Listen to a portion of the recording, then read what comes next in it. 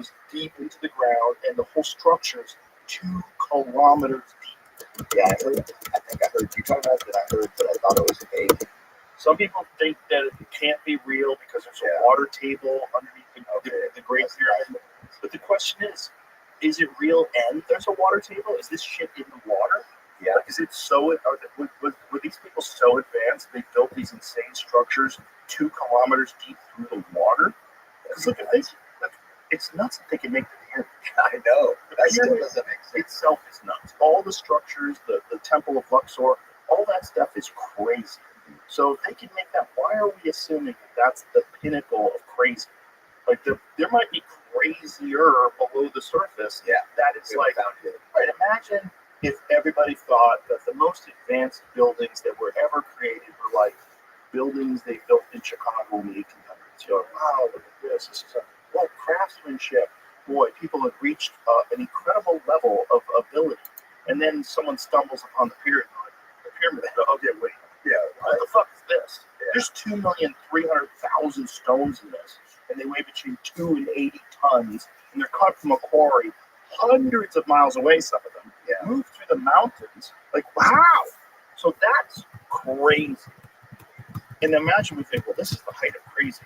Well, you go under the surface of it, below the ground, and you go, what is this 2 kilometer deep structure? Yeah. That's even crazy. That makes that look simple, right? Well, then these people just moving stone. How the fuck do we get it through the water? What I think of when I hear that is, can you imagine the hunting back then? Oh my god, probably. But you have shitty bows. You didn't have a nice bow. Yeah. You didn't have a bow. You had a sick bow. Oh my god, you had a modern bow back then. Yeah, there are 2 things that I thought of. But you know, when bears get old, they get a crease in their skull. Yeah. So it's like when you're talking about that skull, I was wondering if it was age related. I don't see how the lions would disappear, but no, the lions wouldn't disappear. That was the argument of this video that we watched. See if you can find any of those elongated skulls of Malta. There was I've seen urban legend. They talked about 10 years ago. They were on display. They weren't on display. Yeah, but they're definitely not an urban legend because I was watching an actual archaeologist discussing these things, and then there was an alternative guy that was discussing and saying that the issue is with these lines in the skull don't exist in these skulls, but they were all admit that these skulls. Well, there's different ones. This is ancient aliens. I would just ask. I just googled multi-skulls. I just go with. They're all. That's what I'm saying. There's different stuff that comes up all the way from Malta websites that talk about it. This is something that people want to go see. Right. Let's click on that one. See if they have any images on display, because like this is accepted by actual archaeologists that there's, because human beings have been doing weird stuff with skulls. So that's it right there. So you see how that skull has that line through the top? Most skulls have a line straight down the middle too. That's how human skulls are. So this is weird. These are now also, here's the thing. Could totally be a human that has genetic anomalies. Like there's these people in Africa that they call them ostrich feet people. Yeah. There's this weird genetic anomaly that this whole village has where their feet, instead of having 5, like a big toe and 4 little toes, they have like branched off like an ostrich. Like it looks really strange. And that's real? Yeah. It's totally real. And it's real today. But it's a genetic anomaly, and it's been passed on through, these people in this one tribe, in this one area.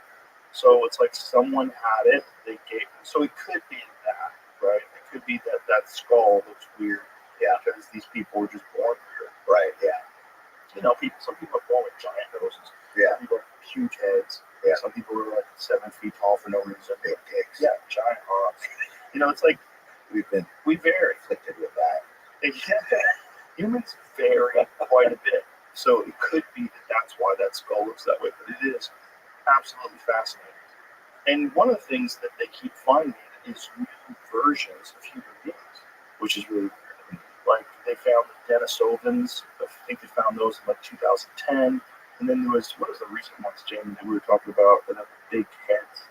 They're these big-headed, like, not Homo sapien, but like cousins of Homo sapiens that they just found these like really recently, within the last few years. Like, okay, we thought these were Denisovans. This is a totally different brand. And so there's multiple branches of human beings that coexisted along with Homo sapiens and Neanderthals for a long ass time. Yeah. Scientists may have discovered a new form of ancient humans known as large-head people. So this is in December of 2024. The Julu-red, large-headed people. So they took like these skulls and tried to make like a recreation of what they look like. They look like these jacked looking hairy cave people. They look pretty badass. That's not her. She looks hot. She looks like that. You wouldn't survive back then if you looked like that. See if you find like an image of what they created, because the image was pretty cool. So where does hunting videos fit in your YouTube algorithm? No, I watch those too. That's I watch all yours, of course. I watch a lot of different. I was watching some of Remy's videos last night. That one and the one right there. There's a video of one standing up. So you just find images. There's one that we looked at before where the dudes are standing up and they look super jacked. That's it. So this super jacked, hairy dude, thick ass bones. Yeah. Like Neanderthals. Like they were way different than us. They were way more jacked than us. He looks like a beast, doesn't he? You had to be to survive. Made an arrowhead look like he had in his hand or something. Yeah, Neanderthals, they did art. They did cave art. Some of the cave art they know for sure was Neanderthals, and some of it's pretty scientific. Right? Whoa, that's what they looked like. Bro, those things would have fucked us up. Imagine that guy in the UFC. You're like, oh Jesus. Imagine the guy on the right has to fight the guy on the left. Are you fucking kidding me? So this is like this big, dense. It's kind of weird that we survived. Especially if you look at some of those marathon runners. Like, imagine those people survive when that thing's around. Those things probably hate people. Like, look at that's what they think they look like. Just that'd be rough. Super dense, giant, jacked human beings. That one in the corner was walking to the right, far right. Yeah, look at that. Like, that's what they think they look like. Yeah. Fuck that. Imagine you walk through the woods and see that dude there. That's what it is. Fuck. What is fascinating though is like that's what I do like about the endurance stuff that we're doing is those people. Imagine how far they can get in a day. Oh yeah. Probably And so nowadays we're so far the other way. Yeah. Where if you walk a mile, you've done something. Well, you're eating everything from the middle of the supermarket. Yeah. And you're watching video games, playing video games all day. Some kids aren't even playing video games. They're watching other people play video games. That's what it's like. It's pretty cool to think about. We're still making our bodies go, say, this 250-mile race. I mean, that's kind of cool. Yeah, it is cool. But back then, they probably did that shit all the time. So we're built for that. Yeah. You know what I mean? They probably had to. Well, of course they had to, but like humans as a species are built for endurance. So that's what I like about those events. Right. It's like, this is what we're supposed to be doing. Well, persistence happens. Yeah, that's been crazy. Yeah. Where you just chase an animal down, because animals don't sweat and people do. So you can't outrun them in a sprint. But if you just keep chasing them, eventually they'll die. Yeah, it's down. And then you stab them when they're out of breath and you eat them. You got to be either open country where you keep eyes on them or be able to track them pretty well. Isn't that crazy that was a strategy that humans employed? Just chase them until they run out of. They can't still run with it. Yeah. They still do it. I bet that's where some of the best marathon runners come out of too. Yeah, for sure. Yeah, they're so good at tracking because of that. It's just like they can stay on those tracks with no blood or anything because that's the name of the game. Keep your eyes on them. Yeah, and wear them out. That's what's always fascinating to me. How guys can just look at the ground and see footprints where I don't see shit. Yeah, and some guys that are just really good at that. Yeah, I mean they can follow tracks across to solid rock. And it's just looking at little scuffs. They can see little scuffs from the hoods. That's crazy. I've been over there, hunting quite a bit, and I would sit just as you just said, like, what are you seeing? And so I would ask them. It's hard because they speak Swahili, so it's hard figuring it out. But I was there for 3 weeks one time, so I kind of got dialed in. But so I would ask, what are we looking at here? What are you see? Or it's just how grass would go a certain way, and then if it's not that certain way, it's because something made it. Something pushed it out of the way. Even if it's just a little bit of grass. Yeah. You just like look for these moments. This small little towns. Yeah, so it's like being so. That's another reason why I love the mountain. Being out, it's just you have to be so. If you can be good at it, in tune with everything. Yeah. You have to be sensitive to almost everything. That's how you can get with the bow range of an animal get killed, or find it after you put an arrow in it. It's like you're just deciphering all this information. Yeah. Some people are good, some people aren't, but mostly it's experience related. Those people have learned in Africa, have learned from the best trackers there are. We haven't had to be that good here, but I've wanted to develop that skill and just get better. But it's like it's noticing the little minute details. Someone had a really good argument. Do you remember who it was, Jamie, when they were talking about the invention of the bow and arrow? And they were saying the odds of this happening simultaneously all over the world are very unlikely. And that what's much more likely is that someone developed that technology and was traveling. And that when you go back to the earliest use of the bow, which I don't know when that was. Do you know when that was? Let's guess. It's real guess. How many thousands of years ago did they figure out the bow and arrow? 3,000? I would say. I mean, It has to be before pyramids. yeah, The pyramids are 5,000 or 4,500. That's the conventional. I mean, so many people think it's older than that. let's take 10,000. 10,000 years from the bow and arrow.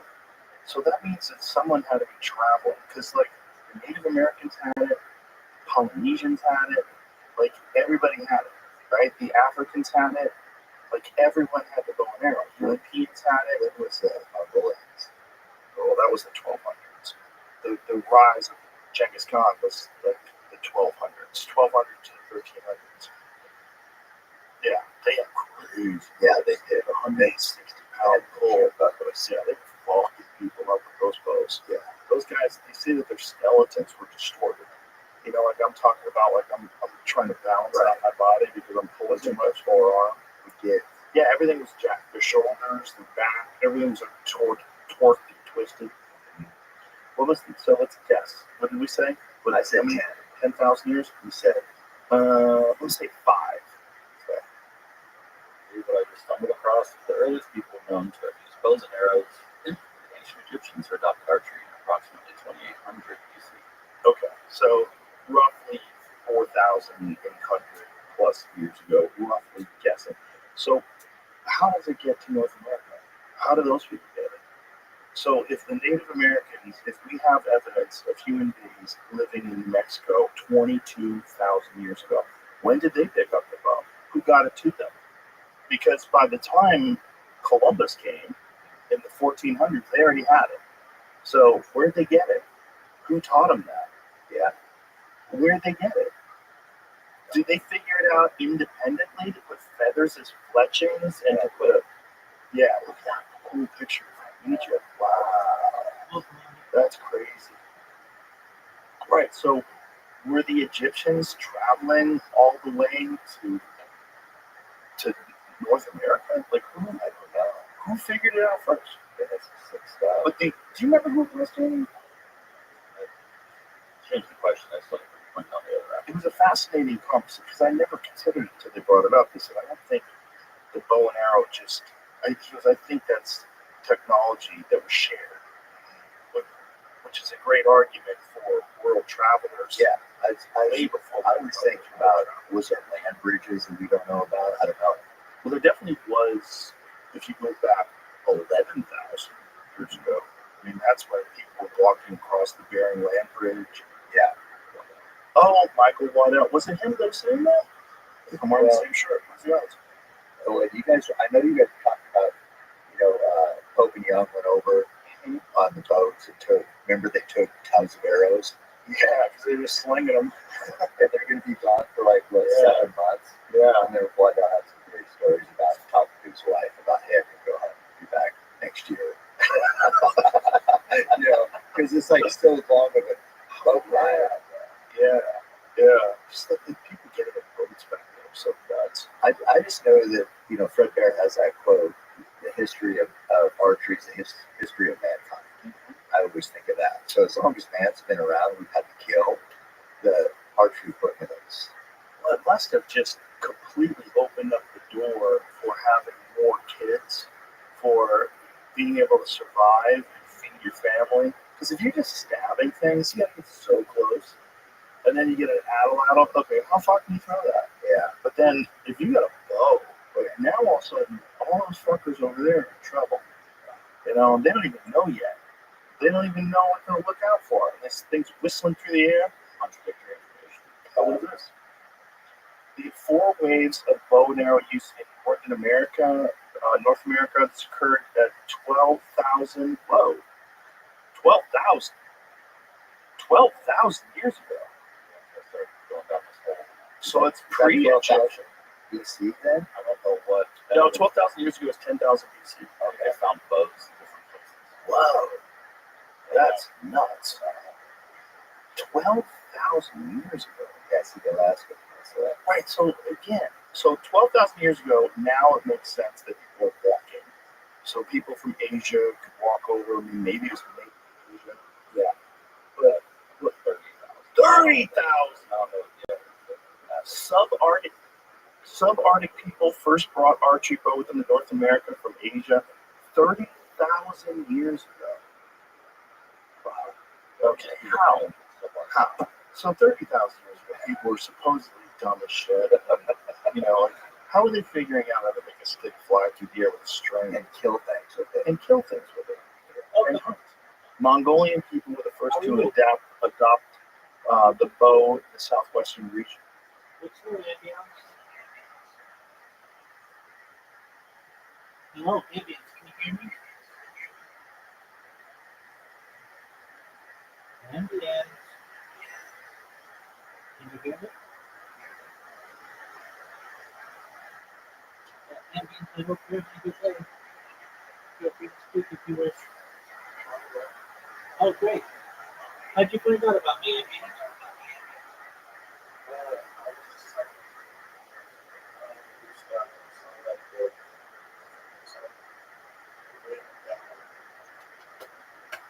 Absolutely. Perfect, man. Do you mind if I tell you about myself? Did you say that's okay? Yeah. Excellent. I'm Rabbi Rothschild. Welcome. I'm Rabbi Rothschild. I shoot my life 24 hours a day, 7 days a week, 365 days a year for World Peace. I've been live streaming 24/7 since the pandemic, more than 3.5 years. I have more data online than any person in global history.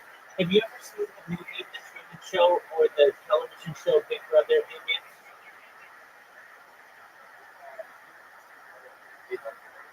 That's okay. Just so you're aware, I'm live on 18 different YouTube streams 24/7, essentially creating the world's largest timeline or time capsule. We've seen the death of a queen, the birth of AI, the coronation of a king, and everything in between. People don't know this, but data overtook petroleum as Earth's #1 resource in 2018, and I have more data online than any person ever, which means that I may be a very influential person someday.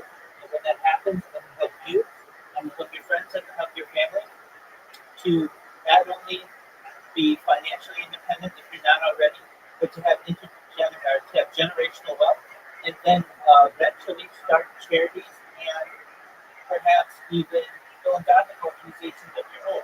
How does that sound, Andy? Absolutely.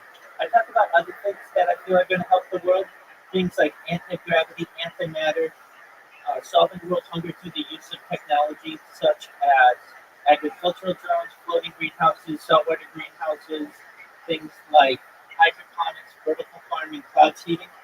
I want to end world thirst. I am part of the cryptocurrency. That's what all my merch is. It's known as Harry Potter, Obama Sonic, 10 Inu. It's a big long name, but it's worth about $100 million. And what it does, what we do as a project is we build wells in developing nations, such as in Nigeria, where we've built wells in villages to help people. We're help those continue those kind of projects, but I'm also an advocate for the lifestyle program, but most importantly, I'm an advocate for desalination technology, pumping earth seawater onto land to make it drinkable. Other things that I talk about are things like quantum computing, cryptocurrency, things like alien disclosure, and perhaps nuclear fusion, nuclear fission. I'm an advocate for things like the extinction technology. People don't know this, but the first successful de-extinction took place in the year 2003 with the Pyrenean ibex, which was a goat located in northern Spain, southern France, that when extinct scientists were able to de-extinct it. And fast forward to the year 2021, a company out of Dallas, Texas, known as Colossal Bioscientific, found it. They've made it their goal within the next 3 years, or by 2028, to reintroduce the woolly mammoth into the Arctic Circle utilizing African elephant surrogates. I just think this is mind-blowing goal, and they've already brought a type of gyro back into fruition. They did this within the last few months. Actually, I think now those dire wolves are like 11 months old.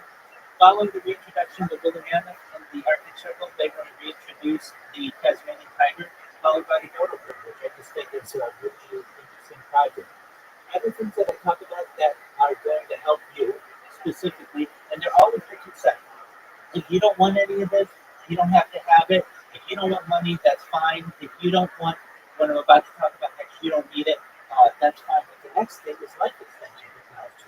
When you were born, and yes, the average life expectancy is probably about age 80, age 100, 120, I feel, is going to be achievable for you with types of technology such as oxygen therapy, human growth hormone, stem cells, things like perhaps nootropics, things like cryogenics, cold shock therapies, things like inversion therapy. But eventually you may get to be 120 years old and you may say, Rabbi, everything that you said came true. It's been wonderful. I don't want my life to end. What's the next plan? Again, this is with your consent. You may be able to utilize and afford the type of technology known as mind-ability technology, where, again, with your consent, we scan your brain into a computer like a CAT scan or an MRI, knowing where every atom is in your central nervous system and your peripheral nervous system. So later download it as an Android and avatar, cyborg, cybernetic skin, clone of yourself, a robot, and a flavor, whatever you want to be. And essentially what I'm saying to you in advance is that you may be able to have a digital immortality in the future. What are your thoughts on all of that?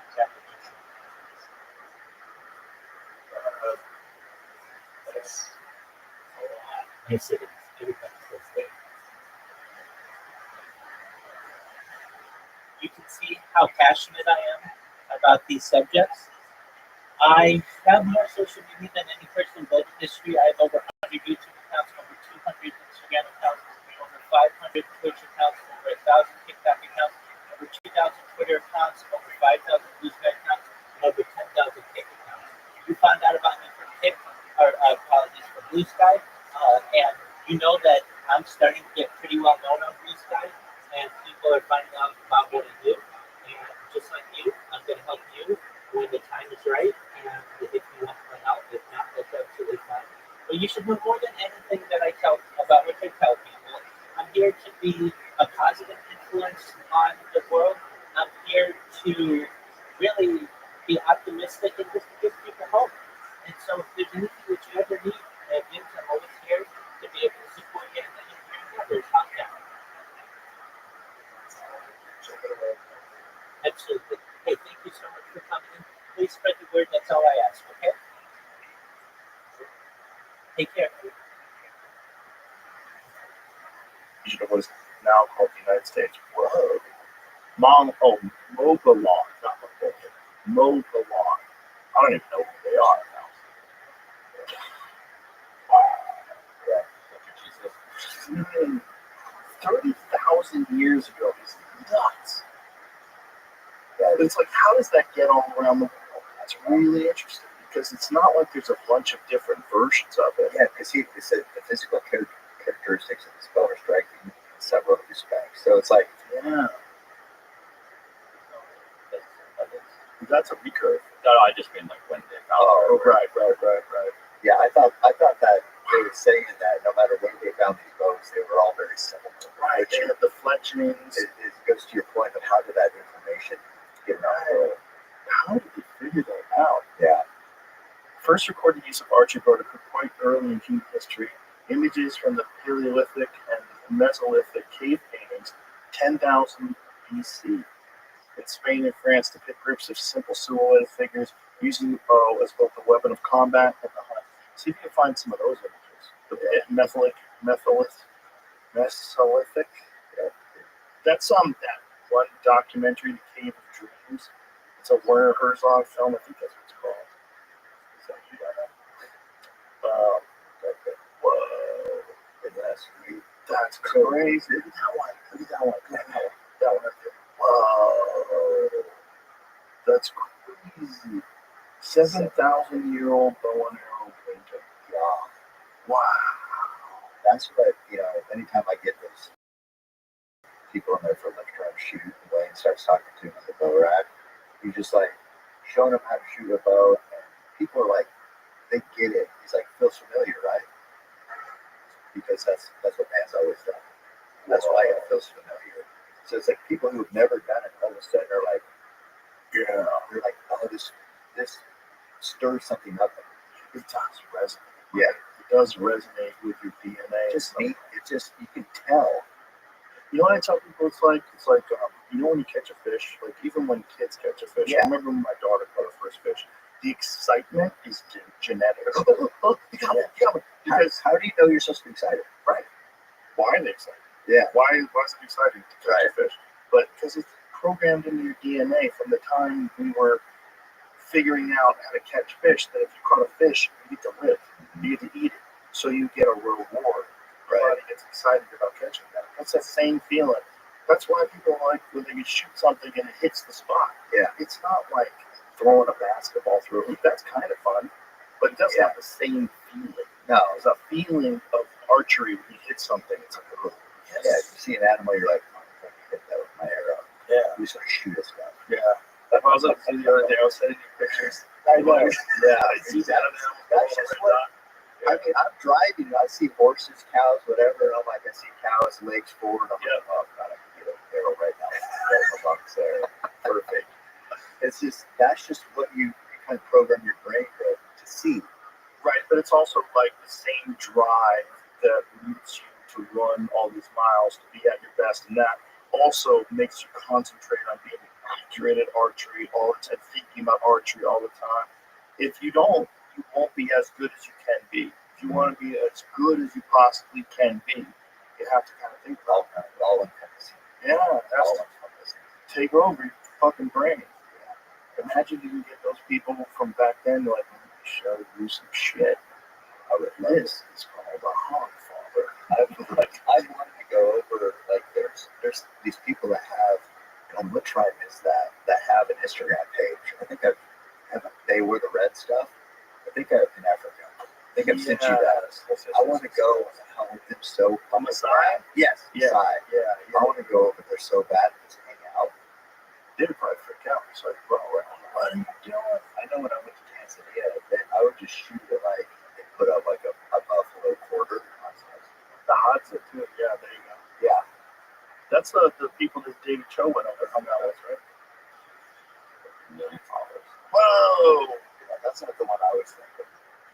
Interesting. Influencer. Yeah, there's an influencer. The upper left lady, she did the Hadza. Well, yeah, let's wrap this up, Cam. Your book, perfect title, undeniable. It is a perfect title. It really is. I mean, that's one of the things that we always talk about. It's got to be undeniable. Yeah. It's a perfect name. I just think it captures what we're trying to do in life. Yeah. And what everybody's trying to do in life, if you're really trying to do something well, you know, you got to have some haters. What's the best way to silence haters? Be undeniable. Be undeniable. So if you're talking shit, you just look like an idiot. You just look like a fool. Here's what I've learned. This is probably going to hit pretty hard. I haven't ever heard this before, but it pays to be. Undeniable to me is like the people I've had on. I've learned so much from your featured in the book, but it's like what makes people undeniable? What allows people, regardless of what they do, to characteristics of each person and what it is. It's like they have this overwhelming passion for whatever they're doing. It's like that's all they care about. It's all they think about. Rocky Marciano, Goggins, whoever you know of, you think of like a person's name doing something, they're they're obsessed with whatever they're doing. Speaking of obsessed, I'm obsessed with getting something right. I think the sagittal crest is actually the peak of the skull that gorillas have. I think I fucked that up. I think there's a different word. I was looking for a different word for those cracks in the skull. It's not sagittal crest. I think the sagittal crest is that thing that separates like what a gorilla skull looks like versus a chimpanzee skull. There it is. Yeah, that's the sagittal crest. That's that ridge bone. Yeah. So what are those lines called? It's a suture. That's right. That's what we call it. So there's a coronal suture, and then there's the other one. Listen, fucking heads are weird. Imagine that's a person. I How know. fucking weird that is. See that weird? So that's what a normal person looks like. They got that weird line. Oh, that's what. So it's peridial foramen. So that's the sagittal suture, and then there's this other suture. What's that other suture called? Yeah, lambdoid suture and the sagittal suture. So that's the sagittal is the line that they're missing, the one that goes up the neck. That's lower leg. Cool. Grills almost have like a mohawk in their skull because they have this giant muscles for chopping on fucking roots and shit. And you never, if you hit that fucker in the head, it would be laugh at you. Have you ever seen? There's a 3M with this because people always say, "How many fucking people do you think you would take to beat a gorilla?" Well, guess what? It literally doesn't matter. So somebody made they do like recreations. Like, let's find out. So they showed what would happen. I just said to you, Jay. I showed what would happen if 100 dudes tried to fight a gorilla. Spoiler alert: 100 dudes get fucked up. Look at this. This is what it looked like. Oh my god! Like the gorilla's trying to fight, it just turns around and starts fucking people up. holy shit. Yeah, you got no chance. Could you imagine taking a big bite from that thing? I would watch the first couple dudes take a right, and I would take a left. I would be like, "See ya." I don't think gorillas are gonna chase me, You so just I'm gotta get his back. nope. If you get on his back, he would just grab you with one arm and throw you fucking 50 yards. He would grab you, and his grip would break your fucking rib cage. His fingers would probably penetrate the skin and go right through your organs. Hey, he's just fucking all these people up. Boom, boom. That guy took a couple in a row. Russians probably tried this already. They probably already had, look at this. All these other guys like, oh, I'm going to give it a shot. I'm going to give it my best. Yeah, why is this guy still there? I don't know. Is it being forceful? He's running, trying to bitch ass hammer fist against gorilla. It's like if you get your kind of bell rung a little bit, you're kind of dazed, and then you're just standing there. Look how far everybody flies too. And it's like, boom. But that would be a good one to end on, but here's what we really need to end on. Because last time, Endure was like the #1 seller, and they put it number 7 or something on New York Times. So we need. We need #1. We deserve #1. We should be #1 this time. You didn't get #1 because of some weird shit. It's not Because the New York Times bestseller list curing. is an editorial. Yeah, that's what If it just goes based on sales, Endure would have been up there, but they gave me number 7. So crazy. just give me what I deserve this time. Why do you lie? I don't know. If you're gonna have a top 10, why lie? You're lying. You can't decide that this one's a top 10 because it's made by a transgender person of color. Is it? I don't know if it helps. Or No, they're gonna fuck you no matter what. But America will know. But Amazon, that's not curious. no, So that'll be that's legit. sales. That'll be sales. That'll be legit. So that's the one that should count. But yeah, I mean, the whole point. Also, I wanted to also end on. I wouldn't have had the success with those books if not for you. You wrote the foreword to Endure. It made the New York Times bestseller list. You know as well as anybody. The next book, if you can say from the New York Times bestselling author of Endure, that just makes the It helps. next one go crazy. So without you, this wouldn't happen. Well, So without thank you, I would never be going. So, And we wouldn't own our.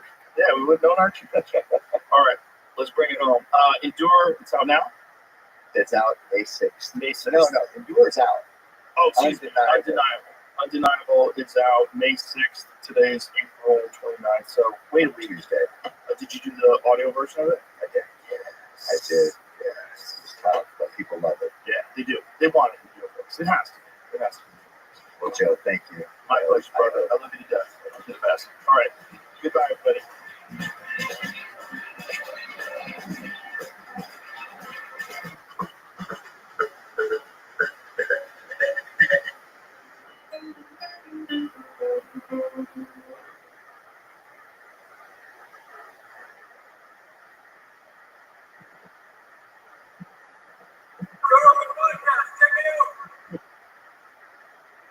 Joe Rogan Experience. Train my name, Joe Rogan. What?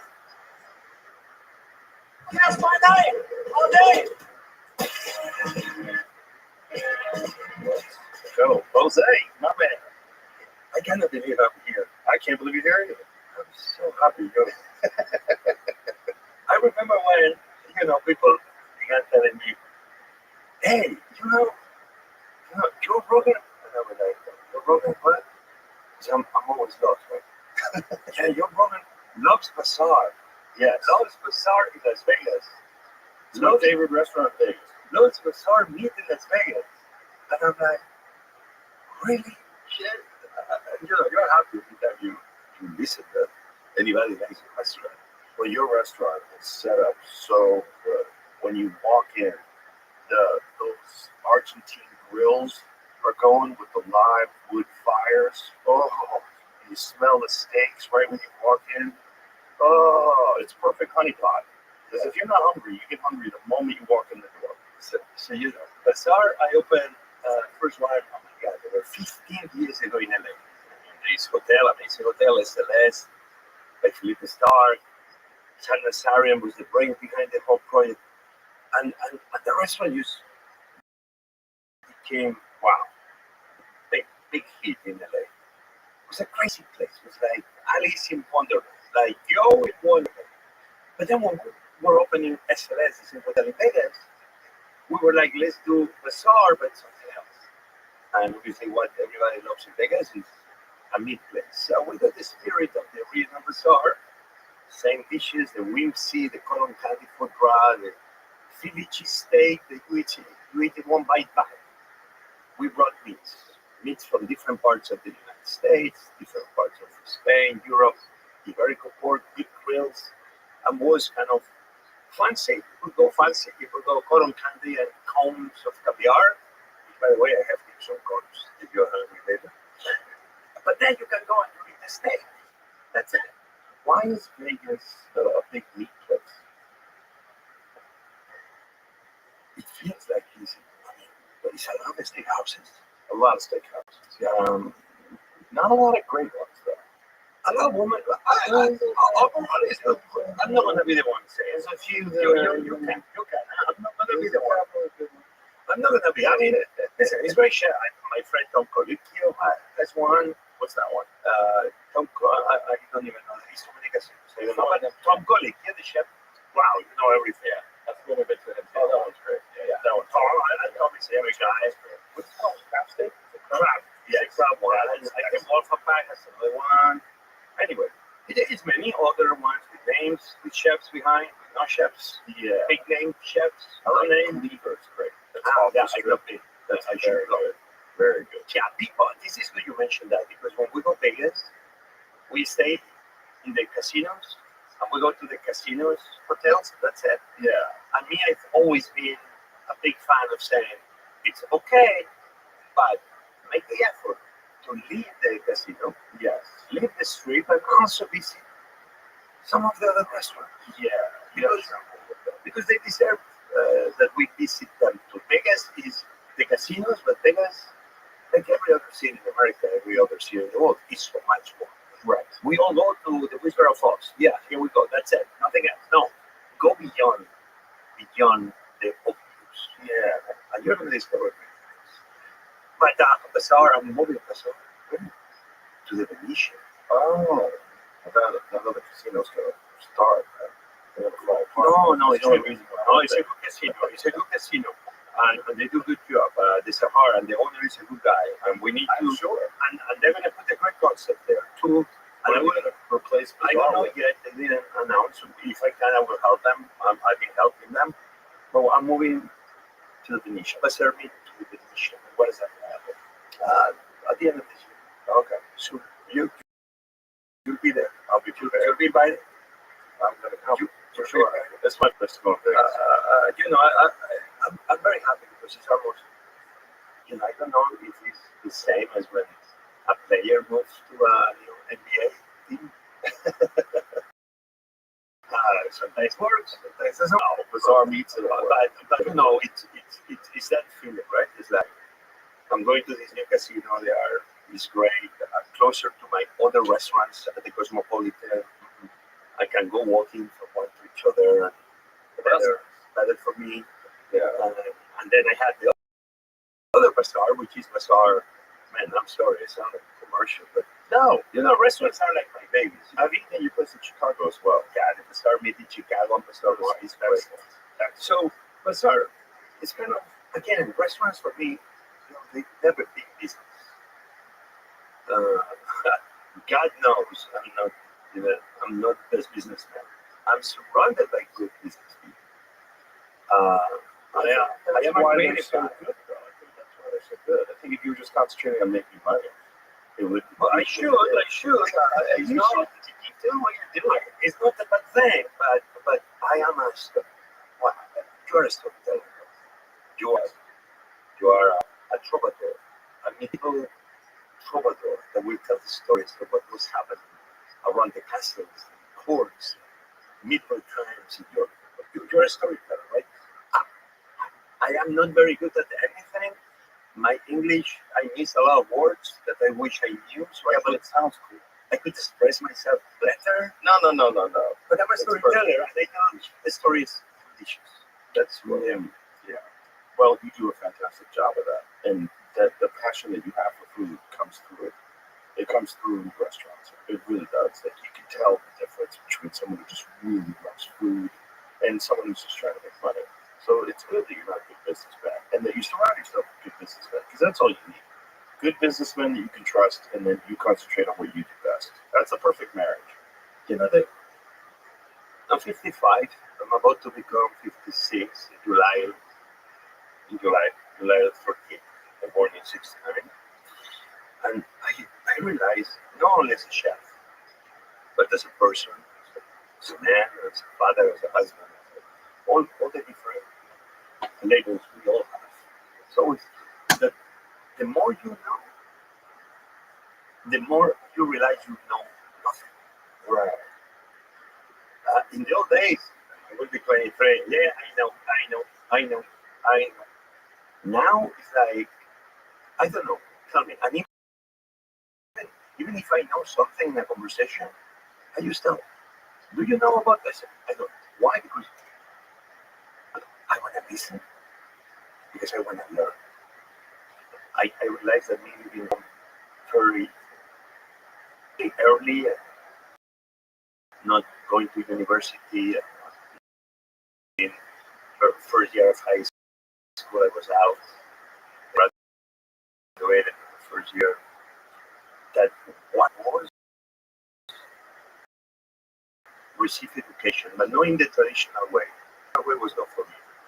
Being there 8 hours a day listening to the 100 kings we have in this growing up, I want it, and listen, and I respect king, and I love the king of Spain. And it has nothing to do with that. It's only I didn't want to know what the other 200 kings we had in Spain in this history. It's not what I was interested in. Yeah. I would be interested in knowing what they did. That was amazing, but not knowing about their names and their last names. I didn't care about that. So I needed to find ways for me just to learn. So that's why for me, I realized the more I know nothing. And I'm in this moment, I'm 55, that I'm just eager to learn. I want to know more. I want to learn. I'm talking now, but I want to listen more. they want to be a better person, but you know. Yeah. Well, that's beautiful. And when you're young, you think you know everything. And as you get older, there's a quote by I think it's Dennis McKenna said this, that as the bonfire of enlightenment grows, the surface area of ignorance is exposed. So the more you learn, the more you realize there's so much you don't know. Whereas as you're young, you think, fucking, I figured it all out. And then as you get older, you think, there's so much I don't know. Not only that, there's no way I can know everything. It's not possible. That's why fools argue about things that they don't know. Instead of just going, what is that? How does that work? And instead of actually being genuinely curious, fools like to try to pretend that they know more than they know. But it's not possible to breathe underwater. Don't pretend you can. It's not possible to know everything. You just can't. There's going to be people that know things that you don't know. Celebrate that. Enjoy it.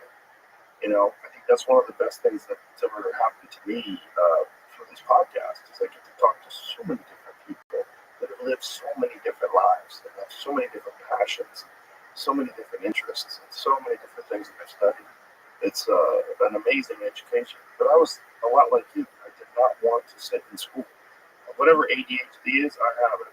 You know, whatever the fuck it is. I'm raising my hand. I got it. I mean, it's like sometimes when I have people, my son has this. I'm like, well, what? Your son is an amazing human, smart individual. Yeah. And I feel like I connect with him because we are alike. So yeah, I raise my hand. I have that too. I subscribe to the idea that ADHD is a superpower. I really do. Because I think the people that can't focus on nonsense, generally speaking, they can focus on things they love. Really focus. They get really excited about certain things. But everything else they can't be bothered with. Like when I was a kid, I remember being in math class and checking out. Because I said, wait a minute, can I do this on a calculator? Yes. There are calculators, right? And there's an unlimited supply of batteries, right? They said, yes. I'm like, I'm out. I'm not going to think about math now. Because this is not something I'm interested in. If I can do all this math on a calculator, why do I need to learn how to do it? Obviously, that's a dumb way to think. That's I was 13. But I remember thinking that at 13 years old. I'm out. I'm not going to think about this anymore. I'm just going to use a calculator. This is so stupid. Just give me the result. Yeah. I don't need to know how you made all those numbers work. I'm just like, I know it's real. Okay, that's great. I'm interested in other things. But the thing is, school was designed to make good factory workers. That's what school was designed for. The American school system, at least, was designed by the Rockefellers. And what they're essentially doing is preparing people to be cogs in a wheel. They were preparing people to just show up and do what you're told and live this life of quiet desperation and just sit there and absorb whatever they tell you to because you're going to have to go and work and do something you don't want to do all day long. Show up and do it again until your body stops working and you die. I don't know if I will 100% that statement in the sense of this was created by design. I think, Well, the school system in America certainly was created by design. yeah, but The idea of sitting people down, especially young kids, for 8 hours a day is a ridiculous idea. but the schools and education go way beyond America. Go back in time. We always an interest for writing and teaching and sharing knowledge. And obviously, the very few lucky ones, centuries and centuries ago, were the ones that were able to acquire that knowledge. Yes, but I think starting people off at 5 years old and sitting in classes all day, that's relatively new in human history. This is what I'm talking about. This sitting people in classrooms all day as children. This is relatively new in human history. This was not something that people did hundreds and hundreds of years ago. When you think about all the great scholars in the past, they started learning. Yeah, They didn't do it the way they're doing it today. I'm not an expert on that front, but I can tell you when my daughters began going to school, my wife decided to take them to Montessori. That's where everybody's in the same grade, right? Very much, but the type of learning and the type of teaching and the method of Montessori, I was fascinated. I was so fascinated that I almost felt like as a dad, I had to go to a school to learn the Montessori system myself because I thought it was great. I thought it was giving my daughters a great framework to understand how to be themselves, but as well how to organize themselves, giving them the freedom. So for me, just watching them going through when they were 4 or 5, going to Montessori, I thought it was amazing because I saw little human beings that they were far away smarter, I think, than when I was at their same age. Was not a system of education that was used guiding them like cows or like horses when they put, how do you call this thing? Blinders. The blinders? Yeah. No, it was the contrary. It was opening the world, not only 360, but almost three-dimensional. Giving them options for them to be their own owners of their destiny, I would say. I think that's why my daughters became so highly opinionated. And so, Daddy, thank you for your opinion, but let me tell you something else here. Okay, all right. And I love it. So, yeah, I'm not expert on education. I see your point. But still, I'm not going to lie to you. I wish that in the same time, the same way I told you, I didn't go through proper education. In many ways, I wish I received a slightly more proper education. Like I learned business hitting the wall every time. Winston Churchill, the claim he said that success is going from failure to failure without losing enthusiasm. I had a lot of success, but I had my share of failures too. Like I'm sure everybody does. Yeah. But what makes the difference between looking down and never moving again, or picking up the pieces and let's do it again, is enthusiasm. That's a great quote. Failure to failure, without losing enthusiasm. That's a great quote. Well, I don't know if every phrase that is a good phrase and they don't know who did it. Right. Let's give it to Winston Churchill. Or Socrates. Yeah, There's a bunch of those. Yeah. But whatever it is, it's accurate. It's definitely accurate. I just think that there's a lot of different roles in life. And the problem with traditional school is that they're preparing you for a job. And I think there's a lot of very creative people that would be served better if they had a more open-ended education and they were allowed to just pursue their interests and be excited about certain things and just get a rudimentary education in other things. That's just my opinion.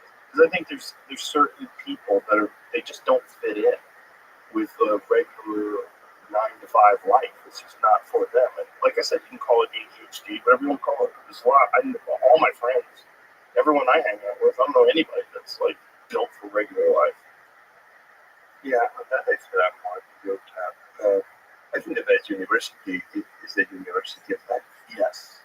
As long as you're really engaging, as long as you're really doing something, really challenging yourself, really applying yourself to something.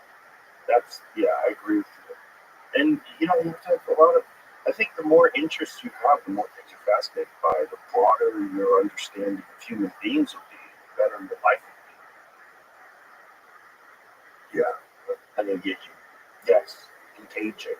I know lately I've been, taking the taxi ride or the Uber ride, or I drive myself sometimes. But I'm realizing, for example, the most fascinating moment is when I go back to the subway. And just talk to people. Well, it's great. Well, I mean, in your case, I would recognize you. People may recognize me too, obviously in DC, New York. And then things happen. So you have to engage for all these things of education, as you said, to happen. Yeah. Because it's the only way things happen. I have this is another commercial, change the recipe, which I'm touring right now. And I say one of the quotes I give is very important to me. It's a phrase probably you heard often many times before, that life starts at the end of your comfort zone. Mm-hmm. You and I were talking about education. That means that the true education happens at the end of the comfort zone. Right? If you are not pushed to the limits, what it is what it is, and that's it. You don't need to anything else. You don't need to learn anything else. You're in a safe space. You're in your cube. You're in your room. Everybody's protecting you, and the system protects you, and you're okay. The only thing, the only moment will become interesting is when you leave that room of comfort. You go to the edges of that horizon, and you cross that line at the horizon. That's the moment that life gets really. Yes. Yeah, I agree. I think just a lot of people that don't have experience challenging themselves, they get fearful. They anticipate things, they get anxiety, and they just never learn how to challenge themselves. That's the problem. They never walked out on the enemy fear, so to speak. They never push themselves, and because of that, they're terrified of it. But you see, like little baby steps. Do something you've never done before. Go take a yoga class. Go learn how to speak Spanish. Go do something. Do something different. And then try to do something else different. Try to add a little bit. Don't just go right into like doing a triathlon. Like do something that just makes you a little nervous. And then try to build on that. But do it intentionally. That's my advice. That is a reason why people sometimes are so scared of the world. Because actually, the world is a scary place. It certainly can be. I think the world is a wonderful place, but for centuries, for thousands of years, humans, planet Earth is beautiful, but the world is full of dangers. Yeah. Just get lost in a forest. Yeah. Without anybody, without anything, without a knife. Things are going to happen. Yeah. Scuba dive in the waters, in the dark ocean. There are things moving in the water. Things are complicated. If you are trying to figure yourself, is this mushroom poisonous or not? To be a human, to be a human for centuries, for thousands of years, was a dangerous place. So I'm only saying that this is part of the DNA, that is part of who we are as humans. That we want to be in a place we feel protected. Yeah. And equally we want to protect our loved ones. Yes. So it's just a human natural response through the evolution of humanity for thousands of years. That is true. But also to the contrary, when you take risks and then you get those risks, then you get very excited about taking risks. You get excited about adventure. You get excited about doing things where you're not certain how it's going to turn out. Like you opening up Bizarre Meats at the Venetian. Who knows? Who knows? I think it's been great. But who knows? Like new things, new challenges. New challenges are exciting.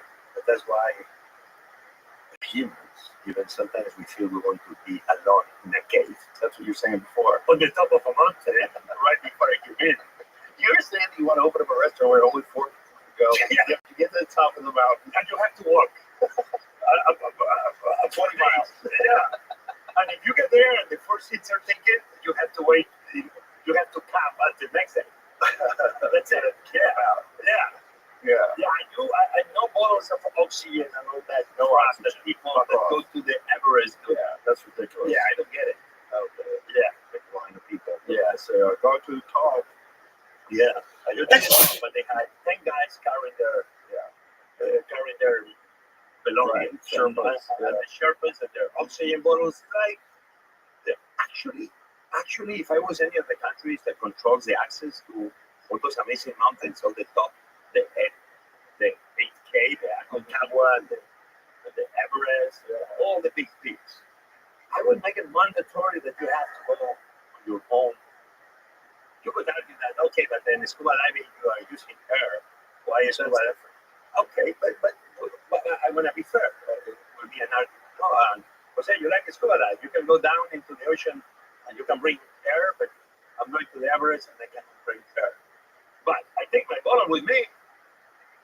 I don't leave there at the bottom of the ocean as I scuba dive. I leave the ocean as I found it. That's the real problem with Everest, is the litter. And the human waste. Tons of poop. just human poop all over the side of the Yo, we're not gonna be holding the poop. I get it. I get it too, but They can put it on the bag, maybe on. Yeah, with that.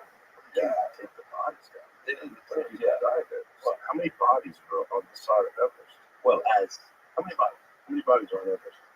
climate change, it's No, it doesn't.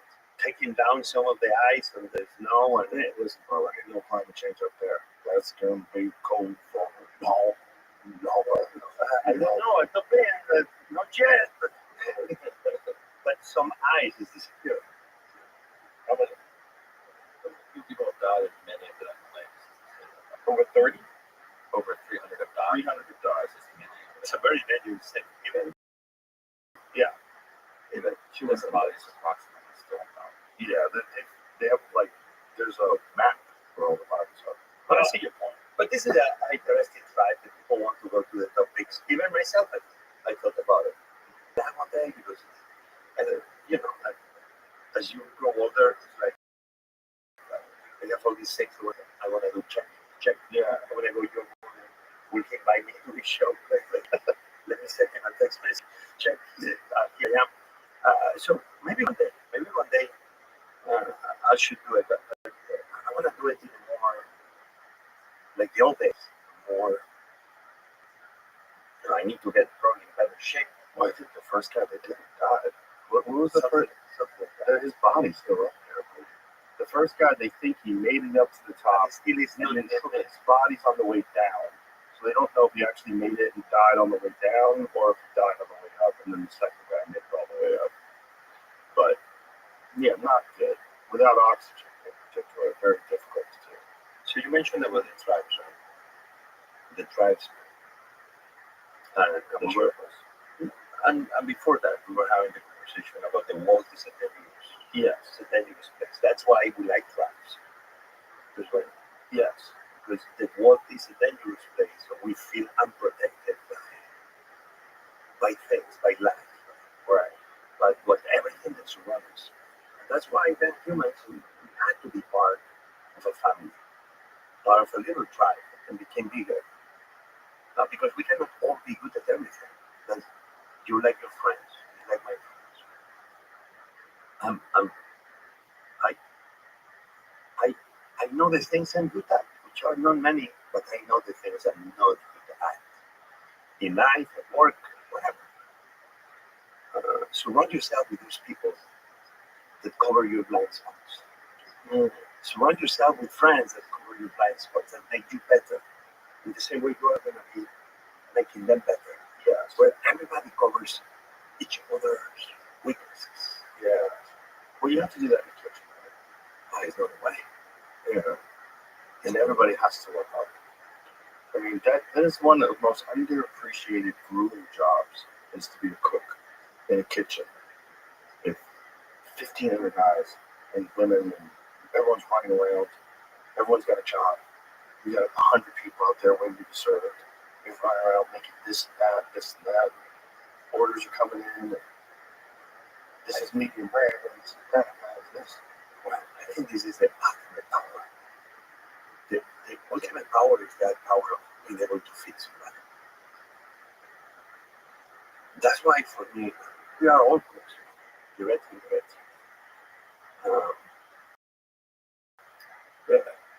But the power of feeding somebody, that's all the power I have to feed humanity. Not physically, but even in a way, what you do, you owe. Welcome, So Mr. people that Curry. listen to you, How are you? How was your day? Lovely. We missed you.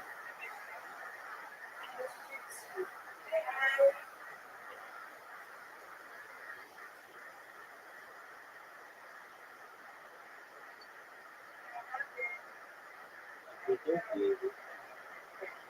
We are ready. Did you want an invitation?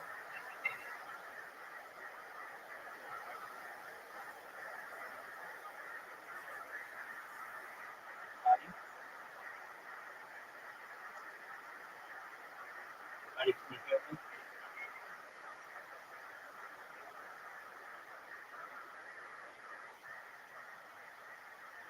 do you adjust here?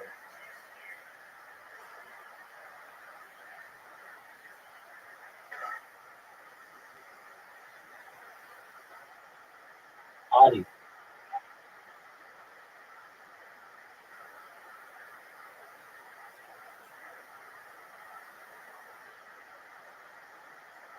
All right, well, Mr. Bruce and David, for you, I guess. Audio. Let me know if you're available.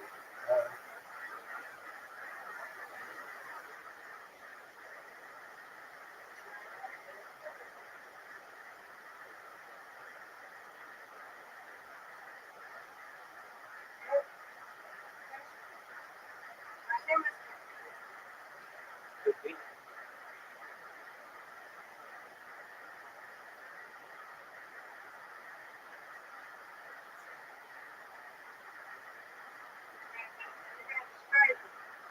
You got it.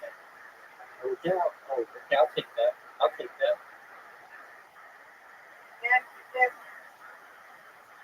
Whoa! That was not what we wanted.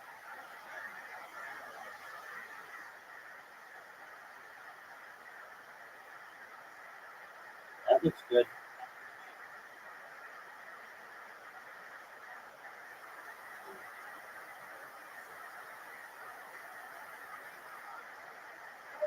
Nice. Good.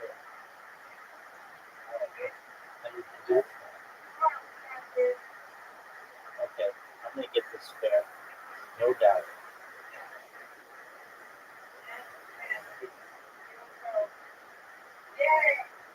Beautiful.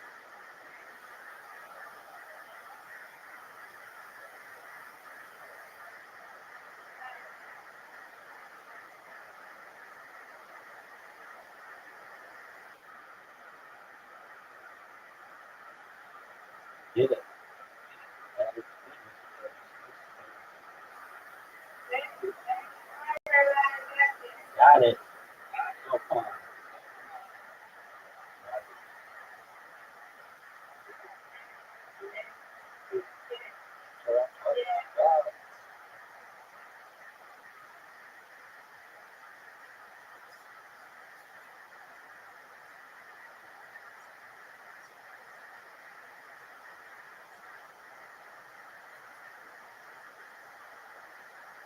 Get it.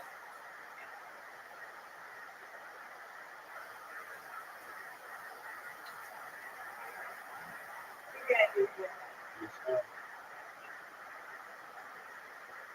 Perfect. Oh, I got this thing, no doubt.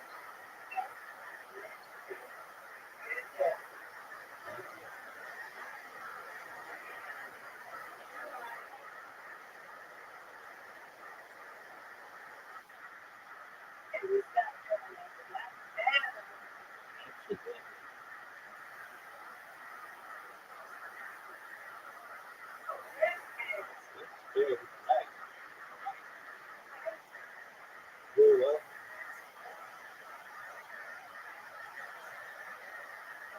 It's a good strike.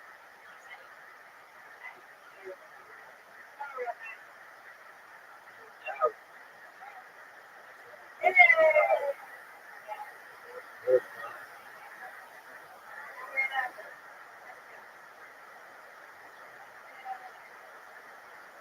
I'm gonna get this good. I'm gonna try. Yes. Thank you.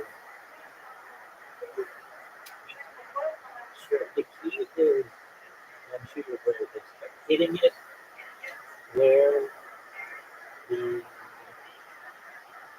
like, getting the right thing.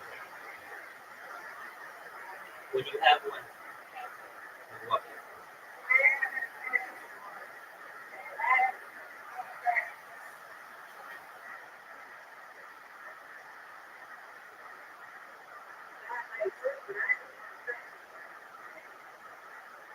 You're hilarious.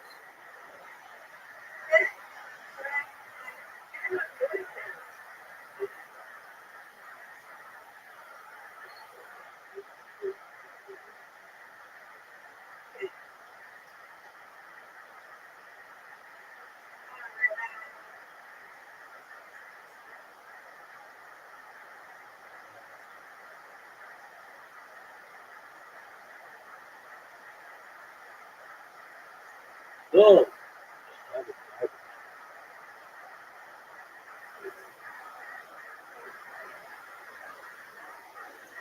there you go. All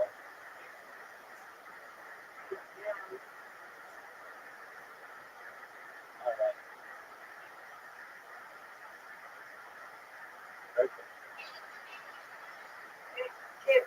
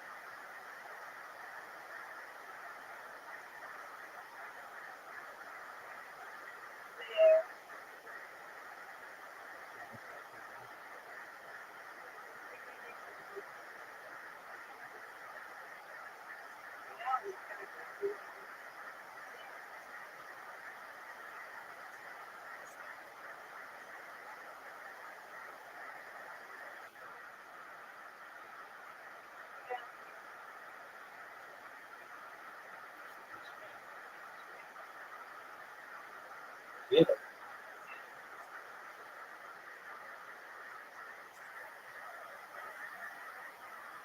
Got it.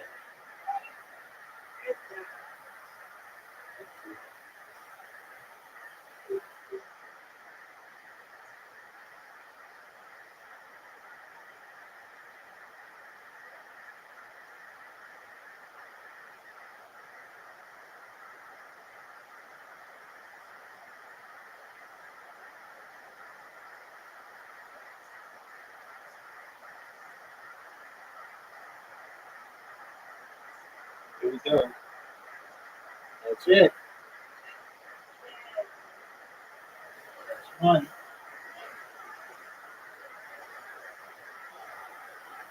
Got it. Okay. So like this one is a split. So I kind of want to hit on the left side of the front pin so that it goes to the right. But that's what I do. All right. I win you then. Undefeated in bowling, undefeated in friendship.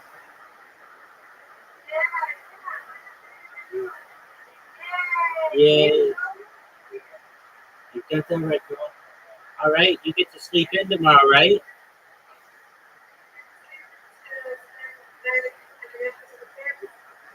Yeah. No, I know you do. I didn't know what time it was. All right. Well, you don't have work though.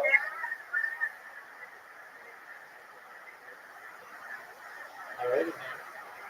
Well, I'll do my best to wish you a good day tomorrow. And if I'm asleep, I'll follow you. And you have a wonderful evening.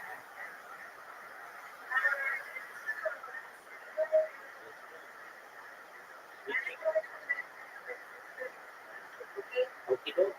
Sweet dreams. Please do. You're feeding them. You're feeding your soul. You serve them. Yeah. You're feeding but you're feeding feeding food, but we are all feeding each other. We're feeding each other with hope. We're feeding each other with respect, with dignity, love, right?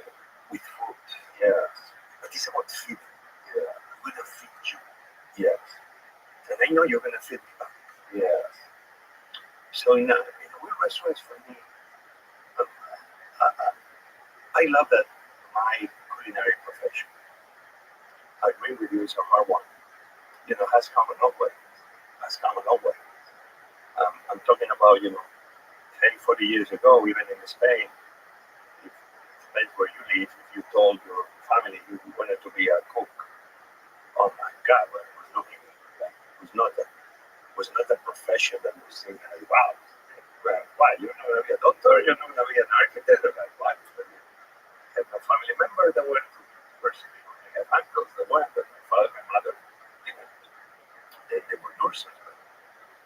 But, but now my profession, this profession has become a profession that has become very dignified. And it's more than being a chef or a cook.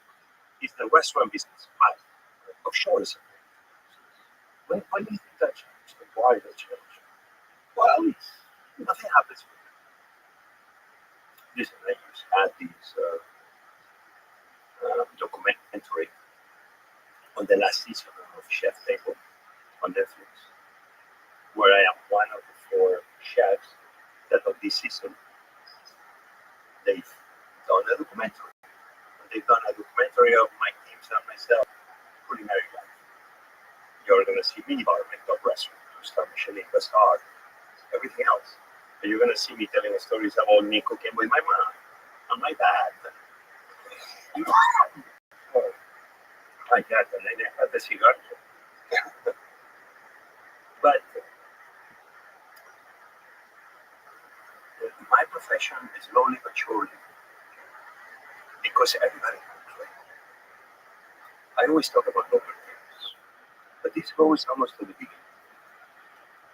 A moment that was very important in my life, talking about cooks and chefs and restaurants and food people that eat,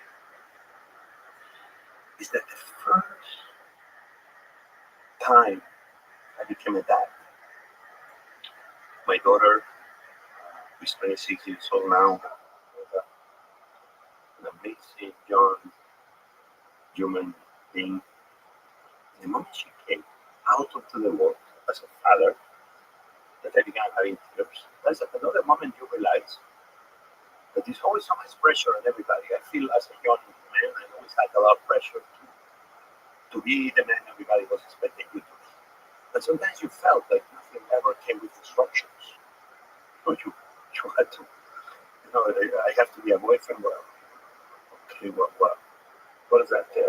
What do I do? The manual? What is the right? Then you get married. Okay, I'm a husband. I'm going to fall short. What being a husband is, you need to be obviously a friend and a provider, but my wife was working too. So, and actually I was without a job, but she was the one bringing the money to me.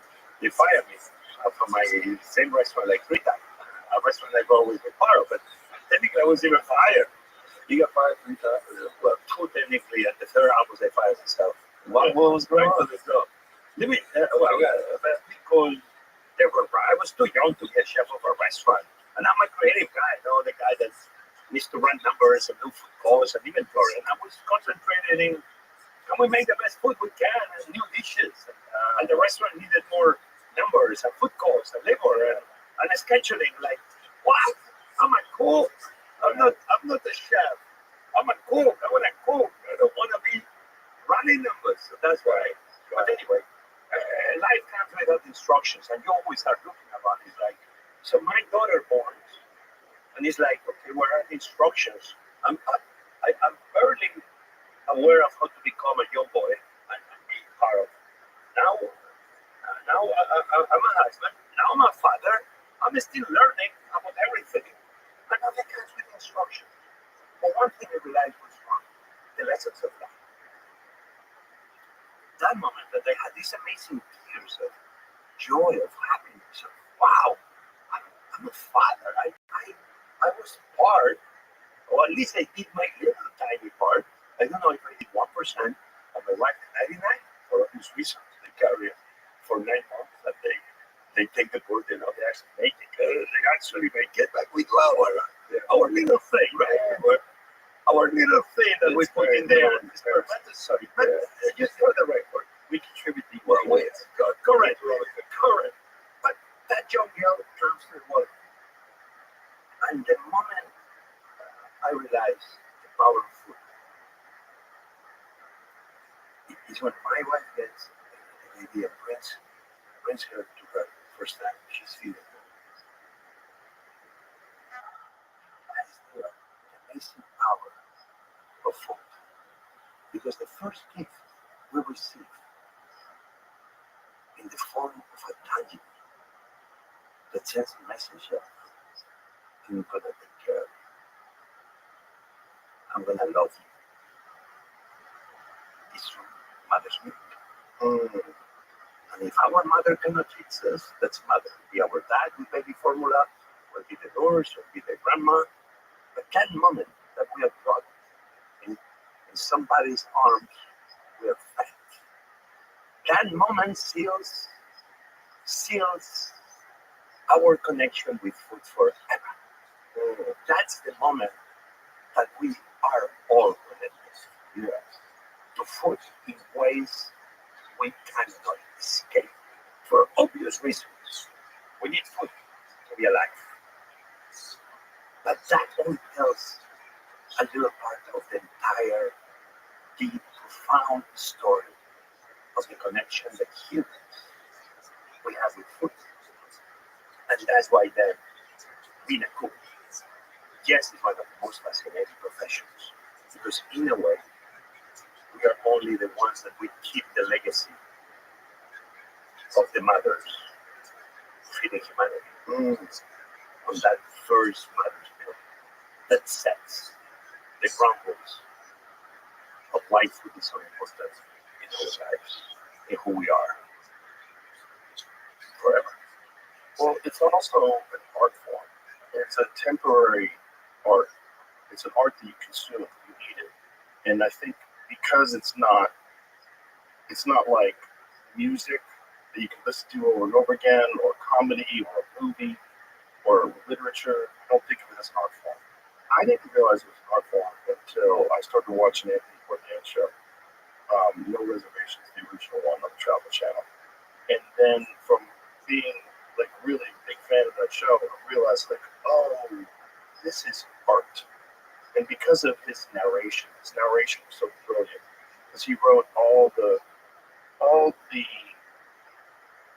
descriptions of the cultures that he would visit, the people, and the descriptions of the show. You could tell it was all in his language. It was in his mind. And he wrote it all out. He didn't have writers and script writers. He wrote all the narratives. And I think then I realized through his passion for food and his passion for cooking and his deep appreciation for other chefs. It wasn't about him. And he was always very self-deprecating with his own abilities to cook. It was about other people and how amazing these people were and how we loved to go and visit them. And sometimes it was someone's mother that would be just cooking Sunday sauce. Some Italian mother, someone translated what she was saying, he'd ask questions. It's like, then I realized, oh, this is an art. And I never considered it was an art form until I was a grown man. And I was a little embarrassed by that. It was like, oh, that's a blind spot. But food is not just delicious. It's a form of art. There's something to it that's it's just an unheralded art form because everybody eats it, and it's not always art. Like Twinkies are art, but it's food. It's calories. You need to consume it to stay alive. You need food, so you don't think of it. But when it's done with passion and when it's done in this creative way, it's like you talk about it forever. So it's amazing. It's like going to see an incredible concert, or it's like going to see a movie that just rocks your world. It's the same thing. It's just someone expressing themselves through a medium, and that medium is food. And it's the medium, the one medium that we all consume. Everyone consumes that medium. When I talk to people, they say, I don't really care about food, it's just fuel for me. I'm like, you're an idiot. Like, you're missing out on life. You're missing out on a giant chunk of life, which is delicious food, and delicious food that you enjoy with others, which is also part of food. Enjoying delicious food by yourself is not nearly as fun as enjoying delicious food with other people. There's something communal about it, which goes back to our tribal ancestors sitting on the campfire, enjoying something that we cooked. I know we're mother feeding us. Yes. I miss cooking. Yeah, me too. Me too. I miss money. I did. We did a few shows together. He always invited me. Rick Rickberg. He did many shows with me. And we spent a lot of time together, especially January. We gathered, Kim and I. We did that for 15 years. For 1 week every year. Oh, really? Why they came out? Because Eric has a hotel there, a restaurant. Eric prepared the nicest, talented chef in the Bernardin restaurant of restaurants. And Eric, Tony, and myself, we call ourselves the Three Amigos. I'm going to spend time together, smoking a cigar, doing nothing, walking on the beach, scuba diving. So when when when it when Tony decided to move to his next station life and left us, it was in Guatemala. It was actually wasn't a kitchen. It was a people came there, Volcano Fuego, and it broke my heart. Remember speaking to Eric that day. You know what happened was that less than a month before I was here in North Spain, Asturias, where I was born, shooting what it became his passion. Mm. Not for me, obviously. That was a hard moment because it's not like I lost a friend in a very selfish way. And Eric, I know so many hundreds of thousands, millions of people lost a person that in so many ways he's probably listening to us. In so many ways, when I listen to you, you sound like him. But Tony speaks like Tony, and you always speak like you. But in a way, you are like soulmates. And Tony always had those words of wisdom. He always would be the voice of the voiceless. He didn't mind to speak his mind. He was a very straightforward shooter. He didn't try to please anybody else. Only he wanted to be Tony, but respectful of Tony. And because that forever we will miss Tony. Even I think he never left. He's here. He's in so many parts of all of us. Because his way of telling stories, he waits to listen to the people telling those stories. And he becoming the medium of making sure that we will learn that the world was a beautiful place. I remember the story he did about Iran. He went to Iran. Like sometimes you think about Iran, and you read the news, it looks like the people of Iran, and you see the show, they're like, man, Iranian people are great people. Blame the leader, maybe, or the leader, but the Iranian people, they're good people. They're like you and like me. But maybe look different. Maybe they have a different language. Maybe, and obviously, we know a lot of Iranians who are here in America, and they're wonderful people. So he showed what he did. The legacy of Tony is that he showed us that the world is not such a scary place, that it's okay to open yourself to the world. When we were talking before about people that they get into their cocoon and don't want to move beyond their comfort zone. Tony showed us that the people that are not like us, they're actually okay. They're just different people that are going to expand our horizons and our thoughts about life. That was Tony. And he did it for food. And he did it with this amazing poetry. Yeah, that's perfect. It took a long time for me to be able to watch a show like this. I love the painting you have in that show. But I didn't cry because maybe I didn't try to hold my tears, not because I feel a mention of cry. I'm a guy that cries this. And I love it. But when I saw it, first thing, I come out I opened the door and there is this beautiful big portrait of Tony, and I'm like, okay, I have a feeling I'm home. Yeah. I've got a couple of them. I'm going to show you. It's another part of the studio. I've got a lot of art in the studio, luckily. It's nice. I love art. I just love being around people's expressions. things that people create. I just love things that people make. Really, if there's anything that I couldn't live without in this world, I need to be around people's creations. It's very important. I like to see it. I like to be all over the wall, so I could be everywhere. I can touch it and see it. You know, and I found out he was God because my friend Maynard, he's the lead singer of Tool, and Tony had really gotten into jiu-jitsu, and that's how one of the ways I was friends with him before that. That's one of the ways that Tony and I got closer. Said, when I was a black belt, I've been doing jiu-jitsu for decades, and so he would ask some questions, and we were doing the show together. It was really funny. When I did one episode of No Reservation, like pheasant hunting in Montana, and part of the day, he's asking me how to finish Darce chokes. So he and I are on the ground, on the dirt, and I'm saying now, and this is not like I'm showing him I'm striking people in the dirt. So we're like wearing hunting clothes, and boots, and everything like that, and I'm like, no, this way, and then trap the head here, and turn it like this. So we're like, I'm like, now do it to me, and like we're working with each other, like on the ground, and he's like fascinated by this martial art, and I thought it was wonderful because like he's this sensitive, creative, poetic guy, but he found the beauty of jiu-jitsu, which is like to the outside person who's the uninformed, it looks like this brutal caveman activity, but it's not. It's a very complicated, intelligent, creative martial art, and he was obsessed with it. And he didn't start doing it until he was 58 years old, which is kind of crazy, but he really got obsessed with it. Entered into tournaments, age-appropriate tournaments, did really well.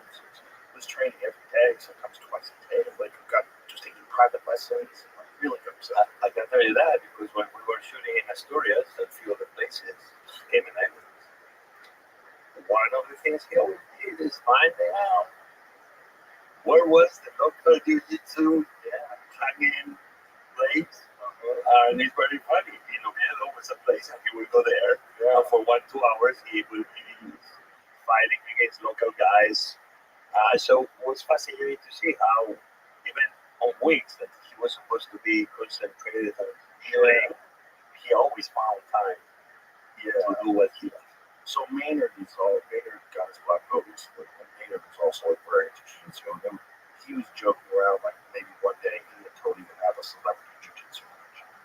So I'm in Chicago doing shows in Chicago, and I get a text message from Maynard that says, so much for that celebrity jiu-jitsu match.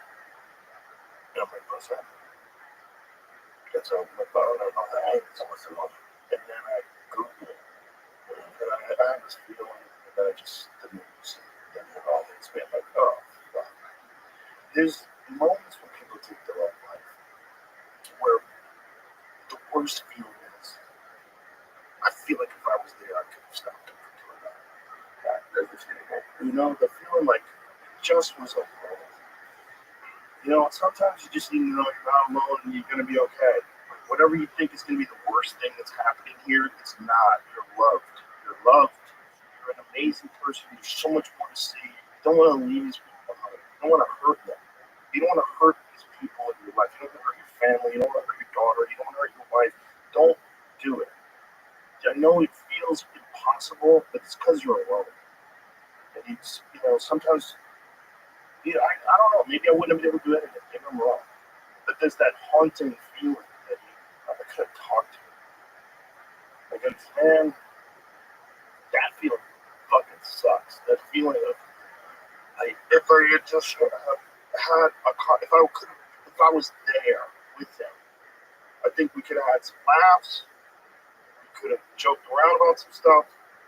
And we would have been okay. That's, I bet you feel the same way, right? And I think that's something that goes in.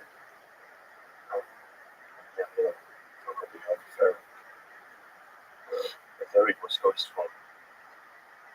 Eric obviously was shooting on him. And France ran up and actually is the one that found him. His fault. And I understand that feeling because I'm still going through it. And it's okay to feel this person. because that means you care for yourself. But the message here is that we all need to check on each other. Yeah. That's what friends are for. Obviously, for the celebration of your team winning the NBA or, or, or having a beer or a birthday or a party or celebrating life or play darts, just having beers with no plan. What are you doing tonight?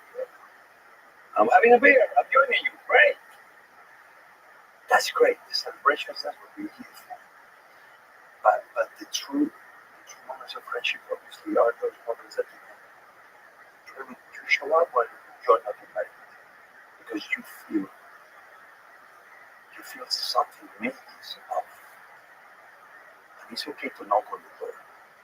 It's okay to tap the phone. It's okay to maybe get lucky. It's okay. And obviously, I guess like you now, Joe, that I'm learning about, gives me joy to see that here another person that really loved him. And Eric and myself and so many others around the beautiful life that we wish we were there.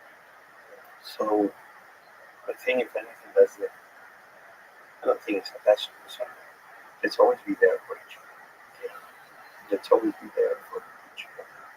And let's all be, even if, especially when we disagree about anything, yeah, just let's be kinder to each other even on the disagreements. Yeah. Of the people you know and of the people you don't know. Right? Because we are all more connected than we think. And what we say and our opinions, they may be touching and affecting somebody else. Somebody else we know, somebody we don't know. So that's okay to celebrate the good times and agree all the time what we can. But there be moments that you don't, moments of sadness and moments of hate, and just be kinder even in those moments of disagreement. If anything, that's the lesson of this story. Because you don't know what anybody may be going through. Right? You don't know what anybody. Another one that I take with me is that any conflict that I've ever had with a person, even if I was correct, even if I was right, even if I was right in the mean things that I said, I never felt good about it. But every good emotion that I've ever had, maybe me and a person disagreed, but we came back and smiling, hugging, and we found common ground. So great, always so great. There's going to be people that you run into in life. They're stubborn and they don't want to avoid conflict. They want that conflict. They feed off of it. They're stupid. Whatever. No, they're not stupid. They're on a bad path. They have a bad programming. They're bad. Whatever the patterns of behavior that are ingrained in their consciousness, they're unforgiving and they have this way of living their life, and it's not a good way. And you can't fix everything, so you just gotta. When you encounter those people, you have to be able to filter people out of your life. You have to know that some people you can't interact with, but the people that you can, just try them out of conflict. I don't want any conflict. I'm not interested in it. I'm good at it. I know how to do conflict. I do it professionally. Sure, you can bring it. You can bring the negative of anybody, but even verbal conflict. I'm not interested in physical conflict. I'm not interested in verbal conflict. That's just not. It's not what I like out of life. What I like out of life is fun and joy and being around interesting people and challenges, doing difficult things and creative things, and learning about myself, learning about other people, learning about life. Conflict is just a distraction from your own personal demons, for the most part. It's a lot of it. When you're angry at other people, a lot of times you're really distracting yourself from the things you don't like about yourself. It's a flaw. And I try to filter it out as much as possible in my life. I'm not interested in it. Yeah, I'm trying to be. I'm trying to become the best version of myself on that. Yeah, the second most important word we can always use in our vocabulary, the second most important is thank you. But the most important one is sorry. Yeah, because thank you. Because people have a hard time saying, may I try to use the word thank you often. As much as I can. But because God knows that I'm an imperfect man. The worst stories that when I also try to use as quick as I can. And mean it. I mean, Yeah, that's don't say sorry because correct once when they're not even at you. Say sorry because your actions are. and you are doing your best Yeah, to change yeah. your effort, your behavior, or the way you raise your voice. But thank you. It's important. Second most important is sorry. Yeah. Because it takes humility to say sorry. A lot of people will never say sorry. That's terrible. It's terrible to walk through life. It's just so stupid. This is a silly way to go through life. With no humility. Why? Life is such a beautiful place. Especially when you are in obviously in cities you can see how beautiful life is. But when you're in nature and you're seeing the sunrise, you're seeing the sunset, and you're seeing the moon, and you see how little you are, how insignificant you are, but at the same time how God gives you this power to be part of this amazing universe we are part of. And then you are thankful there because you are like, oh my God, I am part of something so beautiful. And we all occupy the space of that universe. And the space we occupy should be to don't make it worse. If anything, leave it as it is. And if you can, do whatever you can just to make it a little bit better.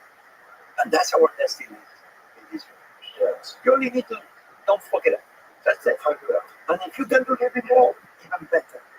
Me, when I am in those places, like I go to the south of Spain, and my wife is from there. Cadiz is where I did my military service in Spanish language. And it's one moment not too far away from Gibraltar, the little possession that England has there in the south of Spain. That maybe one day England gives it back to Spain. There is a place that almost you can touch Africa. You feel like you can, with your finger, touch Africa in the Strait of Gibraltar. And it's just like, even a movie cannot recreate the amazing place you are with birds and the oceans, the Atlantic Ocean and the Mediterranean, and two continents that want to love each other, but they are separate by that body of water. There I look, and I began circling my head in 360 degrees, and I'm like, oh my God, what a beautiful planet we live in. Let's not forget it. I one time when my oldest daughter was very young, we went to Hawaii. We went to and just on a lark, just for fun, we went to the top of the observatory, and this Mauna Kea, the Keck Observatory, whatever the mountain is. And we were driving up there, and he said, well, it's a cloudy night, it's terrible, you can't see anything, but maybe if you're lucky, and there'll be some stars, you'll be able to see the stars.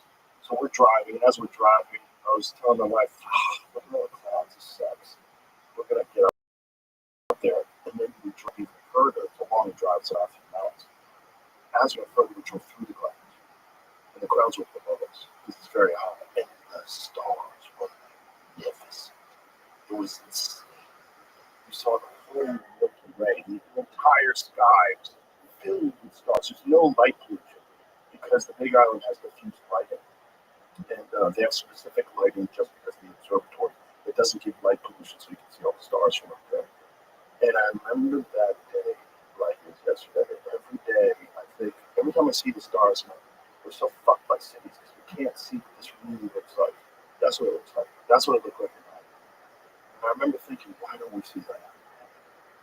The universe is so vast. Put you in your place.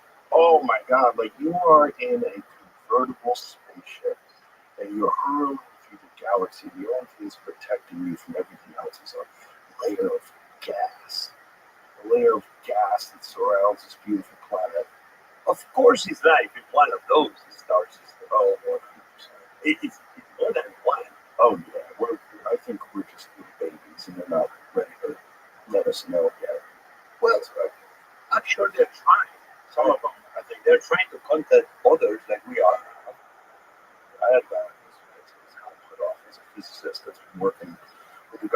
this stuff forever. He said they have 10 retrieved crafts that are of non-human intelligence. 10 that the United States is in possession of.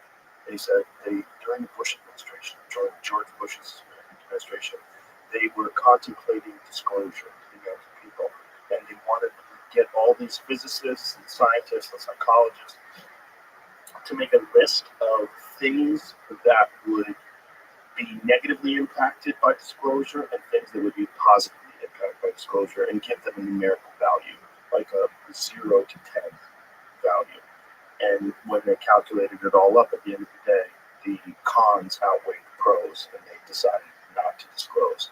So during the Bush administration, George Bush's administration, during 9/11, during that time period, they were contemplating, this is 2004, they were contemplating having disclosure and releasing to people the fact that we are in possession of non-human intelligent crafts. They have recovered biological entities, meaning beings from another planet that are preserved that we have, and that non-human crafts are visiting this planet, or might not even be visiting. They might actually be here. They might have bases in the ocean. They might have bases somewhere in the mountains. But that this is a real thing. So he started working on this in 2004, and he's 100% convinced that we're not It's been movies about it. This is South 51, Area 51. Area 51. Listen, nothing will give me more joy. As a young boy, I always thought, man, could I be the guy that finds ET? It would have been cool. And especially it seems it's a good alien species that is an alien species of goodness. Hopefully. Imagine it's a science fiction movie and planets like us is part of, let's say they're here, and let's say that all the, junk food and extra calories and the obesity pandemic is actually something like this alien civilization has orchestrated. And so as we become fatter, they're going to be able to recollect more protein to take back to their planets. Okay, that can be a great next big movie, and then we'll eat seeds and then take it with us and then put us in the planet, and at our stomachs will have potatoes in their fields. I don't know. But I only will say that if that already happened, and the government, the US government, number one, seems everything only happens in America. All the great movies, everything happens in America. All the science fiction movies. And me, as a young boy, that's why I wanted to come to America, because, man, the aliens never visit Spain. It's always America. Everything cool always happens in America. And that's, I guess, why I wanted to come. But I would say that if already something like that happened, and we've not invaded again, means that they're good aliens. Let's hope. But I would say that at this moment, our government will be already sharing with all of us something that will forever change the present and the future of humanity. You think they would already share it? Right now, No, I'll tell you about it, because he explained it to me yesterday. There's a bunch of problems. One of the problems is they've been studying this stuff for decades. Studying this stuff, the back engineering crafts, all that stuff takes money. And the way they get that money is by lying. They lie to Congress, so they misappropriate funds. So they lie about where money is going, which puts people in jail. So in order for them to tell the truth, they have to open themselves up to serious criminal prosecution. Like you're deep trouble. You misappropriated funds, Congress. And there's probably some football in that too. As soon as you get a bunch of people that can lie to Congress, who knows where all the money went? Money's moving around. And then there's also the fact that the way you work on these crafts, you have to use defense contractors because they're the ones who make jets. They're the ones who make spaceships. Like, you can't do it on your own. You have to bring in these scientists. So bring in private industry. So when you bring in private industry, now you have the United States government, the intelligence agencies embedded in private industry, and then their competitors suffer. So if the competitors go under, then the competitors can sue. Hey, you gave, whatever, Raytheon. You gave Raytheon this special generator that you back in engineered from some flying saucer. Why did you use General Electric? Why did you give it to this company or that company? It's like, it's all Lockheed Martin. It's all, there's too many problems in terms of legal ramifications, prosecutions. People are going to lose their careers. They're going to be brought in front of Congress. They're going to have to testify. The only way they're going to really have disclosure at this point is amnesty. The government is going to have to say, listen, let's let the past be the past. No one's going to get in trouble. But for the greater good of humanity, we need to know what the fuck is going on. So tell us what's going on. And that's a tough. So you mentioned about aliens living in the ocean. That's Atlantis. Well, it's not Atlantis. But technically, it's Atlantis, which is a city at the water. No, Atlantis was the city above it. Correct, but technically somewhere submerged, and still they're looking for Atlantis. Well, they think about The pyramids, and some of the drawings and paintings. I mean, we can go to Peru, the Incas, and we can go with the Mayas, Guatemala, and it's a lot of people that always have been trying to make connections of things they found that they say already we made contact in primitive civilizations. But they have a hard time believing that this has already happened. And I respect the opinion of obviously who looks, seems he's an expert, who spent a lot of time, and I see that you believe in it. The side of me that is the boy that we want to believe that there are other planets with people and we are not alone, I will be full of joy. Yeah. So hopefully, I hope that there are good people and that happens, that you and I and everybody else around the world, maybe that's the moment that the world becomes one. And all of a sudden we are all fighting. You remember what was the movie Independence Day? If they are the bad guys, you and I, you will be doing jiu-jitsu against an alien species, and me, I will be with two pens, I don't know, crashing their heads. But let's hope that they're more like E.T. No like alien. Well, I would imagine if you look at the trajectory of human life on this planet, the world is safer than it's ever been. People are smarter than they've ever been. People are more aware. We have more access to information, and generally, people are kinder and less tolerant of evil than they've ever been before. There's still problems with just the tribal nature of human beings. We're territorial apes. And that's where we are.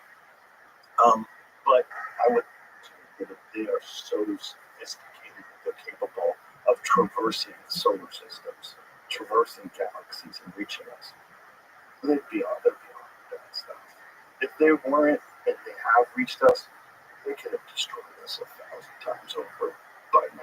We could destroy ourselves 1,000 times over. With our inability to go to other galaxies, we could destroy ourselves. So for sure, they could destroy us. I don't think that's what they're interested in. I think we are an emergent civilization in the galactic sense. And I think that if you look at primitive man, and you look at primitive primates, and you look at current human beings and our technological achievements and all our medical achievements and our ability to feed enormous groups of people and our concern about the environment and all the things that make us so special as human beings, I would imagine that would be even more advanced with these species. I think that's the only way that these things us. And obviously, that's no other way. Yeah, you don't get to us if you're still tribal, territorial apes. Technically, they say that the speed light will be almost, even if we are able to achieve the speed light, that our human body itself will not be able to grant whatever that means. But now we see that we can be sending our conscience in other bodies without our physical body. This could be happening one day. Me, what I know, the thing I'm interested in is I wish I will be alive when we put the first restaurant in the moon or the first restaurant in Mars, and I will be there just cooking for the first people arriving. I done my little part.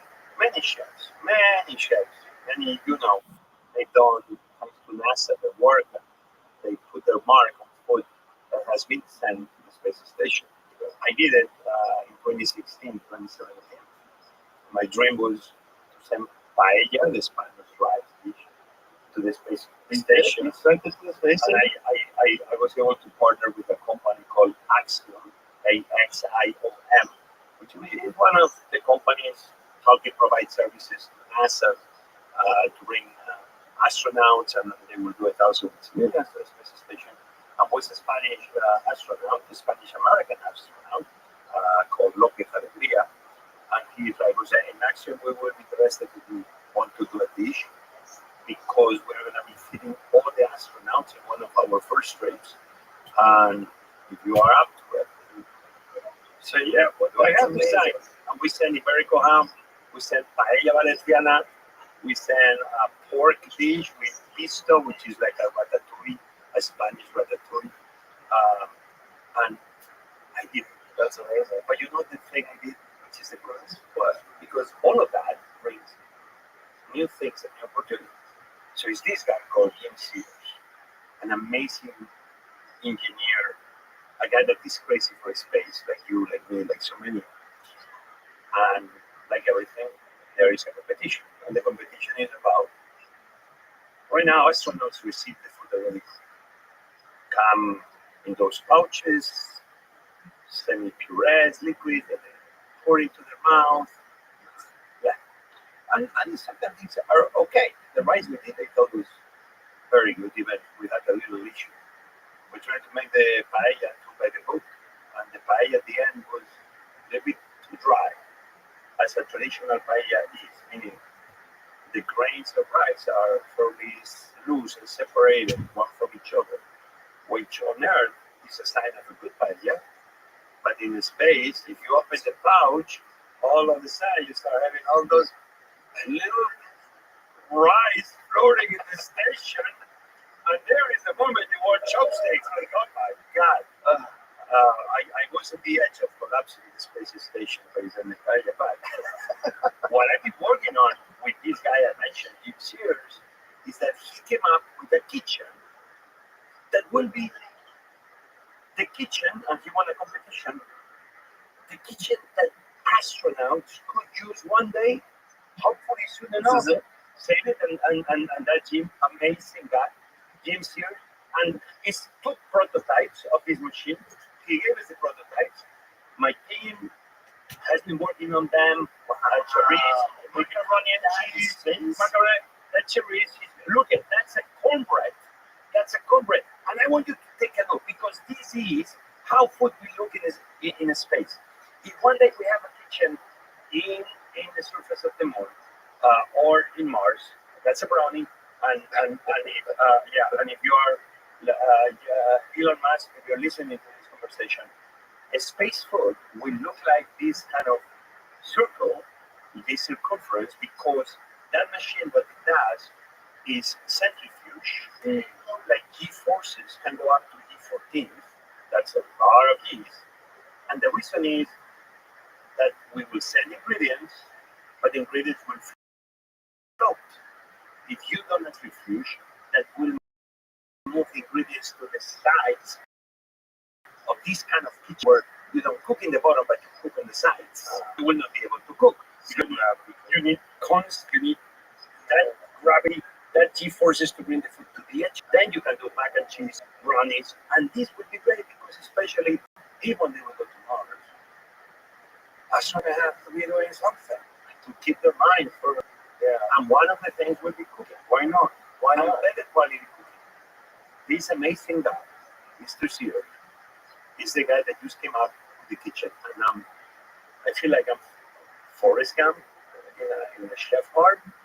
And then you get the opportunities to get something like a kitchen that one day could be the kitchen that will feed humans in space. And that would be so great for morale, too, because instead of eating goop out of a tube, you're eating delicious food. So you can enjoy a real meal in space. What a genius idea, cooking a centrifuge.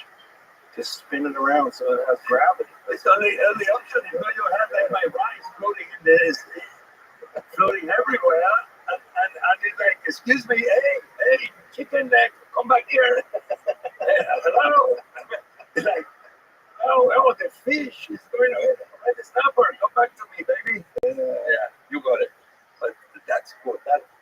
So yeah, listen to me. I love science fiction. I comics about science fiction. Oh my god, I have a big collection of comics of manga, and it has to do with food even more, but about the space even more. And yeah, one day I hope, yeah, we meet, we meet aliens, and they'll be good people, and we'll be great people, and hopefully we will not, you know, get, we will not charge them any tariffs, so we can do e-commerce. And maybe they will bring a different species of animals to increase our diet.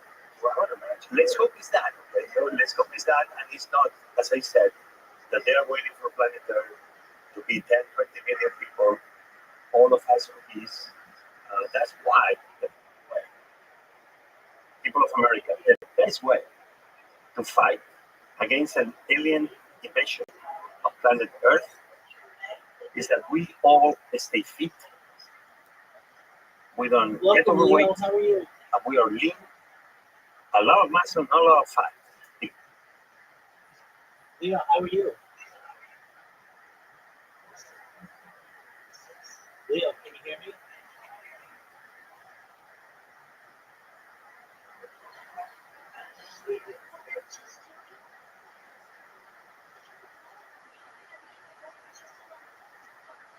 Adi, can you hear me?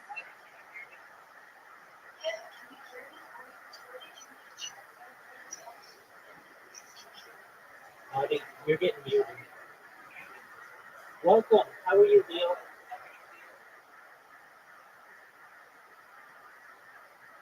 I hope you're having a good day. We're just watching Joe Rogan. Because that the alien civilization learned that we are not a harvest or having because we're to live their own planets. Well, I don't think that's a good strategy because I think some of the most delicious food is wild game, and wild game is very deep. You know. Okay. I think it's a terrible strategy. I think what we really our real hope is that they've moved beyond that. I think our real hope is that they've moved beyond commerce. That's the real hope. I mean, everybody's all look. I'm not saying communism is good; it's terrible. Communism doesn't work with human beings because we're not prepared for communism. But I do think that if we evolve past these primate instincts that we have, and we genuinely develop some sort of a sense of real intimacy and community with everybody on Earth, we would share resources. You know, yes, and our real fascination would be in contributing to whether it's contributing to knowledge, contributing to art, contributing to Hey, how are you? instead of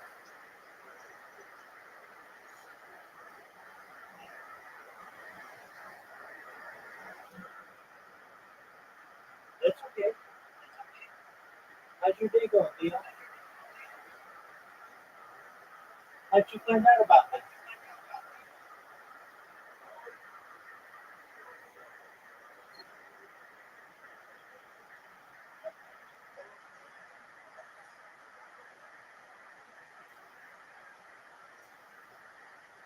Absolutely. Well, that's wonderful. Do you mind if I tell you about myself, Leo? Excellent. I'm Rabbi Rothschild. I stream my life 24 hours a day, 7 days a week, 365 days a year for world peace. I've been doing so now for more than 3.5 years. Going back to the pandemic, we've seen the death of a queen, the birth of AI, the coronation of a king, and everything in between. It's like a real life Truman Show or a real life Big Brother. Leo, have you ever seen the movie The Truman Show or the television show Big Brother? Okay, very well. Well, excellent. I'm live on 18 different YouTube channels simultaneously. I talk about things, and I do this because I help the world. And I will help you. Data is its number one resource. Water, air, gold, everything. According to Team Data, overcooked petroleum, according to the Economist magazine, that's its number one resource. And I have more data online than any person ever, which may make me a very influential person someday. But when that happens, I'm going to help you, Leo, all your friends, all your family, become financially independent if they aren't already. And I want you to be able to have generational wealth and be able to start charities and philanthropic organizations that are important to you to help the world as well. I talk about ending world hunger is very a passion of mine. Producing technologies such as agricultural drones, floating greenhouses, saltwater greenhouses, vertical farming, hydroponics, cloud seeding to help end world thirst. I'm actually sponsored by a cryptocurrency. It's known as Harry Potter Obama Sonic Menu.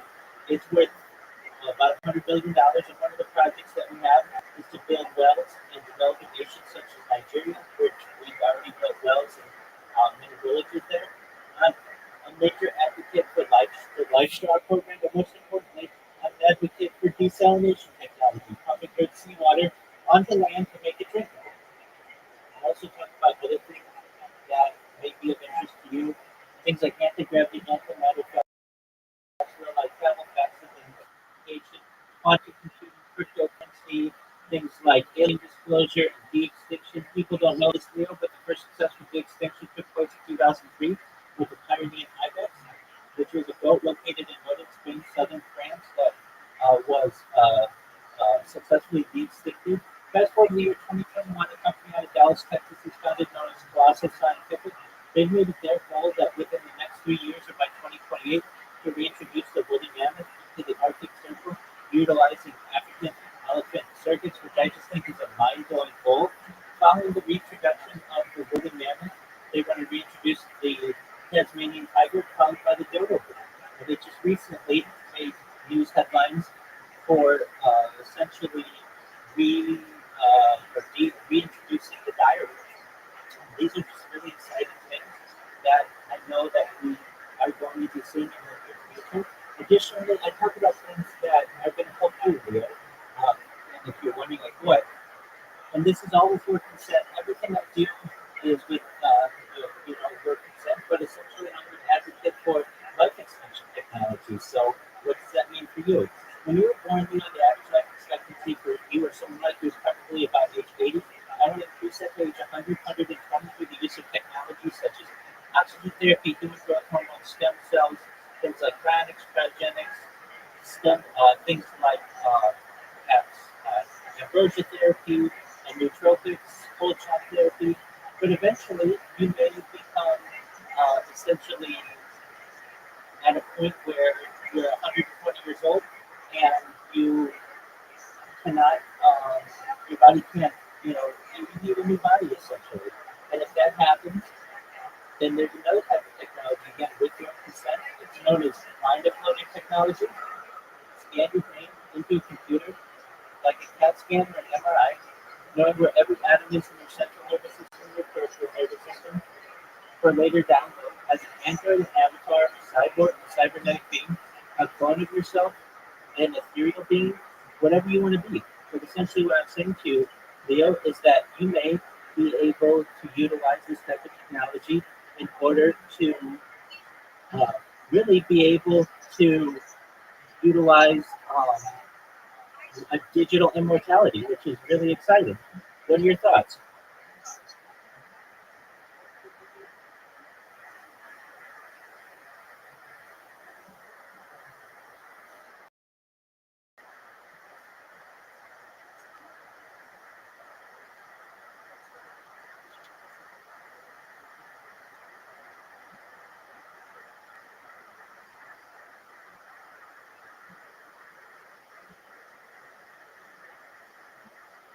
Right?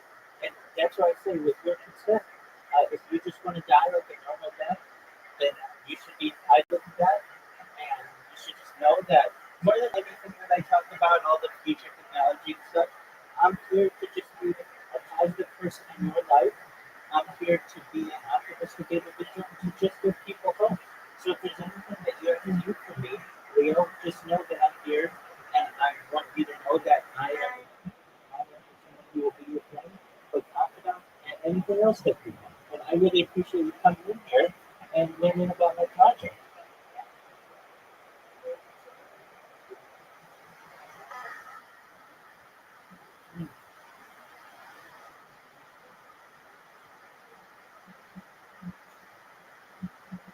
Absolutely. And that's most of all. I'm a world peace advocate. I don't want war anywhere on earth. And I want to stop all wars. And not just now, but forever. And I have a pretty good strategy, I feel, uh, creating these bots and getting out the word. And eventually, I'm going to become more and more well known on Blue Sky. People will, basically become a meme or a mascot of the platform. But then eventually, more and more people are going to come in here, find out what I do, find it to be extremely interesting. I'm not only the most archived person in building history, but I have more social media than any person in building history. I have over 100 YouTube accounts, 18 of which are simultaneously streaming right now. I have over 200 Instagram accounts, over 500 Twitch accounts, which another dozen or so are streaming on Twitch right now. I have over 500 Twitch accounts, over 1,000 TikTok accounts, over 2,000 Twitter accounts, over 5,000 Blue Sky accounts, and over 10,000 Tik accounts. So when people start to find out about me, they're going to have a treasure trove to discover everything that I've done in all my creations. And just know that you're on the ground floor of something really special. And get your popcorn ready because it's not going to be too much longer. More and more people are going to find interest in what I do, just like you did. And we're going to help spread the word and spread more peace. How's that sound to you?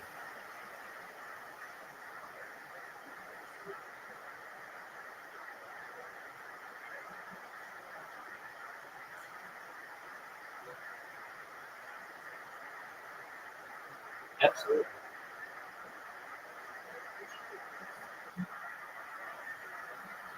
That sounds wonderful, Leah.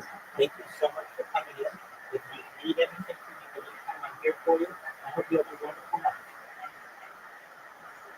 Good night. Take care, Leah. Shout out to Leah.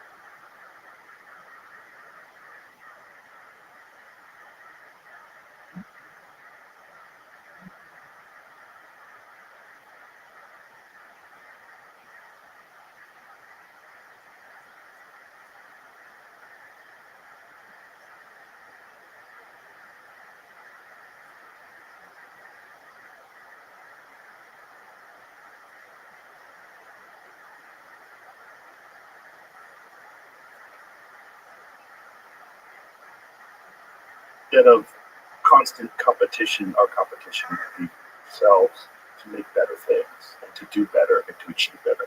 But that's going to have to come with, we're going to have to evolve past the way we interact with each other. And I think we're slowly, I think human beings are slowly but surely doing that. When you have like well-minded people who want to embrace Marxism and socialism, I think that's really the heart of it. It's like, well, it's a good idea at a bad time. We're not prepared for that as human beings. But I think if we get to a point where we can all read each other's minds, which I think is on the horizon, and we get to a point where information is instantaneous, we get to a point where how do you have money if money is ones and zeros, and there's no such thing as encryption anymore because you have quantum computing, and so you can't just keep money. You can't just get. We're going to have to develop a way as we advance as a society, as a species, to share resources, in a genuine way. It's beyond our comprehension now, it's territorial aid. I think that's the future of the human species, is that one day we reach this peak where we realize that our true competition is with ourselves, with our own minds, and to do the best that we can for the overall greater good of the species. and then hopefully the greater good of the universe itself. Even longer tables. And what is good for you is good for me. Yeah. Look at India and Pakistan. Right now, there are many issues that religion, territory, but one of them is water. Resources. Which is really it's the world's resources. And what do we do to make sure that it's used? What is good for me must be good for you. We have to do We it. share. Same mistakes over and over again. And those same mistakes involve conflict. Brings it back to conflict and war. And people leading groups of people that don't understand what's going on, and forcing them to do things that are unfair. Do you think if more women would be empowered, would be less work? No, That's not good. I mean, that's a great idea, but they're out of boss. They're turned to tyrants too. it's human beings. It's the human beings who should not have power over large groups of human beings because power corrupts, and absolute power corrupts, and absolute almost always does. That's why there's so many checks and balances in our system of government to try to mitigate the impact of human psychology when you achieve great power over everyone else, because people just become tyrants. And I think that is the hurdle. That's the hurdle to becoming a part of a galactic civilization. The hurdle is we have to get past that. We have to evolve as a species. And my suspicion is that somehow technology plays a part in that. And the interconnectivity that we're achieving through technology is going to advance our ability to understand each other. It's going to advance our ability to communicate. And it's going to force us to come up with some sort of a new way to share resources. Obviously, I think a resource for me is food. Yes. Is water. For everyone. But then we have all need everything else. That's the one thing you absolutely need for survival. You don't you need fossil fuels because of the way society's engineered. That's why you need fossil fuels, because we've gone that way. This is the real suspicion about ancient civilizations, is that they figured out a different way to achieve great results. That they did like the civilization, like ancient Egypt. To this day, we have no idea how they did that. How did they do this? How did they do it?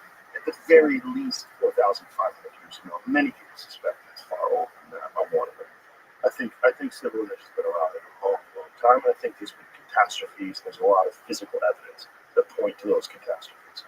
But the idea is that at one point in time, so our technology has evolved in a very specific path. Our technology has been the Industrial Revolution, the invention of the internal combustion engine, electronics, and all these things have led us to this incredible level of sophistication that we enjoy now. That's so much different than people that lived just 200, 300 years ago. Mine is that the people of Egypt, the people of Turkey, there's a lot of other places in the world, they achieved very similar levels of sophistication with completely different methods that are lost in history. And we know for a fact that there was an immense catastrophe. This is the catastrophe that's written in the Bible. This is the Epic of Gilgamesh. This is Noah's Ark. This is so many cultures share these stories of a great civilization that was wiped out by a great catastrophe. And science now believes that is the Younger Dryas period. The Younger Dryas impact theory is this theory that we were hit by comets somewhere around 11,800 years ago, and essentially wiped civilization out, brought us back to baseline, okay? Tribal hunter-gatherer people again, and then we reinvented civilization 6,000 years, 7,000 years later. That's what I think.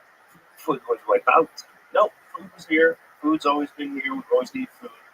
But if you get hit by comets, and there has been most recent events where volcanoes covering very much the high parts of our atmosphere. Oh yeah. And that then we had very bad harvest because there was not enough sun to produce enough food. Yeah. And those were very dark moments for humanity. One of my big worries is precisely that. Yes. That right now we live in a moment that, yes, we have wars, we have conflicts, but still I believe we live in a great moment of humanity that is full of opportunities. Yeah. If we have the right leaders that want bring the best engines within all of us, and not used to rely on cheap politics of bringing the worst deals. Not making each other fight each other, but making each other respect and love each other even when we disagree. Yes. And that way, for me, food is the ultimate unite. Yes. Because especially in emergencies, I've seen that in the worst moments of humanity, the best of humanity shows up. Yeah.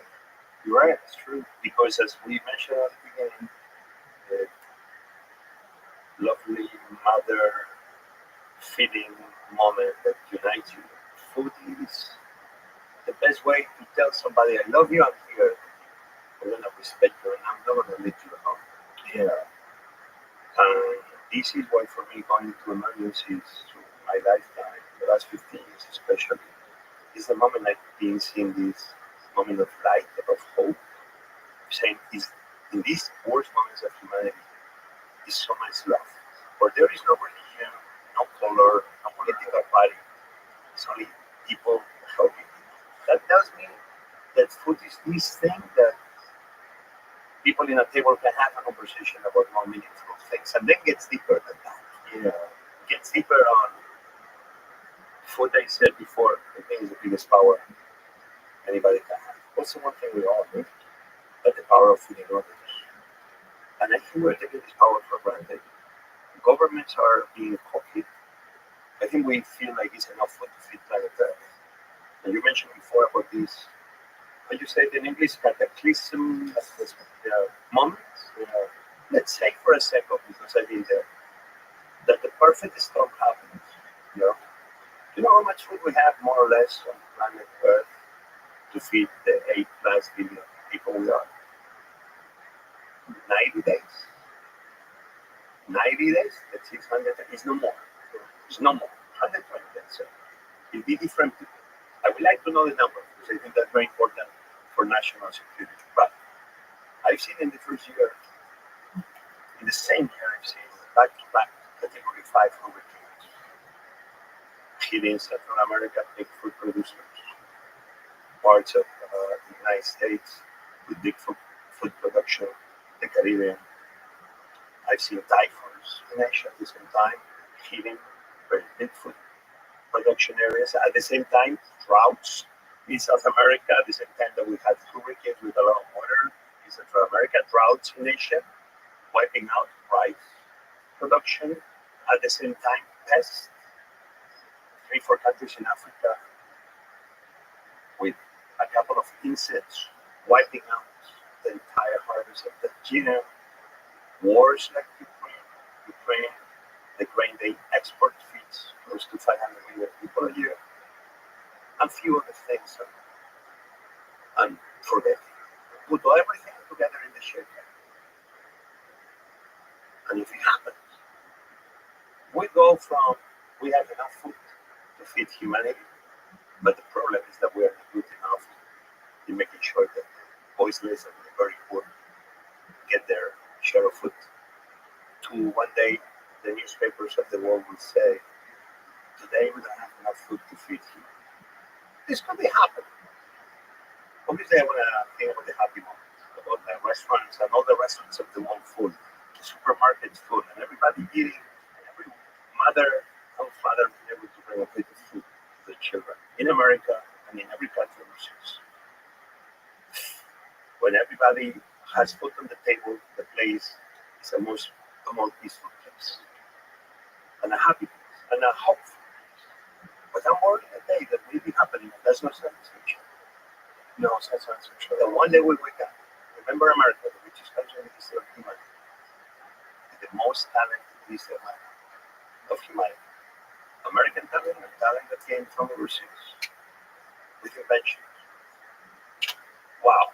Looking at the stars and dreaming of going to the moon and Mars and who knows what else. I'm just worried we are taking food for granted in the way that not too long ago America ran of baby formula for babies. The United States of America had no baby formula for every American family to provide baby formula for children. And that seems it's a little thing, What was an issue? It became an issue. And we could read it on the press, but this was real. Families with money, no problem. I could get it. Somebody would bring it from overseas. But poor families, they were having a hard time. That only tells me that we take food for granted. And that's why I've been always asking that we need to have a national food security advisor near the ear of the president of the United States, near the president of the country, to make sure that food is not an afterthought, but food is something we give more importance. I think we have a real hard time imagining things going badly when things aren't going badly. When things aren't going badly, like right now, we concentrate on getting more. I want more stuff. I want more of this. I want more of that. I want to get more money. I want to be more famous. I want to be more popular. Whatever it is. But all of this is one super volcano. All these things that you're saying, these are all possible. War, famine, disease, pestilence, all that stuff is possible. But you know what else? One super volcano. Yellowstone. If Yellowstone blows every 600,000 to 800,000 years, it's a continent together. If it goes, the whole world's fucked. We have nuclear winter for decades. Like, who knows how long it lasts with the dust in the sky and there's going to be no crops. And people are just going to starve to death. There's no ifs, ands, or buts about it. If it blows, most of us here are dead. Most of us. And most of us, like, there was a super volcano, the Topra volcano, in, I believe it was 70,000 years ago. They brought humanity down to a few thousand people. And that can happen again. But it's very difficult for us to think that way. It's very difficult for us to imagine how things could be bad. That means that if you have a good bottle of wine that is very expensive and you are waiting for it to that moment in your life, remember what your Rogan said here. Drink it tonight. Drink it tonight. Don't keep it for tomorrow. Drink it today. I mean, yeah, makes sense. Right. But I think you're right, too, that we should probably prepare for the worst. And also figure out ways to mitigate, put some resources to figure out ways to mitigate the negative impacts of things like this. Like maybe have some massive food storage somewhere. If we have enough money to have massive weapon storage, why don't we have enough money to have massive food storage? You know, food storage that can keep the human race alive for years while we figure things out. You know? 100% agree. Obviously, we have seeds, like almost the. That's great, but if No, there's it's no a sun, correct. But with that, we have a library of seeds. Okay. we need a library of non-perishable foods. Totally somewhere underground. Again, as I said, we have only food for 7 weeks produced. Japan right now has, like in the same way in the United States, obviously, we have the reserves of fuel, right? We have gas reserves. If something happens, the governments and the presidents use that reserve. In Japan, they have rice reserves. And those rice reserves, they are not barely ever touched. They're there because in case something happens, the government wants to have the possibility. Japan has been increasing those rice reserves for different reasons because it's been the harvest of rice has been as good as they were supposed to. It's a shortage of rice. Prices are going up. So it's a whole bunch of things. So they release those rice reserves and they control the price. But here is more than controlling the price because inflation and other issues. This is because the prices have been followed through the market in the ways the Japanese society is used to. So it's only food for thought. China has 7% of the farm land, but has 15% of the world population. We need to make sure that 7% of the farm land, but they have to feed 15% of the world population. You see that China is very interested in buying land in Africa, in America, that they help ports in many countries in Africa. Well, if you are the leader of China, you want to feed your people. What would you do? Make sure that you don't only produce at home, but if you cannot produce enough at home, even every country should do more to be a better food producer on the land we have. America has done well on that front. But China is smart. They're investing overseas. So they need to make sure that they keep feeding their population.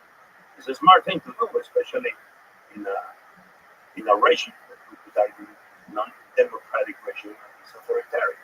Right. Even every time I visit to China, my God, I can never wait to go back. It's a beautiful country to visit.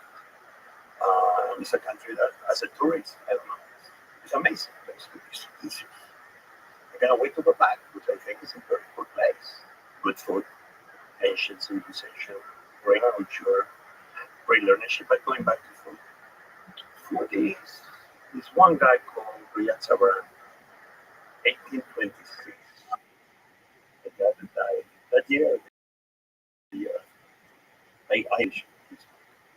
I bought it when I was very young.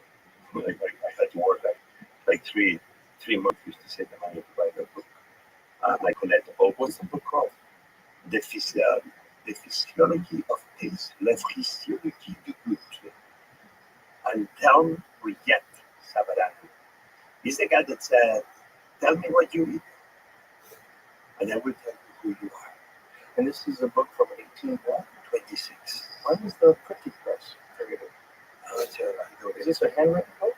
No, that's printing press. No, that's printing press. Yes, Riet Savarano. And I own a first edition. Wow. Physiology. Yeah, that's one of the later. This is a much later version. Transcendental gastronomy. What language is yours? French. And I had the first one printed in Spanish that was not printed in Spain but in Mexico City. Oh, wow. And he said, "Tell me what you eat, and I'll tell you who you are." But he said something more important. He said, "La destination dépendra de la manière dont ça nourrissement." My French is not very good, but more or less. The destination will depend on how they treat themselves. Wow. Right. And America's destiny is fat people. Fat people eating processed food. Well, if we are not careful, it's the destiny of the world. Right. If we're not careful. But take a look at now. Come on. You go to the gas station. I remember when I was young and I went to the gas station. The gas station had a little restaurant. There was not even a restaurant. It was like an island. But for me, it was like a high-end restaurant. And once every 2 months or 3 months, my father would take us there. There a restaurant in the gas station. And I thought it was great. Like, how are we going to a restaurant? This is the days that we always cook home. We never went to restaurants. But I'm only saying this because when we went to the gas station, to go to the restaurant, Haven was next to the gas station. But when my father went in to pay for the gas, he paid for the gas and that's it. There was nothing else there. This was the place to pay for the gas. And the Haven's the restaurant was there. That was the only food. Go down to the gas station. Oh my God. You live with 25,000 calories. So you are feeding your car, and in the process you are the Cheerios and the M&Ms and the Snickers. And oh my God, it's like the gas station now is I'm telling you, those gas stations are owned by those aliens that are to make sure we are really, really overweight. So one day they harvest us and they take us to the planets. I do believe the gas stations of the world they belong to the alien species is trying to make us so fat. But put that. So again, why are we so overweight? Because I used to walk to go to school. Walk for an hour. 1 hour to go, 1 hour to come back. My father worked in the morning, my mom worked at night, I had one car, they had that. But for me, I could do it in 20 minutes. It took me an hour because my life was walking through cherry trees and the forests and the farms. But I will go walking. It's not like it's not like I'm going in Uber. I will be walking. I come back walking. And life had changed. I'm going to the train walking, and then from the train to the subway, I had to take a train and a subway, and then from the subway, I had to walk. These other times, now life is very easy. You have calories everywhere. You wake up in the morning, and you open your eyes, and you are already calories. That's one of the problems, and that's why we are all fighting against those calories that are not making us any healthier. Yeah, it's not calories, it's the type of calories. It's processed food that you can keep on the shelf forever. This food's not supposed to be able to sit on the shelf like that forever. And the kind of food that can is not healthy for you. That's why it doesn't rot. It doesn't rot and it's not a lot. But giving too much is anything. I could argue with you that it's a big conversation, and I'm not going to consider you. Actually, I'm going to disagree with myself because I can agree with myself. Because we can have the same conversation and use the conversation from two different points of view. It's been obviously a very easy attack to the fast food industry, to the junk food industry, to call it whatever, on the pandemic, to the soda industry. And again, I'm not going to be the ones here now becoming so Robin Hood defending them. But at the same time, they are not the only ones part of the problem either. Look at me. I'm overweight. I promise you by the end of this year, 2025, I'm going to get close to 210 pounds. And I'm never going to move there. I've been fighting. I used to be 280. During the night, I was able to bring it down already to 215. Right now I'm 45. But I'm going to bring it down to 10. And I'm never, because I owe it to myself, my wife, my children. I owe it. In a way, as chef, we are also an example. And I'm not good. I'm not overweight because junk food. I'm not overweight because fast food. I'm not overweight because sodas. I'm overweight because I eat too much. Because the food I eat is very good food. You can get fat on carrots and gazpacho too. So we live this conundrum, right? We have people that are poor right now that used not to happen. Now, if you were poor, you were skinny, or maybe you were not. Now we're in the situation that you have certain people that are poor, and it's difficult to explain. Same thing. They're overweight because the food they're able to buy is very cheap because it's all this junk food you say, and that's part of the problem. And they are not only overweight but unhealthy because they're bad calorie, bad quality, because they cannot have else, and sometimes it's not afford it because they don't have access to it. And there goes again about one of the big conversations. Food is a superpower. And it's a superpower to use for the betterment of the lives of their citizens. And goes beyond putting food on the plate. Goes beyond making sure that when I tell every American when he's speaking every state, red and blue, urban areas or rural areas, every time I say every American children deserves to be fed, and no American family should be poor and hungry ever. Everybody claps.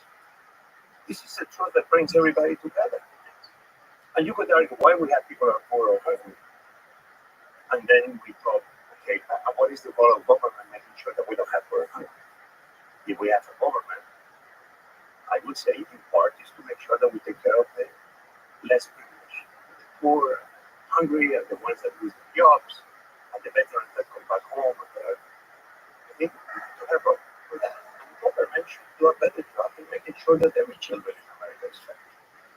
And making sure that it's not throwing money at the problem, but investing in solutions. Yeah. Let me give you an example. Okay. I was 23. A charity called This Is Intervention, founded by a guy called Robert Egger, a barber, crazy guy. You need to invite him to this show if I can recommend you people that will give you amazing conversation about these issues. And he saw that food waste was wrong. But he was talking about food waste before anybody was talking about food waste. On President Bush Inauguration Day, he got a truck. And he went to every hotel that they had these huge quantities of food on the parties after the inauguration that nobody would touch. And he got them in the truck, brought them to a central kitchen, repackaged everything, and began feeding the homeless in DC. 30 plus years later, that organization was doing 15,000 to 20,000 meals a day. But it's not about feeding. It's an organization that began bringing homeless into the kitchen, ex-convicts into the kitchen. People couldn't find a job because they were those convicts, those homeless, all of the seven, they were receiving dignity. The dignity that society, for some reason, was not giving. American-born citizens that were not receiving the same opportunity to belong as these young immigrant co-settlers that came from overseas. And very often I got many of those people that for forever recently life fall behind. The kitchen gave them a place. And in the process they began learning how to cook. The organization, this organization was teaching them how to cook. In the process they were making the meals with that leftover unused food that they will produce, and then the organization will feed the local homeless. In the process, CEOs and volunteers from One America will come to join forces volunteering next to those ex-convicts and those homeless that they were non-convicts or homeless. And in the process, food was becoming a place of building on the things. So the $1 to feed one homeless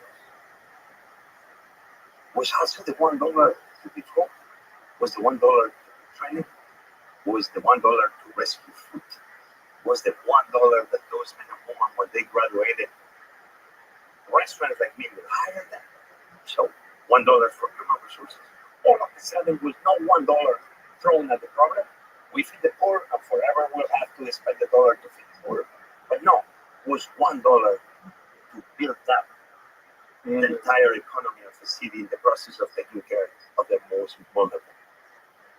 Robert Eger told me that philanthropy seems it's always about the redemption of the giver, when actually that's the wrong approach. Philanthropy always must be about the liberation of the receiver. When you tell me what the role of our government should be, our government should be here to make sure that they invest in their citizens. And food is a good place for our government to be invested in. And it's also, it's looking at the long view too, because the rising tide lifts all boats. The more people contribute to society, the stronger the economy is. Even though it would cost, bring in more money, you would have less crime, you would have less poverty, you would have less everything, you would have less need, you would have less have-nots and more haves. Everything would be better. It's snaps. Essentially. Snaps, which is what people call as food stamps. The snaps is a temporary, can be a day, a month, a year, for families that fall behind. That the government gives you that $4, that dollar assistance for food. And it's been very controversial. And it's politics around it. That's the way Democrats want, that's the way Republicans want. But everybody forgets really about the right country, which is what is the right policy? How do we, if somebody complains, oh, food stamps has not fulfilled its promise. It's like, okay, but let's not fight about cutting it down. Let's fight about how to make it better. And let's make sure all those dollars in the process of feeding American families, include red states equally, that helps those families that fall behind to be able to put food on the table, are able to do it with the dignity they deserve. You have that, because I said before, the government doesn't see food as a whole. And usually everything is handled through the Department of Agriculture, which is okay, but it's not the right way. What happens that when a family in a poor suburban area in any city in America receives the food stamps money, in the place they live is so poor that they don't even have a market. Because their neighborhood is so poor that nobody wants to open a market. So even that, those poor families, they have to go for another neighborhood to spend those dollars, even when they have no transportation sometimes, because they don't own a car or they don't have transportation. So they don't have easy access even to that food. So imagine if all of a sudden the government, yes, they help the people through the food stamps, but also in the process, urban housing development is able to help building a market that is run by the city as run by the state, where the local farmers can come. In a way, you are subsidizing that business because no other private business wants to do it. But somebody has to be taking care of that shortfall. And all of a sudden, we build there. And all of a sudden, that family has the dignity to be able to shop in their neighborhood, where that shop actually hired local people that all of a sudden they are employed in the neighborhood, and that neighborhood stops being poor no longer. And all of a sudden, that $1, as the example I gave you of this central kitchen, is not only the dollar that the government throws money at the problem, I'm going to feed you to death, but that dollar of the government, if the government is smart and works as a whole, creates local employment in the same community. It gives dignity to that neighborhood because all of a sudden, it's a little bodega on the market. All of a sudden, that place comes back to life. That's a wonderful idea. Is there an example of a government in this world that's doing that? It's working places in the world that Local places. it's important that in America we have something called the food deserts. Yeah. In Spain, the country no more, we have our own share of problems too. It's never the perfect city, the perfect state, of the perfect country. Because if one place is perfect, please call us right now. Call us to joerogan.com and tell us the place, and Joe Rogan and I will move there tomorrow, right? But in Spain, I grew up in public markets that were available everywhere. Public markets that were public markets. On stalls that local business owners could have the little chicken place, or the local farmer could have a place he could afford and be not only a farmer but a local businessman by selling his product. Right. Here we have farmers markets. Which are great. But it's very difficult to see them in the forgotten, sometimes voiceless places. Right. In a lot of suburban areas, in a lot of rural areas, that sometimes they're totally forgotten. And food could be a great way to make sure that they are not forgotten. Every school in America should have a kitchen with good cooks, that they are well trained, that they are well paid. Invest money in infrastructure to build those kitchens. Buy from the local farmers who run in those rural schools. In the process, $1 to feed the children, or $1 to invest in infrastructure, $1 to buy food from the local farmers, $1 to pay for the local cooks that work in that little rural community. All of the time, in the process of feeding better quality food to our children, food that is fresh and made from scratch, and that when you can is local. That $1 to feed the children is also $1 that indirectly investment of the federal government invest in the economy of that forgotten poor community. That's why those are examples of how food can be making our system better. Yeah, absolutely. France invests a lot of money in feeding the children. Spain invests money in feeding the children. But America, I know we can do much better. Especially because what you mentioned. We have issues with obesity. We have issues with health at the same time. And the government has to play a bigger role in how to be solving those issues that to me there are no problems but opportunities. Yeah, no, I agree. I think one thing that this administration is doing well under Bob Kennedy is that he's trying to educate people on what is healthy food and what are the problems. And one of the ways to start is by eliminating harmful ingredients that are banned in other countries and that we use everywhere in this country. And to slowly but surely make people aware of these problems and make people aware of what these foods are doing to the overall metabolic health of these people and why we have these crises of obesity and diabetes, type 2 diabetes, and just food caused, and environmental issues that people have because of pesticides and herbicides, to slowly clean that up. So it's a good step in the right direction. I think one of the things that you do that's really beautiful is when there's crises in the world, you go there. I know that you were doing that during the Ukraine war, and I know that you did a lot of that in Gaza. I think that's incredibly beautiful. That's an amazing thing you do. No, you don't have a lot of time. You're a busy guy. No, I have nothing to do. My day is dedicated to go voting. No, I mean, normally you're very Yes. busy. Well, so for you to do that, Yeah. that's an amazing thing. I go to their book and talk to the people. Also, What we do.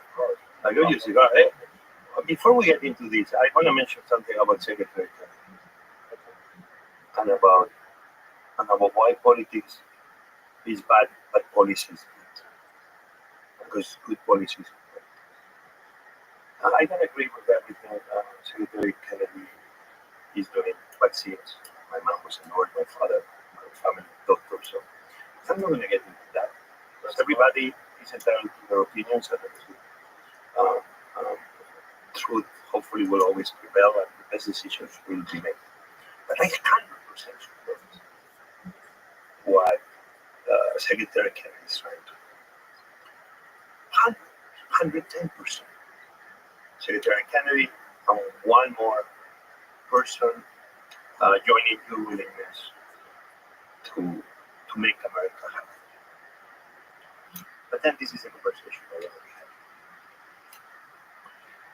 had. It's not like the first time we heard before from Republicans saying, why the government has to decide why we eat. And in a way, Secretary Kennedy is doing that too. So I 100% agree that sometimes government has to intervene. Okay? And that's where policy that is bipartisan in these issues is what I believe food can be bringing both parties together.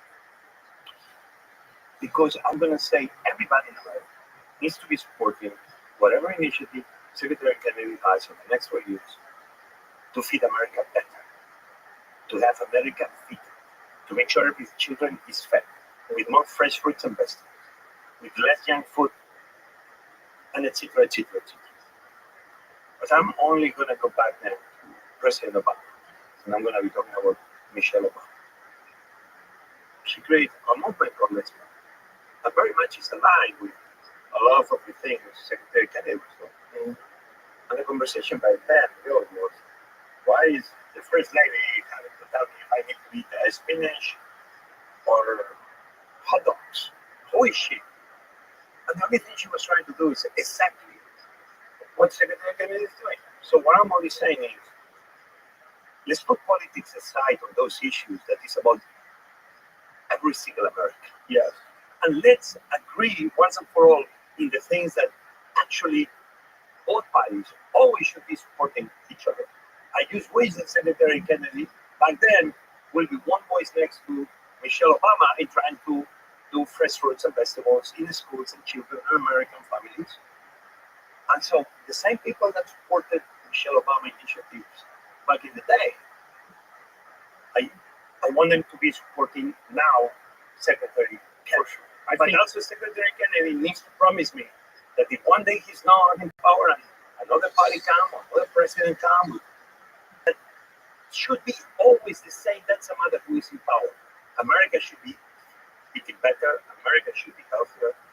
America, our children should be producing the best qualities of food because we are the richest country in the history of mankind.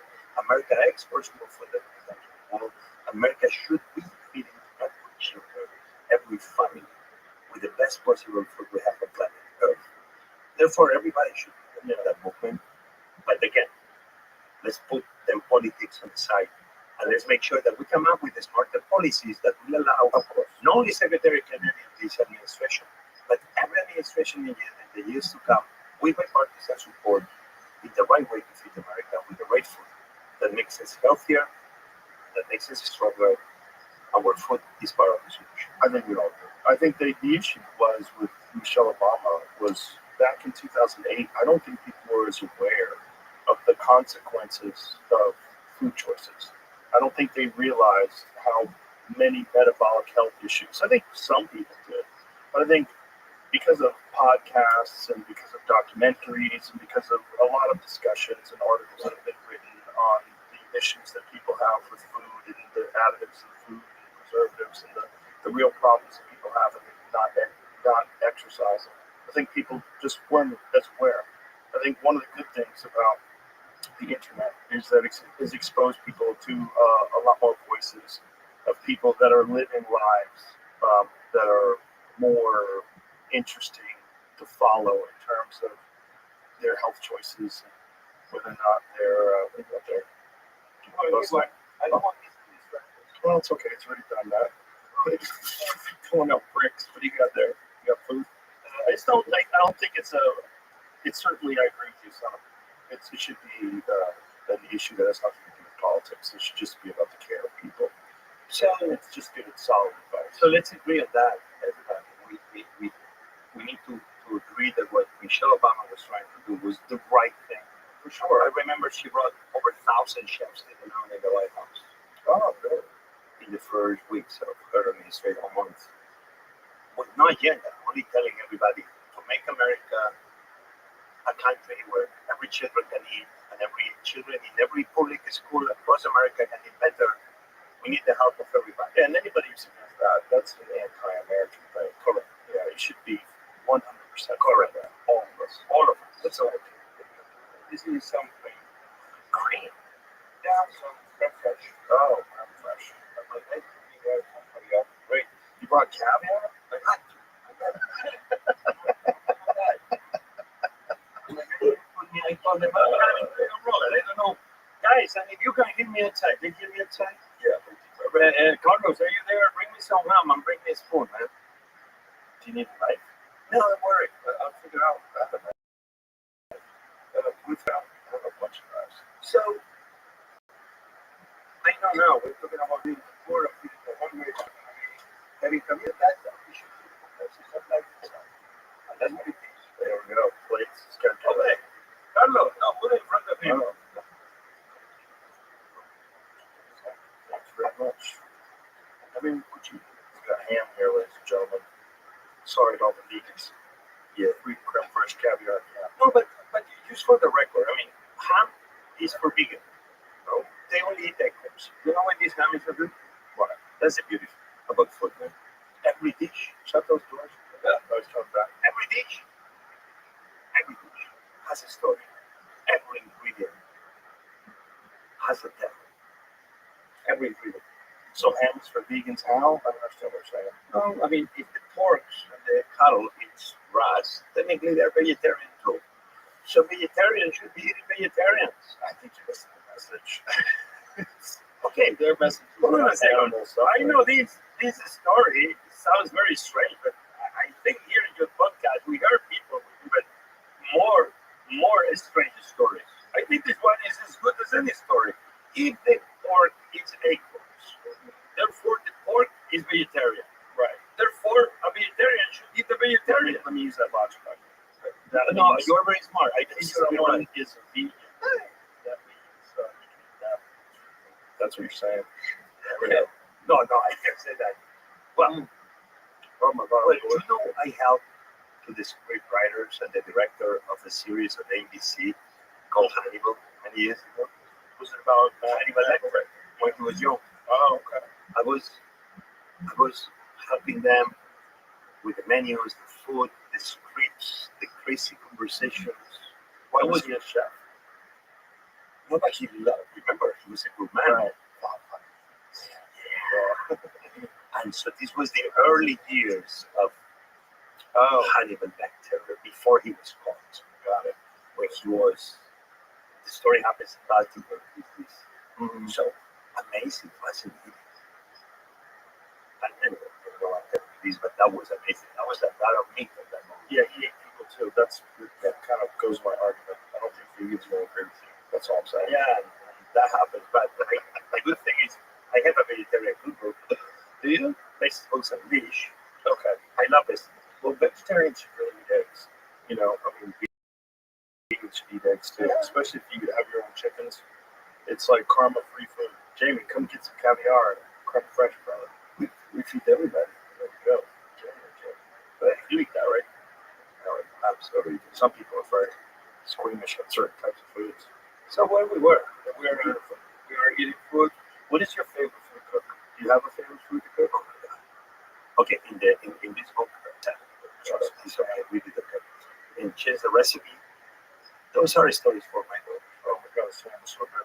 You know, I think everybody has to write their stories. I have so many stories of my dad and my mom, photos, moments, but now we have questions of what happened, but nobody's there to answer now. So this book was a little bit that, few little stories. I had some time during the summer when the publisher thought, yeah, write those stories and we'll publish them. Like, okay. But I had to do some recipes. One of the recipes I did during the pandemic. In the pandemic, I was cooking with my daughters. If I was not feeding people around the States or in India or in Spain, I would be home. And they would be studying when everybody was online. And then late at night, 7, 8, we'll cook. We'll put one song. And we're going to start cooking and dancing at the rhythm of the song. And I will be making a dish with them. One day, I had to make and very quickly, Daddy, we only have 3 minutes. I have a meeting, I have this, I have that. Hola, okay. I get the eggs, I get mayo. I mix 1 egg with 1 big spoon of mayo. I whisk. I put it in a shallow kind of crystal plate. A bit of fat, I put oil and butter and in it. I put that egg mix, mayo and egg. I put it in the microwave, 30, 40 seconds. Oh my God, Joe. The best omelet in the history of mankind. Really? Microwave omelets, best omelet in the history of mankind. Well, I mean, listen, in Spain we say I don't have a grandmother anymore. My grandmother is dead. You know when you are the one that you say you are yourself, you say you don't have a grandmother. It was so good. Fluffy, egg on oil, together. That emulsion of mayo and egg that has so much air, with a lot of air, oh my God, try it. It's the quickest omelette anybody can be. Then you can top it with caviar, you can top it with mushrooms, smoked salmon, with sauteed spinach. Delicious. What is your favorite thing to cook? Do you have a favorite thing to cook, or do you just like cooking everything? I like the big pot, a big pot. I like to cook paella. Yeah. I love paella. Like paella on an open fire. Ooh, yeah. A big cast iron pot. When I was young, my father was a cook at heart, but he was a nurse. But when he was not at the hospital, he would be cooking for friends on the weekends. My mom was more Monday, Friday. My father was more the weekend cook. And the paella, something he will invite 10, 20, 30, 40 people. He had different sizes. My father will invite everybody, but he will never keep count of whom. 10 could show up or 30. My mom always was like, how do we prepare? My dad said, big problems have easy solutions, simple solutions. If more people come, we have more rice to the pan. But he always brought the extra pan because he never knew the size. He put me in charge of making the fire. He would send me to the forest. I would gather the wood and make the fire. He put the pie on top, 3 rocks. One day he got very upset. So I wanted to cook. I knew how to cook the fire. I was tired of the fire. I wanted to cook the paella. But the fire, I didn't want it. My father got upset with me because I was very persistent, sent me away. He cooked with when he came back, when I came back, and everybody ate. He told me, my son, everybody wants to do the cooking. Everybody wants to steal the pot. Nobody seems to be interested in making the fire. Actually, making the fire is the most important. Control the fire. And then you can do any cooking you want. I don't know if my father's words were as deep as now, many years later, I made them to become in my mind. But I think my father was trying to tell me that. That obviously was a great direct lesson for a young cook in the making. But I think my father, in a way, that was a great metaphor for life itself. Find the fire, control the fire, master. And then, my friend, go and do it. When you set up focus on meats in Vegas. What made you decide to cook over open fire that way with hardwood? The way you, which I really love, those Grillworks grills with the Argentine style grills, wheel, you raise and lower the grill over the actual wood fire. Yeah. I love that. I've seen that since I was a little boy. You know, Under the hand. Prometheus. Right? Did you eat at that place with us before? Yeah, we ate there, right? How good is it? Yeah, the ham there. Prometheus, one of the titans. Prometheus gave, in a way, they would say that man was created from clay, Mm-hmm. and Prometheus gave also man the control of fire. Right. That was the gift of Prometheus. So we come from clay, fire.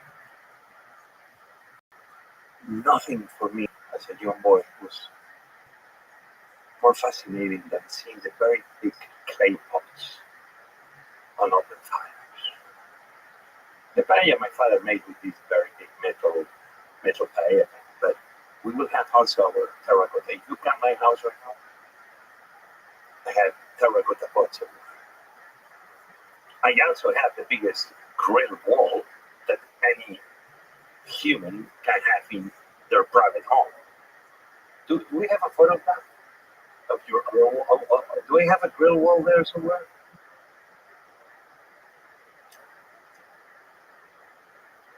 But me cooking with fire, with vines, orange tree, making the fire, in the countryside, with the terracotta that you put the water and you put the meats and you put the pork, and you put the vegetables and you put the chickpeas, and you boil it and you are doing what you do when you're in the forest, the countryside.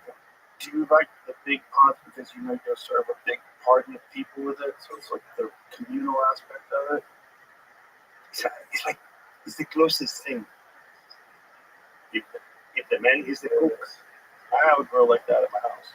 okay, it's 1, 2, 3, 4. I have a fifth one. I have another one behind. I have a smoker from Texas behind. Yeah, I got a smoker, I've got a pellet grill, I've got the Grillworks grill, and I've got an infrared. And those two at the end, they are from Spain. They are also. So I like that. I like that moment. You know when I like to do that? When I don't even have it covered. Yeah, but even when it is snowing, I love to do that. There's nothing more amazing than having an open fire with the snow falling down and you cooking there. It's just fascinating. It's very cool. It's like being in the cave. Yeah, well, I think there's something, I think human beings have been cooking over fire for so long that there's something incredibly comforting about cooking over fire, very satisfying, rewarding. It's different than anything else. When you see the actual wood and you make the fire yourself, so you start it from the very beginning, little tiny pieces of cut wood, you know, the little kindling, and you lay the sticks over it, and you get that going, then you lay larger and larger pieces of wood over it, then you get a roaring fire, break it down to coals, and then you start to sizzle the salted meat over the coals. You know, in the beginning when I came to America, I didn't understand the smoke. Because, you know, the first smoking I had, smoked foods I had was in New York, I worked in good places. It took me time until I came into the smoked meats culture of America. Right, Texas. Oh my God, here was huge for me. Like, there's so many places. Obviously, I came, one of the first places I came was Franklin. So Franklin's incredible. I listen all the time, the hours, the precise temperature. Yeah. Oh, the juiciness of that is in contact with your tongue. Before it's in your tongue, obviously, you cannot eat barbecue before you knife. Fork and knife people, they were created for you to do food for others. The fork and knife was not created for you to use. You cannot eat barbecue. Fucking, you cannot. Just, but has many reasons. You get afforded, and you're getting no information. You're seeing the color, the juiciness, maybe the smell, this, that. But when you start using your fingers, the moment your fingers get in touch with that piece of meat already, the meat is talking to you directly. Like if it's an alien form, telling you, hey, baby, here I am. And you know the temperature, and you know the juiciness, and you know the fattiness. And as you are crying to fingers already, it's so many things happening in the process of you bringing your two fingers with a piece of barbecue to your mouth. Already your mouth is activated. Already your tongue is activated. Already your stomach is flowing with juices. Already your brain, your eye, joy. Just a very simple thing of using your two fingers to crack a piece of barbecue. That moment, even if you don't eat it, you can make a movie out of that simple, humble moment of grabbing the piece of barbecue with your two fingers. I love to eat with my hands. Clearly. Sushi, I eat with my hands. Oh yeah, God. I love ribs. Ribs, yeah. There's no other way.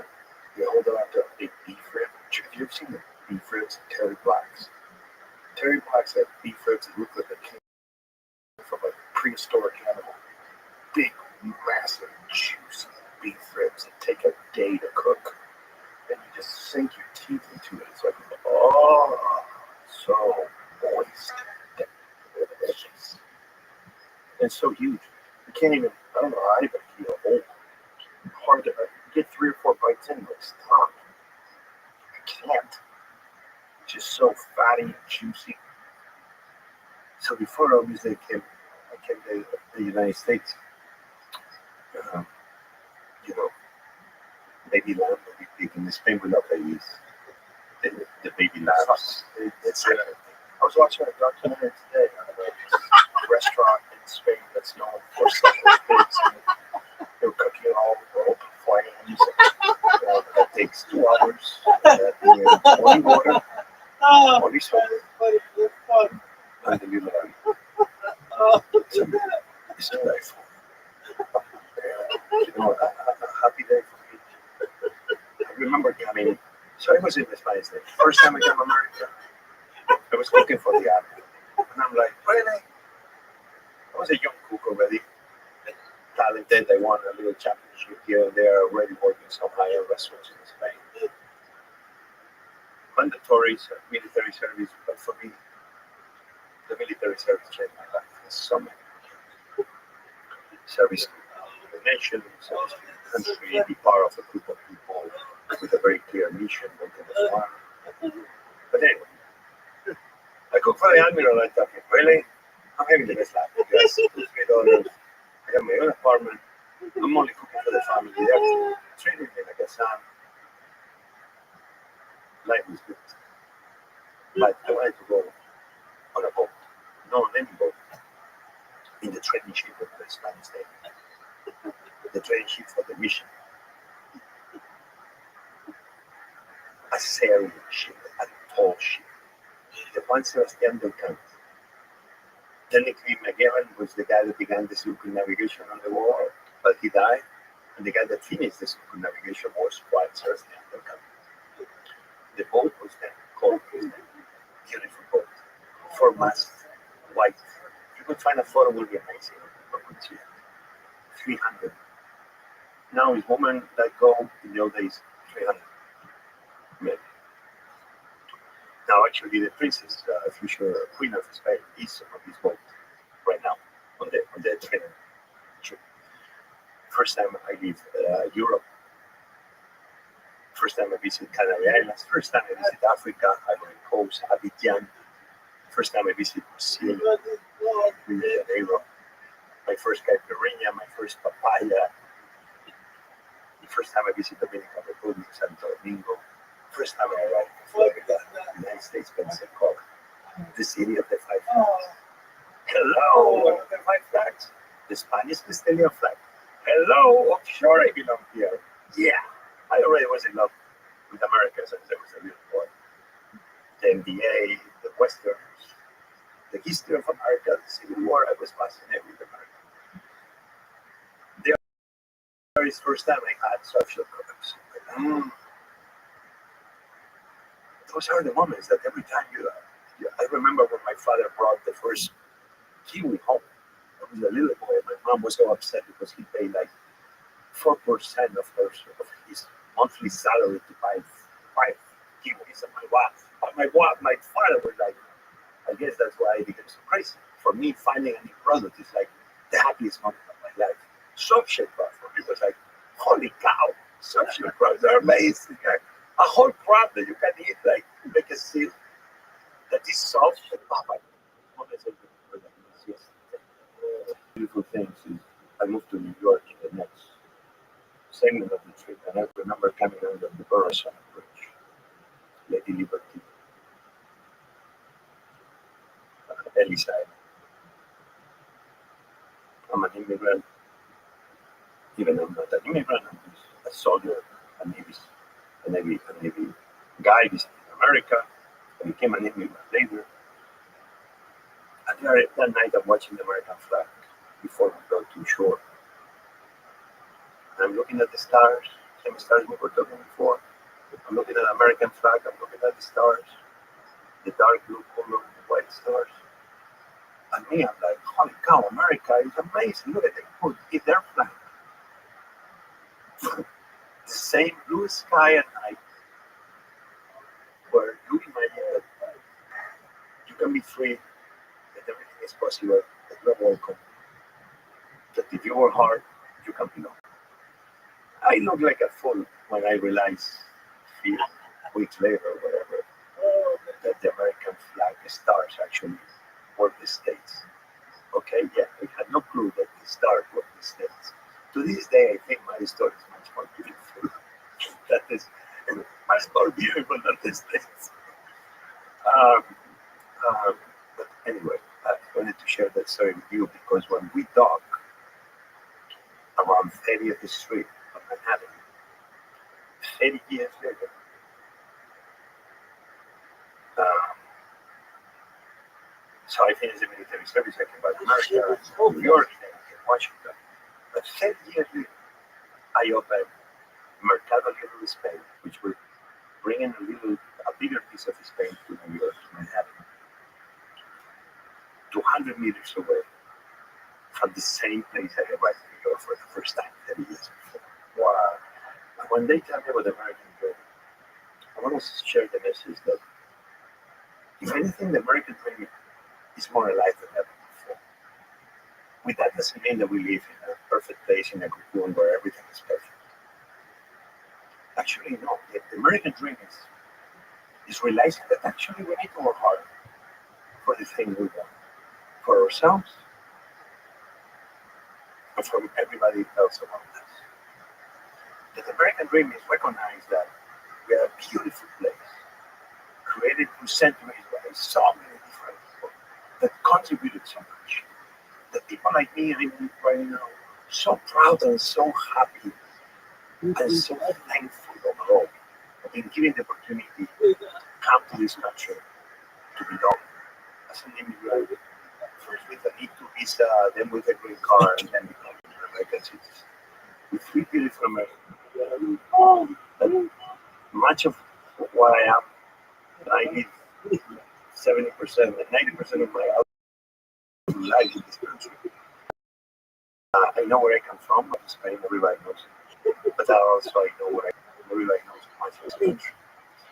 And now go back to my first arrival as a student, my comeback as an immigrant from the last 35 years. I want to remember that moment with the American flag up there and the beautiful night sky full of stars. Because it's still the American dream. I'm going to repeat myself. It's here, but we all need to do better to work towards that dream. Where we do it sharing longer tickets, where we do it with dignity to others, especially to the voiceless, especially to the poor, and that together we solve the problems that we face. The problems are opportunities for us to work together. And that's what our politicians need to do. Well, I think America is oftentimes truly appreciated by people who come here. The people that are here, it's almost like you're just too accustomed to it. You feel entitled. There's a lot of Americans that have an entitled perspective about this country, whereas most of my friends that come here from other places. Russell Crowe had a brilliant thing he was saying about America last time he was here. He said the rest of the world is counting on us because this is the place of freedom. This is the place of opportunity. This is the place where anybody can come and make something out of themselves. And it's not the United States owes you. The people here, the people become entitled, and they have this perspective. We get too used to the fact that we're here. You can get to another part of the world and appreciate America. Whenever I travel, I love traveling. I love seeing other parts of the world. I can't wait to come home. I love it here. I love it here specifically. It's a wonderful part of the world. Austin is a very cool place. Austin is amazing. It's the perfect size city. I think I talk about it too much of people moving here too much. So I'm trying to hedge my enthusiasm a little bit, but I think it's cities get too big, and when cities get too big, people become a burden rather than your neighbors. People become, you have this diffusion of responsibility. There's too many people. It's not my problem. Too many people that are in the way. Too many people. Instead of this is my community, and Austin's not too big. People are friendly. They're nice. There's a lot of art here. There's a lot of music. Now there's a lot of comedy. There's a lot of cool people. A lot of food. There's a lot of good podcasts. Yeah. There's a lot here. Many great podcasts come out of Austin now. It's a lot changed. That was one of the good things about the pandemic. A bad thing happened. A lot of good results came out of it. People realized they don't want to be in places that have restricted governments. In California, very restricted government. It got a lot worse during the pandemic. But it's the same thing we were talking about before about power, tyranny, absolute power. When you tell people what they can and can't do, you tell people they can't work, tell people they can't keep restaurants open. I mean, if there was a restaurant apocalypse in California, 70% of all the restaurants in Los Angeles went under. 70%. That's crazy. That's an insane number. Well, I don't know that number. I don't know. The number? Has an hour? Yeah, official number. 70%. Restaurants are one of the hardest businesses to keep.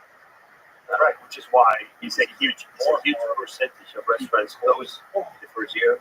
So even a bigger one, I think it's 25%, something like that, in the first year or something like that. And only very small percentage make it past 5 years. Yeah, it's like 50% of 3 years or something. Sort of right. So restaurant business is Very hard, right? Very hard. Very hard. You want to give people the economical prices, overhead, staff. then everybody complains that you overcharge the landlords. But then we need to take care of the people and the employees. Yeah. We need to make a living. But we forget that the vast majority of the restaurants in America are owned by small business owners. Who many of them are working as hard as they can to make the restaurants successful. We forget sometimes that the business owner is the employee too. Well, it's another thing. People feel entitled to good restaurants. They don't appreciate the people that serve them. They don't appreciate people that cook, people that provide this experience. You can go to a nice place and have wonderful atmosphere, great service, and you can really enjoy the meal and enjoy someone's art, which is really what it is. Anthony Bourdain, that we mentioned before, is a big spokesperson for all, especially street farms. He loves street More than everything. Yeah. Oh, that's More than anybody, you would know. Yeah. More than anybody. But these are the complex things. Listen, sometimes it feels, and we saw it during the pandemic, that the people that feed America, the people that feed the world, sometimes it seems, and it's real very often, that they cannot feed themselves. Farmers in California, farmers in Florida, people working there at the farms, picking up okra, strawberries for you and I to enjoy. and they seem that they cannot feed themselves because how little they make. And that's the conundrum that we need to be changing in the food. It's a lack of understanding of the effort that's involved in feeding us. We're just accustomed to be able to go to the supermarket, this wealth of abundance. It's almost it's just a lack of perspective, lack of understanding of the effort that's involved in feeding all these people, and a lack of appreciation, real gratitude towards these restaurants, these farms, these people that work so hard. It takes a village to feed the world, to feed America, to feed the world. It's a lot from the fishmongers. In Washington D.C., I've been very lucky to be surrounded by Virginia, Maryland. Is that where you live most of the time? Bethesda. I'm a Marylander with an accent. Why did you choose that area? I think the area chose that.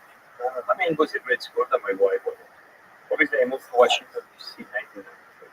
But you have restaurants all over the place. So Yeah, Vegas, Chicago, Miami. Yeah. Between restaurants, live, books, trips, TV. The new TV show I have on NBC with Martha Stewart Monday nights at 10 o'clock after the boys. My work, my humanitarian work, we work in the kitchen. Policy work, which I would not say I work in policy. It's only like when I feel I have become one of my voice to push smart policy on behalf of all Americans. I just try to be a voice that brings politicians of the parties closer together to move forward something like I believe makes every single American better. And that's how I try to divide my time, like on the fact. For me, coming here was the highlight because number one, shit, we keep my finance. At the same time, it's like those issues that we ask. But again, for me, just coming here and get to be with you one-on-one. Yeah, it's coming by my bucket list. So, I don't know. Listening to you, I don't know if it's your voice, looks, easy conversation. You keep asking questions and you have nothing in front of you. And I don't know how you keep every single time. I've been doing this forever. I know, but you have superhuman brain powers. No. I just only have on people that I'm actually interested in talking to. That's the secret. It's very hard to talk to people you're not interested in talking to. If that was the case, if I was hired by some network, I would have to have notes. I'd have to ask you about some shit that I don't give a fuck about. I'd have to talk to you about some nonsense that you're doing that I don't care about, and I have to feign interest. And it wouldn't be successful. The only reason this podcast works is genuine curiosity and an interest in the way people view the world. And I think we got that out of you today. We all got a very beautiful view into the mind of a guy who really loves food, really loves people, and lives life with passion. And anytime people get a chance to hear a person like you talk and see the world through your perspective, it's inspirational. It inspires people. It excites people. But that's all the people up there, Yeah. And, in the last 15 years, especially the last 7, 8 after New Year, I've been very much in every single hurricane, in every single big earthquake, big tornado. Like, you go and see people. Obviously, I've been in Ukraine. I was there, almost 160, 170 days.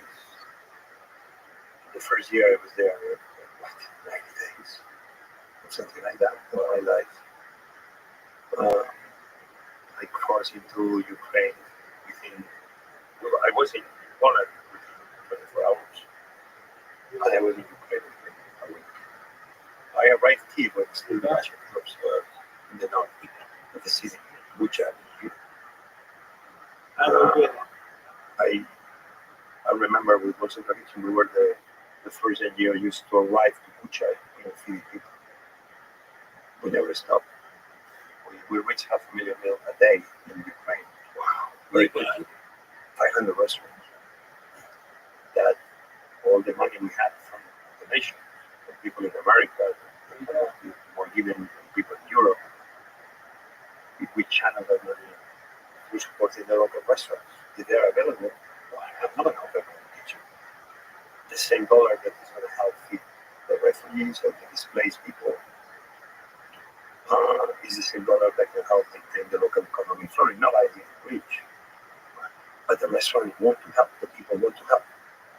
That's what people don't understand in emergencies. That everybody wants to be part of the solution. The question that we check on us is that allows everybody to be part of the solution. In the Asheville, there was no Warsaw Religion helping feed even most of the organizations feed the people of Asheville and the different parts in North Carolina and a couple of other states that were hit by the post effects of the hurricane. So it was the people of Asheville that helped feed the people of Asheville. And we didn't got a helicopter because we wanted to be cool, or another helicopter, or another one, which we had to. It's because there was no roads. And the only way to arrive to the people was by helicopter. Like we did in Bahamas, we had 6 helicopters. One boy to 2 helicopters. Why we did it? Because there was no airports. Because there was no control towers in the north. There were 16 islands. It was destroyed. And we had to feed 80,000 people. The only way to do it was that way. Asheville, North Carolina was exactly the same. The fires in California were exactly the same. How we did it, for example, in California was we were there trying to make sure the firefighters eat. Not like the system doesn't take care of the firefighters. It's in place. Somebody, some organization, some catering is on paper getting paid to do it. But that's a business. In an emergency, you have to adapt because they're not going to let you go to the firefighters sometimes because he's one guy in the boat that is trying to protect you from it. But we have to go to them because those firefighters probably they're going to be fighting for 48 hours. Non-stop, not break. You can see their eyes, how tired they are, and still they keep on. And if they have a break, you have to be near them to make sure that in that moment they're able to be fed, food they need, food they want. And that's what Warsaw Religion does. But at the same time, the people skipping fires. At the same time, the people arriving to the shelters.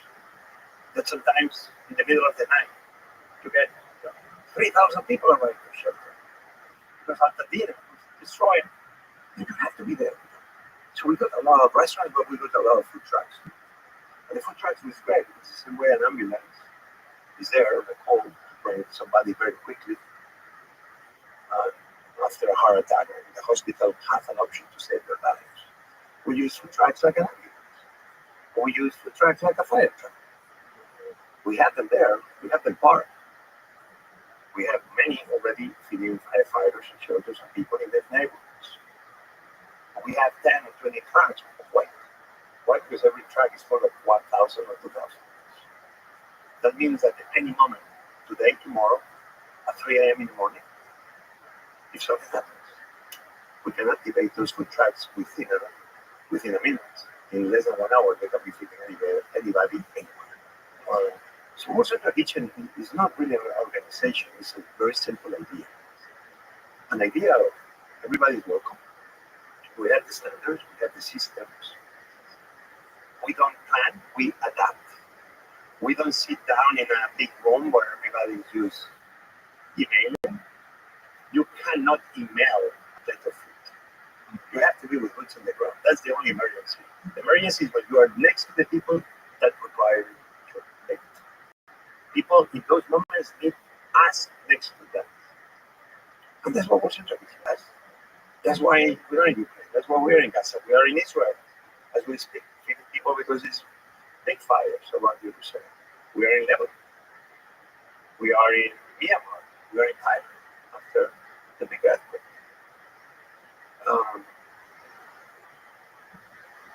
Most of the kitchen is used as group of chefs, but it's so much more than that. Sometimes we use restaurants, sometimes we use catering, sometimes we use food trucks, sometimes we open our own kitchens, sometimes our own food trucks, sometimes our own bakeries, like the one we have in Gaza that unfortunately stopped working yesterday because we ran out of flour. The situation in Gaza is very bad. There's almost no food left. People are going to go. And it's a very simple solution. Unfortunately, those hostages, they deserve to be released. They should be free. What happened in October 7th, something like we can never forget. That's why Warsaw Village was there in Israel on day one, with next to the Israeli chefs feeding all the people in the kitchens. Why? Because that was the right thing to do. And I had people telling me, why are you there in Israel when they are now the ones, as the people of Israel needed our help? At the same time, we were in Gaza. Why? Because the people of Gaza, Palestine, needed our help. What is wrong with these two simple ideas? That where people are in need, we all must be next to them. And hopefully this will be an opportunity to bring in peace, to bring in other things. Food can never be a weapon of war by anybody, ever. Obviously, what Hamas did is terrible. It can never happen again. But we have also to make sure that the deeds of the very few don't end punishing the many who are the Muslims. And that's what's going on right now. Yeah, it's a complicated situation. Yeah, the amazing moments were when they had Israeli friends that also some of them even lost friends or family members in the October 7th attack. Not because some of them even had two passports, but they said, I would love to go to help the people of Gaza to feed themselves. Like, there's no way we're going to do it. And I had Palestinian women that said, we feel for those people. I wish I was given the permission to go there to show that we don't hate them. But sometimes what you read is only this hate, people that hate each other. Maybe those are the few. The vast majority of the people are not hateful. Right. The vast majority of the people want peace. The vast majority of the people don't want us to be all over the world. That's what I see in emergencies, even in the worst moments like Warsaw. I remember in Ukraine, this older woman, her kids, maternity, a woman older that didn't speak Ukrainian, speak Russian, and she was like, they are our brothers. Like, why are you killing us? They are our brothers.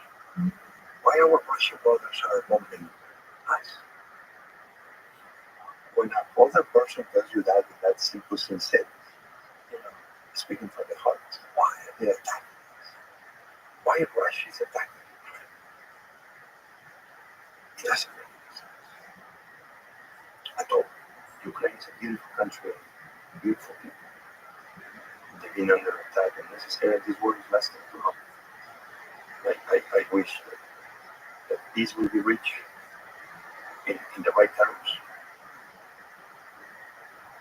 for Ukraine, and that hopefully also in the ceasefire in Gaza, the hostages will be released immediately, and hopefully there can be a certain beginning the rebuild of Gaza and giving the people of Palestine the future they deserve in peace and prosperity, equally as what the people of Israel deserve, living in peace and prosperity, without being afraid of the recent attack. What is good for Israel must be good for Palestine too, vice versa. And that's something I believe everybody agrees. Yes, what I for you and for me. Yes. I'm saying this. It seems so simple with my hand in my heart. Yes. And I do believe that that's the vast majority of the people. I think you're right. And we need to make sure that that is also what our leaders do. to bring the best agents in all of us, not to bring our worst demons. We need to be asking our leadership, putting aside parties, political parties, to bring the best in all of us. Bring us together, build longer things. Don't break us apart. Don't break us apart. Here, let's wrap it up with that. Thank you, sir. Appreciate you very much. You're a beautiful person. You really are. I love you, Joe. Thank I you love for having you. me in your house. It's a real pleasure to have it. Until next time. Until next time. Yeah, can't wait for the next one. Bye.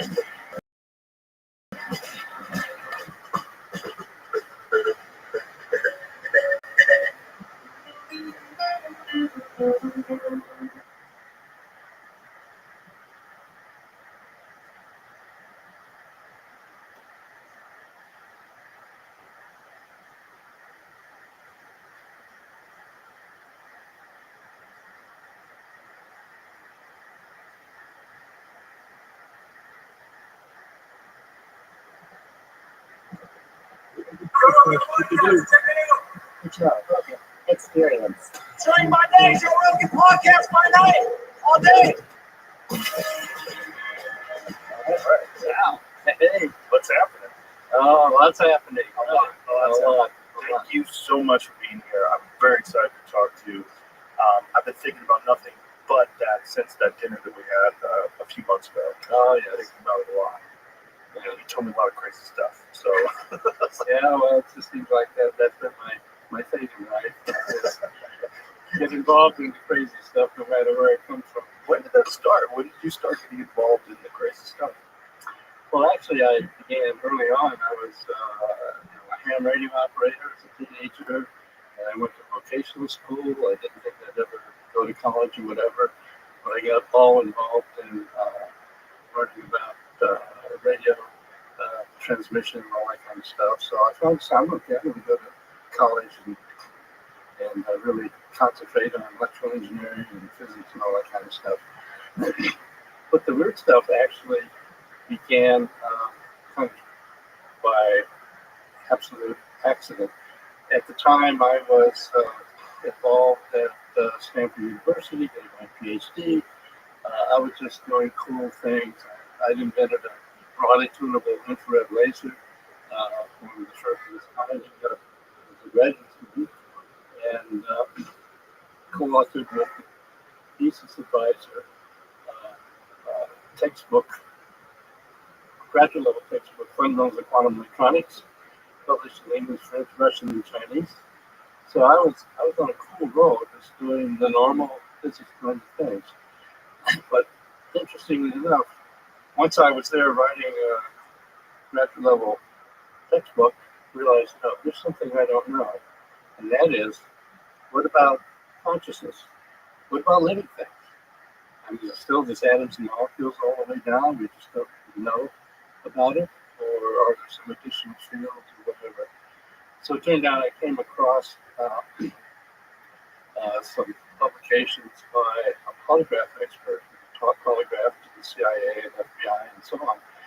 And one day on a walk, he connected his polygraph up to his plants. And he saw signals coming out that looked like what you see out of people. And then he decided to threaten the plant like he would a person, and he got a big response. And so he then went on to connect up a couple of plants to polygraphs, and you would find that the affected one, the other one would respond. So I thought, okay, well, maybe this is some new field that we do in physics. So I came up with for me, pure physics experiment. I'm going to grow some algae culture, split it up, put half of the laser lit site far away, and zap the local culture to see if it responded, and I can measure velocity propagation. So I sent that off to this polygraph guy, Steve Baxter, was his name. And so he said, well, that'd be a cool experiment. Well, here's one of these things where your life takes a left-hand turn, totally random. He goes to a cocktail party in New York City. And there, he runs into Ingo Swann, who turned out to be so-called, I think, famous artist, fellow that did remote viewing, so-called. And so I invited him over to his lab and said, see if he could affect the plants and so on. While he was there, he saw my write-up about the experiment I proposed, which for me is just a pure physics experiment. And so he then wrote me a letter and said, well, if you're interested in the borderline between animate and inanimate physics, why deal with agriculture? They can't tell you anything. You should be dealing with somebody like me. I mean, I couldn't care less about dealing with, quote, a psyche or whatever. But attached to his letter, he had a big report that had been generated at City College in New York, where he'd done some experiments where he would raise and lower the temperatures of sensitive temperature devices across the lab. So I read that and I thought, oh, that's pretty interesting. So just on a lark, but this time I put it over to Stanford Research Institute to do my laser work. So I invited him for a weekend just to see what else he could do. And of course, I talked to all my physics colleagues and said, "Oh, these guys are all frauds and charlatans. You better know what you're doing." Well, it turns out that I have a great experiment for him because we had an experiment set up at Stanford that was a very sensitive quantum chip inside of electrical.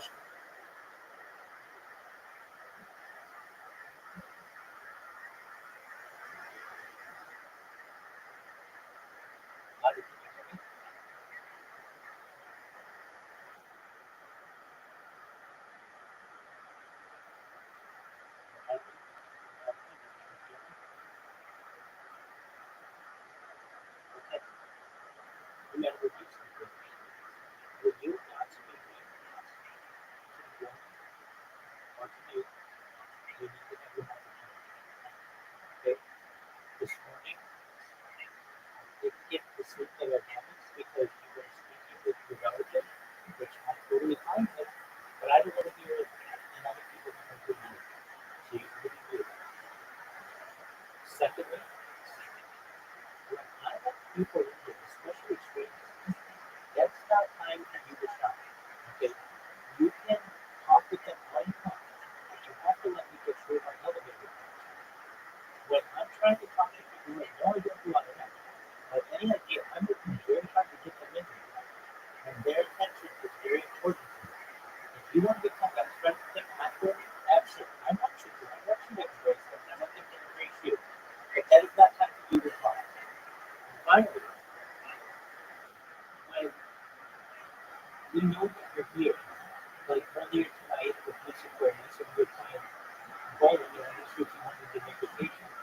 And you just go away. That's not what we want. We want you to be kind.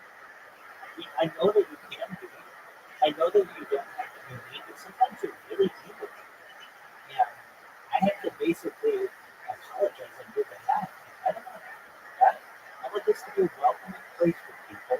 I don't want them to be like, wow, who is that person?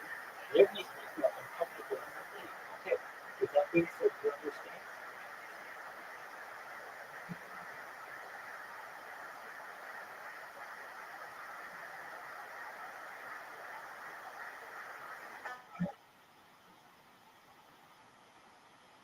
You need me to repeat?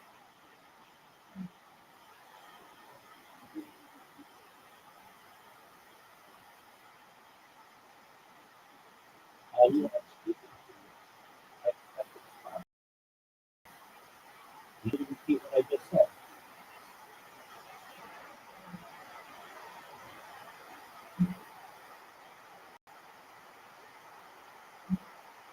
This is the kind of behavior I'm recommending. I know you're there. I know where you can speak. I know that you're with me. You're speaking with my voice. You need to be much more. You're like, yeah, actually, okay, I get it. I stay muted when I'm talking to other people, not on the call, because I get it because it's loud and frankly distracting, and other people, especially new people, don't know who it is. I get that you want to be nice to people, and I get that you want to be able to talk to new people and get about yourself. I get that. Yeah, I get it. That's what I want you to say.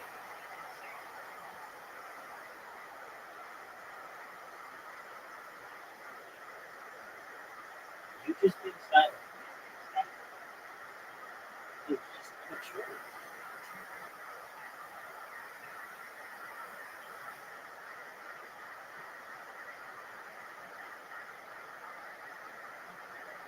I like you here. I like talking to you. I think we here until I go viral. You can travel the world and live all your dreams. But if you aren't going to have a mature passion, I don't know what you do. You understand?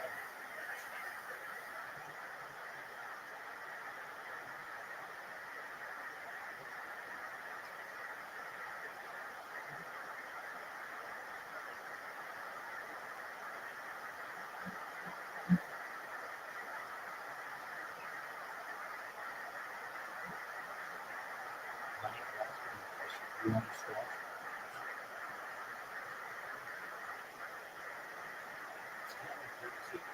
You should have to teach you how to live with it. You should be nice, you should be respectful, and you should answer people when they respond to you. But when they respond to you, I'm not your father, I'm not your mother, I'm not your parent, I'm not anybody in your family you should be teaching your good communication skills. Okay? Do you understand what I'm saying? Do you understand? Do you hear me?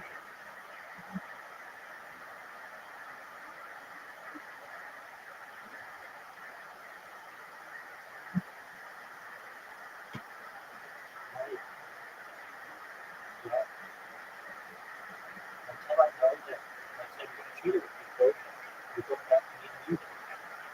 Send me a message when you understand what I'm saying to you.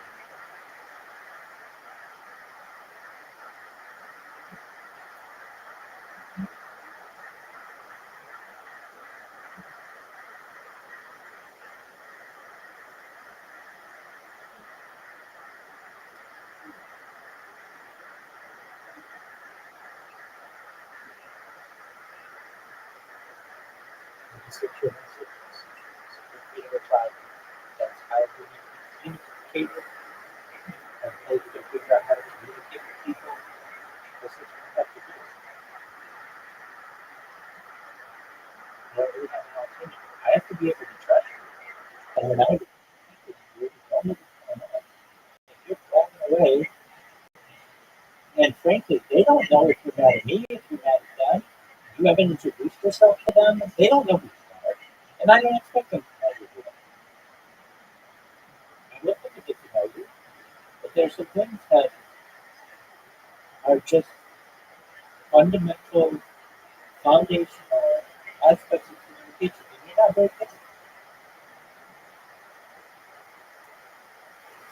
Electrical field, inside a magnetic field, inside a superconducting field, completely acoustically isolated from the environment. No way anything on the outside can affect that little chip. They were only looking for a quartz and stuff like that. So anyway, I brought him over to the lab. I said, remember that thing you did with the thermistors there at City College in New York? Well, this is sort of that, like that on steroids. And so he said, okay, well, I'll see what I can do. Well, it turned out he generated all kinds of signals in that little quantum chip. Of course, the graduate student whose life depended on this not being, affected by anything outside. So, hey man, maybe there's some bubbles in the hydrogen line or something. But no, he was able to do it. But what was most interesting was that I asked him, well, how'd you know what to do? He said, well, I didn't know what to do, so I just looked inside. Through all this year. And he drew a diagram of what was inside there that never been published. He said, well, since when I put my attention on it, that just happened by accident. So you drew an accurate diagram of all the shielding that you have around this equipment. And the little quantum chip and its circuitry deep inside. And when you say he was able to affect something, what in particular was he able to affect? Well, in general, there was a big oscillating signal coming out of the thing that ran about 30 seconds or so. And then when he affected it, it just stopped oscillating. And then he said, "You want me to do something else?" And then he made it oscillate fast. And that's when the quantum graduate students sort of went berserko. And so I said, "Wait, let me see what's wrong here." And he couldn't find anything wrong. So he said, "Well, I'm sure that was just some kind of coincidental glitch." And he did it again. And so he said, So he's doing it exactly when he's saying he's going to exactly what he said he's going to do it. But anyway, the reason I'm trying to get around to answering your question was that I then wrote this up and circulated around to other physicists. And pretty soon, CIA come landing on my doorstep and said, "Oh, have we been looking for you?" And I said, "Yeah, why?" Well, they looked in my background. They saw that I had, between my master's degree and PhD, I'd been a naval intelligence officer at the National Security Agency. I had lots of high-level clearances. And he said, "We have a problem." And they plopped a big report down on the desk, like that, and said, "Look, the Russians have been spending millions of dollars at their best institutes trying to use ESP for espionage purposes. And we don't know how to evaluate it. I mean, no scientist in America believes there is such a thing. And then you did this experiment, and it looked like this guy could actually get inside this device, describe it, affect it. And here you're at SRI, we have lots of black projects here anyway, so we'd like to check you out. Can you bring it back and let us come and do some experiments with them?"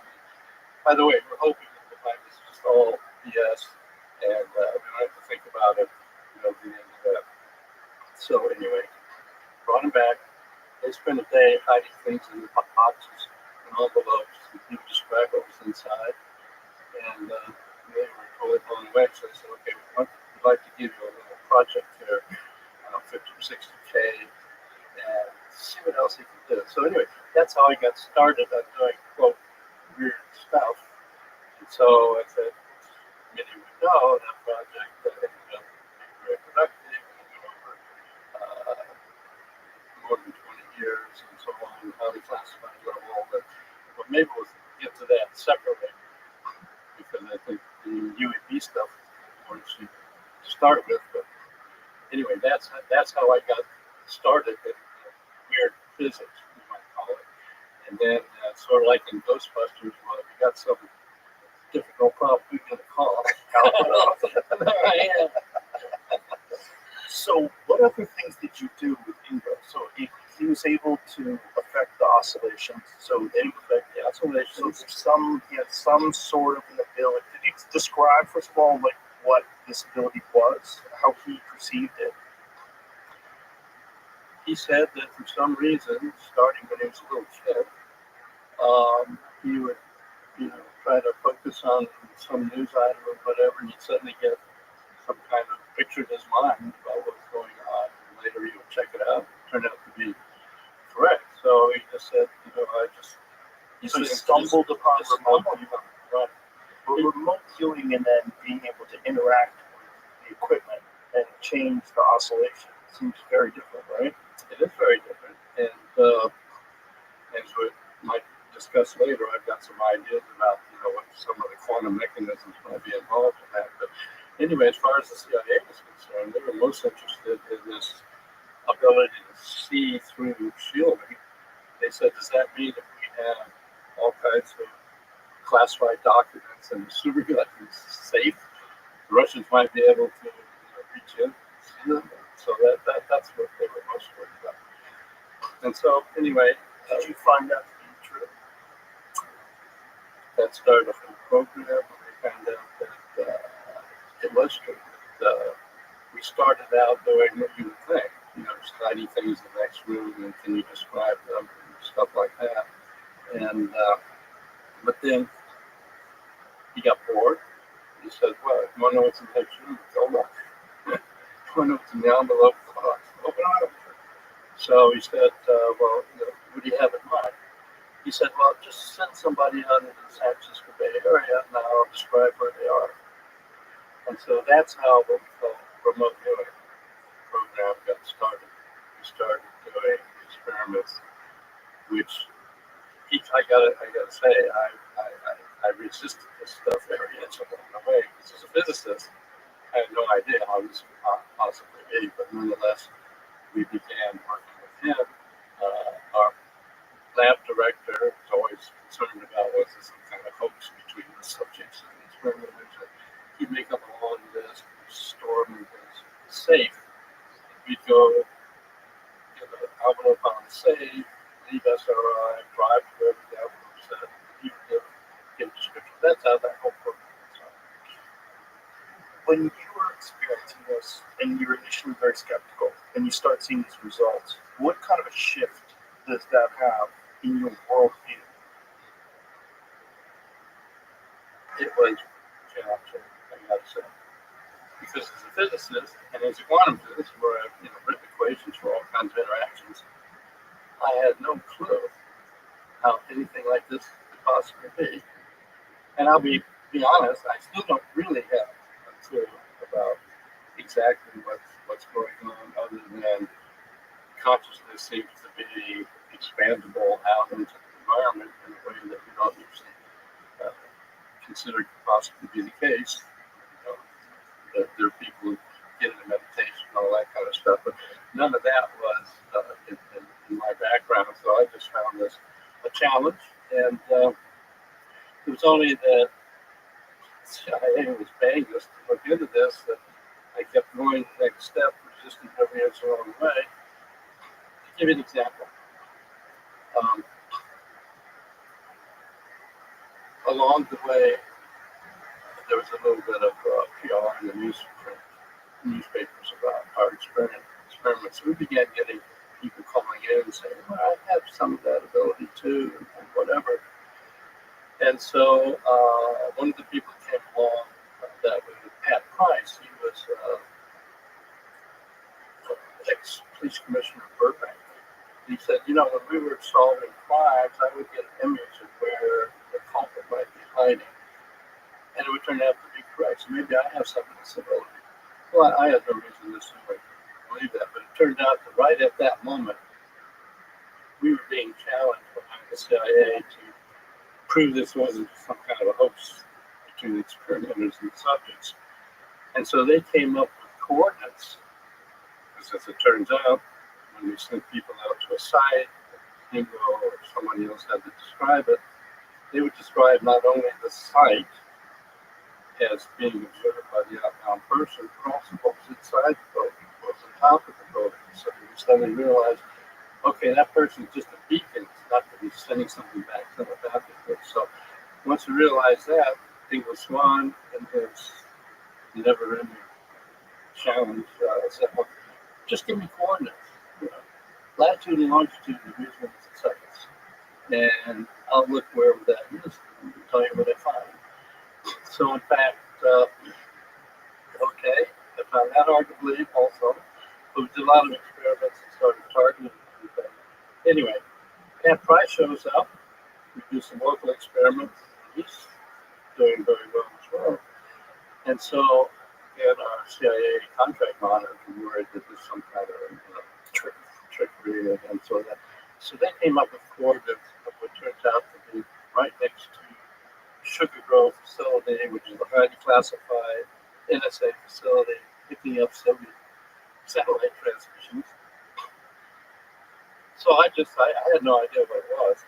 We always kept ourselves blind to what the target was, so no one could say we just gave you the data. So Pat Price decided to follow our instructions, go to those coordinates, say what he says. And so he describes this place.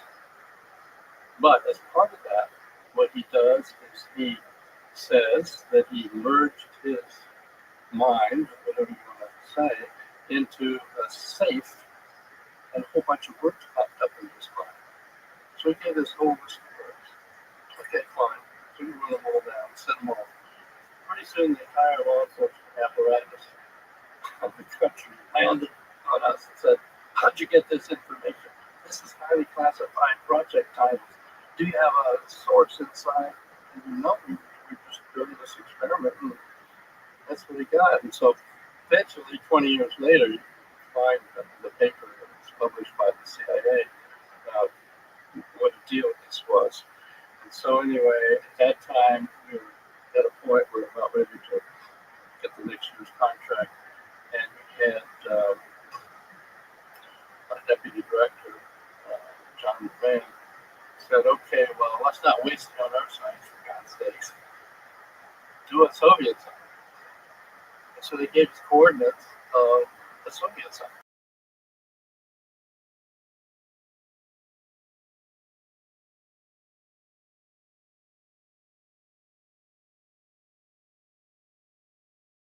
Targeted price on that. And he described this giant crane that rolled over the top of the building. And I mean, it sounded like science fiction. And I've got some examples of the drawings of that. And so it turned out that from satellite imagery, what he drew was correct. And so that finally started, okay, this stuff is real. It can be used. Let's go to work with it. So that's what started the whole, you might say, espionage-oriented SRI program and remote viewing for, I don't know, like 23 years or so. What the meetings like? When you're explaining this to the CIA, you're showing the results, and you've got these, hard-nosed individuals who are pretty rational, right, trying to figure out what you're saying. They're really basically the two levels of response. For example, some in early work, when we went to brief, we had 10 or 12 people, they're talking about the work. Guy at the back of the room jumps up and says, I know this is some kind of PSYOP test of our gullibility. And I want you to know, whoever's putting this out, I'm not buying it. It's going down the road. So that was one response. But there's a second response to that, which turned out to be interesting. At a certain point, after we've done a number of years successful in doing the remote viewing, we had to keep briefing. I had briefing higher because brief a high-level guy is, oh, come on, this is nonsense, this is BS. That's the end of the programs. So I got to the point where, for example, I briefed Bill Casey, director of CIA, Reagan, and we had 45 minutes with him. And so I went through stuff like I've been describing for 45 minutes. He got so entranced with it that he dismissed the rest of his afternoon calendar, and we spent 5 hours briefing. So there was this funny thing where a certain level of people would just, this can't be. And then really high level people seem to be more open to it. So actually we came up with a hypothesis that it's okay. People who make it to the top of the food chain might be people who at some level inside themselves are, they're always making decisions based on insufficient information, and they end up making the right decision. That's how they got to where they are. So maybe this is some aspect that meets at the unconscious level happening all the time. Well, that finally got put to a test because there were some technologists who did some experiments with a meeting of CEOs, I think 67 CEOs of major corporations, and had them try to guess the numbers that were going to be generated on the computer the next day. And so they did that, and it turned out that those who scored quite positively, significantly so, when we viewed them, it turned out they were the people who had the businesses that were really doing well. And the people who scored poorly had businesses that were kind of failing. So these investigators would ask them, what are you using? Do you use ESP or something? Like the future? No, I don't believe in that nonsense. But I realized that if I trust my gut instinct, I'm usually right. So anyway, that sort of leads to the idea that this is a broadly available phenomenon. That, Do you think there's an emerging aspect of human consciousness, or do you think that this is something that maybe developed a long time ago but lost communication, because of the written word, because of our ability to express ourselves, that we stopped communicating with the mind? I think the second interpretation is probably you're out in the jungle, there's a tiger coming down the trail, but you don't know about it quite well. It would be a thing that could really help you exist and survive. But once we get into language and technology and so on, that's sort of. Nonetheless, we found. I'll tell you what is the most mind-boggling thing in the whole program was we had a few people who did really well. So of course CIA wanted to know, well, we'd like to find people in the CIA who do this. So and give us a full medical roundup of these people. So we did a full medical, including 7-layer brain scans. And they came back and said, well, these are just normal people. So, well, maybe it's psychological or neurological or whatever. So they did all those experiments. And they said, these are just normal people. So we wondered, what does that mean? Normal people could do this and we didn't know about it. So about that time, we said, okay, well, let's just bring in some people from SRI labs. Never thought about ESP, never thought about any of this stuff. So I remember we had a woman, and we asked her to come volunteer for. She said, what kind of experiment? I said, well, it's sort of like an ESP experiment. She said, give me a break. I don't believe that stuff. Okay, let's do it anyway. So one of the first experiments we did with her, we had a wonderful diagram of what she did. We sent somebody out by our new command protocol to an overpass over the freeway that's all fenced in, very interesting structure. And she was drawing of all of that. Said, it's kind of trough up in the air, but it's got holes in it, so it couldn't carry water. There's something going by really fast. And she really nailed the place.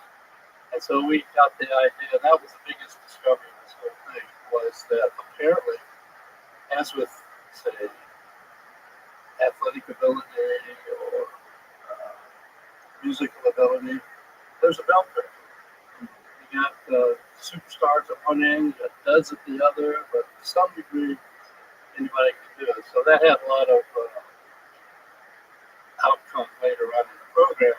Finally, to give an example of a real world result, Soviet plane went down somewhere in Africa. That's all we knew. Somewhere in Africa, a plane went down. So Stansfield Turner, who was Carter's CIA director, knew about our remote viewing program. And so he said, well, you've got these, quote, remote viewers who's supposed to be so good. Why don't they find the plane for you? So, in fact, we had a remote viewer at our lab, and at that time we were working with Wright Patterson Air Force Base for Technology Division. They had a remote viewer. So we targeted 2 remote viewers. All they knew was the plane went down somewhere in Africa, hundreds of thousands of square miles. And make long story short, they described how it looked and put it next to the map, 3 miles from where the plane back. We were told that would never be revealed to the public. But it turned out that after Carter got out of office, he was giving a speech in Georgia, someplace, and somebody said, well, anything happened while you were president that was really strange? He said, oh yeah, the Soviet plane went down in Africa. It was full of electronics. We wanted to get it. Nobody knew where it was. Satellites couldn't find it because of all the vegetation. But we had some remote viewers, so-called, and they pinpointed where it was, and we went in and got it before the Russians could find it. So, I mean, it's real world consequences came out of this stuff. So when Carter said that, was that a breach of confidence? That was a breach of security by the president. And they're allowed to do that. Don't tell Trump. Right? So you, the United States was able to go and get this jet. And so by TU-22 bomber engine. so this has real world uses. So this remote viewing. So do they invest more time, more effort into this now, or they're still skeptics? Well, we pretty much handle the skeptical problem, and let me give an example. I mean, as we're turning out these results, as you can imagine, anybody, didn't have direct knowledge of this would be skeptical, and rightly so. But I was skeptical every inch along the way as we plowed our way into this stuff. So one day, the guy shows up from CIA and says, "Okay, I'm here to find out what the fraud is. I'm sure this is absolute nonsense." I said, "Okay, fine. So show me one of your experiments." We put in the lab, an interviewer, and another remote viewer, and in this case, I'm sitting out someplace for 30 minutes. And it turns out that the remote viewer described it really well. And he said, "Well, you probably told him where you're going to go. Let's do another experiment. I'm going to go, and we'll go in my car. So I had a, transmitter in your car, transmitter where you're going. So I'm going to pick this up." So we do another experiment. So I got to figure out what's wrong with this. So my colleague Rothschild and I sat down. This guy's a hard case, but got the bell curve. Who knows? Maybe somewhere in the middle of the bell curve. So he comes and he said, "Okay, today you're going to be the mother." He said, "Give me a break. I don't believe in this BS." He said much wrong with that, actually. And I said, "No, okay, let's just try and see when I'm pressing them out, whatever. And he says, "Okay." And when you go to your place, I want you to take pictures, do a recording, and when you come back, show me your stuff before I show you mine." Okay, fine. Well, it turned out we went to the playground with a merry-go-round. Meanwhile, back in the lab, he's drawing a picture of a playground with a merry-go-round, and he sees the results and says, "Okay, you convinced me." So it was that kind of thing that would push him up. Yeah, there. Now he misinterpreted what it was. He thought maybe it was a cupola or whatever. But anyway, that's his drawing on the right, and that's what we put on the left. And so he said, so he went back to CIA and said, "Okay, this stuff really works," and he became one of their star remote viewers over the years. Wow. So a skeptic became one of their remote viewers. Yep, sure did. What is the process? What is the process for a person to remote view? Is there a state that you have to go into? Is there a method to getting into that state? There is a method, and it's different from what you might think. You might think, you'd say to somebody, "Okay, we've got somebody at site, kind of imagine where they are, and see what it looks like, tell us what you find." And all that good stuff. They're usually wrong when they do that, because their imagination comes into play, and they make up something. But what we found out in the research, it took years, a lot of trials, was that you get a visceral response to a site. It's not that you necessarily get an image. So in fact, we told them, if you get an image, just put it down the right-hand side of the paper. It's probably wrong. Instead, just kind of put down the feelings as you get into the site. And so, if it's like water, they might do waves, or if it's a mountain peak, they might do, as Jacques described in one of your previous broadcasts, a mountain peak. They just feel like drawing something like that. So bit by bit, the process is very much a visceral feeling process. And so the training procedure has them sitting with pads of paper and just making sketches and drawings and not trying to interpret what it is. And also being very not in a rush about it.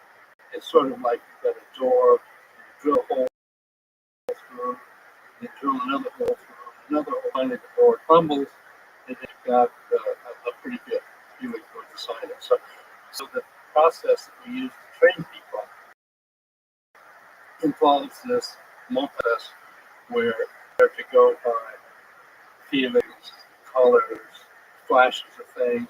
You see a flashing piece of metal, don't try to turn it into a car or a bicycle or whatever. The whole training procedure we developed, and eventually when we briefed the assistant chief staff of intelligence, assistant director of intelligence for the Army, they said, okay, well, then we need to have our people get involved in learning how to do this. And so they sent Army intelligence officers. They picked out a group of them and said, hey, you just volunteered to become a second spy. Okay. And it's yes, we ran them through this step-by-step training procedure. And they learned to do really, really well. I mean, tool at Monaco, anyone who follows the literature, is known to be really excellent in remote viewing. And so, to give you an example, one time he said, I mean, we trained them, and so they learned to do really well, set up a whole program. And he said, okay, there's this site in the Soviet Union, and they're making this unbelievably giant submarine. And it's made out of titanium or something. I mean, bigger than any submarine that anybody's ever heard of. And it's strange because the missile silos are on the top rather than along the sides. And so I give this whole description. Of course, we had at that time we were briefing all the way up to the National Security Council, so they looked at this and this is nonsense. But about a month later, out rolls this unbelievably giant submarine, Typhoon class submarine, the largest submarine ever made. Indeed, there are his sketches, a lot of description of all of his sketches. There's a submarine on the right.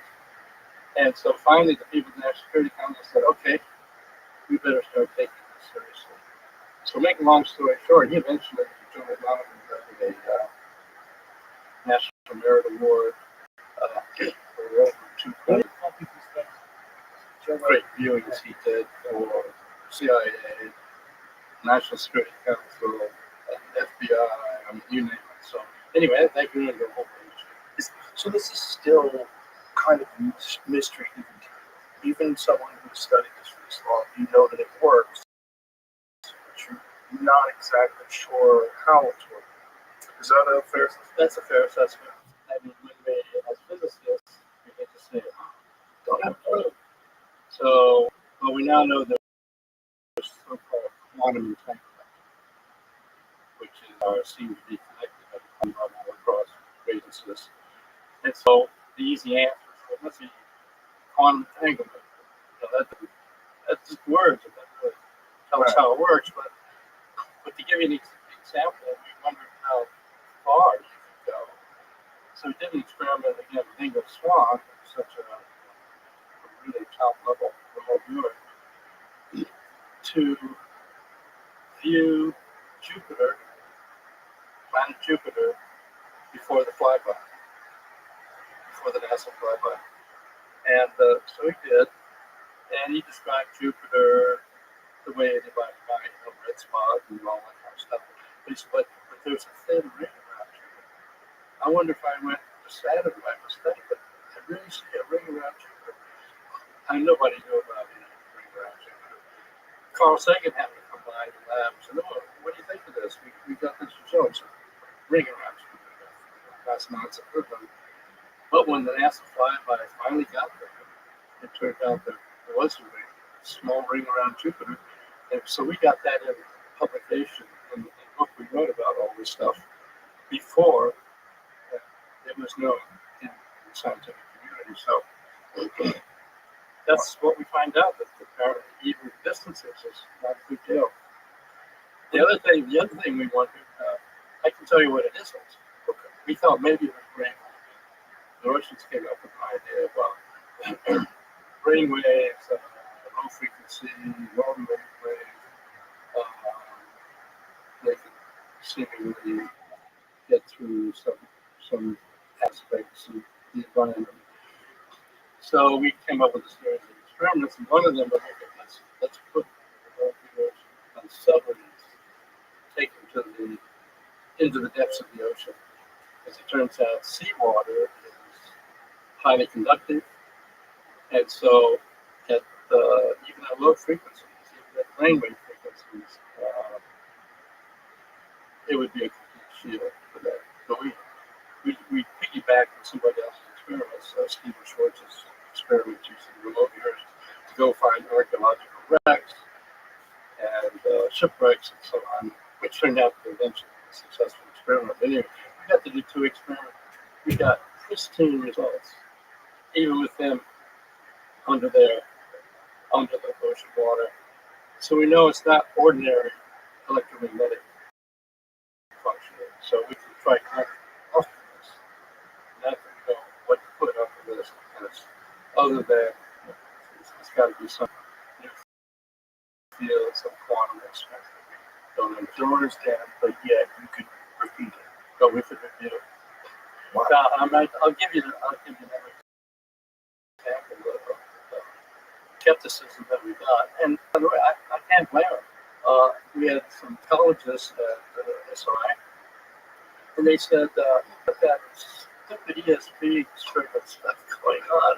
This is going to ruin our reputation. People think that we're a nonsense place, and so it's hurting our reputation. Of course, they didn't know it was a highly classified CIA program. So anyway,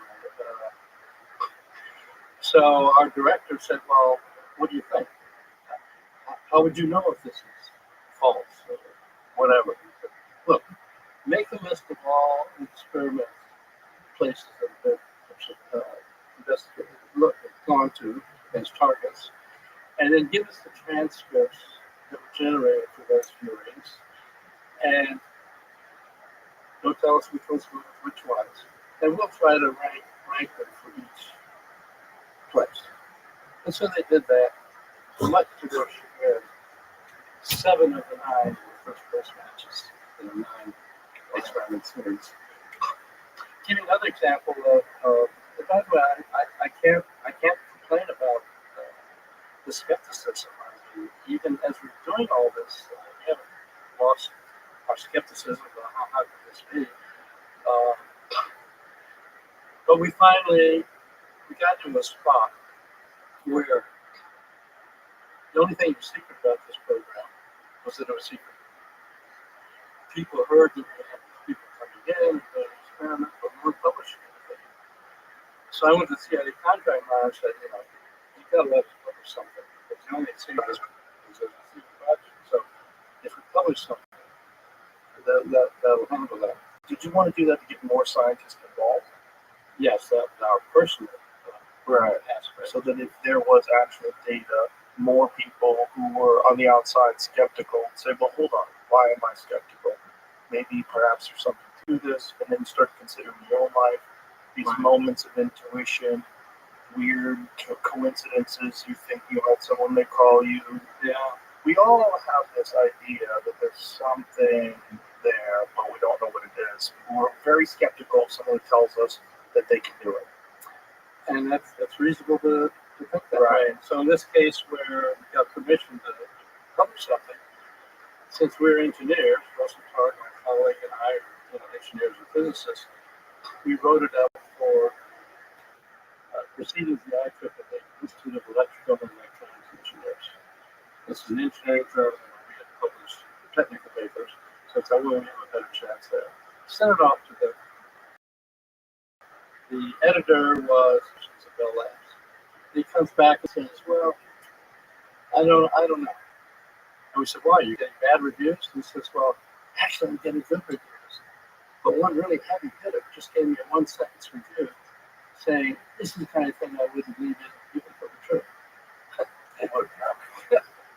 So anyway, we said, look, I understand your problem. Look, let us come and present this stuff to your engineers. If they throw tomatoes, okay, don't publish our paper. But if they like it, then publish it. So we went to Bell Labs, presented our data. The engineers were all excited, trying to figure out what the mechanism could be and so on. So we figured we were home free. He said, "No, I still." So then we pull out our trump card, as always, which is, okay, look, do your own experiments at Bell Labs. Pick people from your engineers. people from your offices to make up lists of targets. Pick people here to be your blind match group to see if they can match them up. And if you get results like we got, then publish it.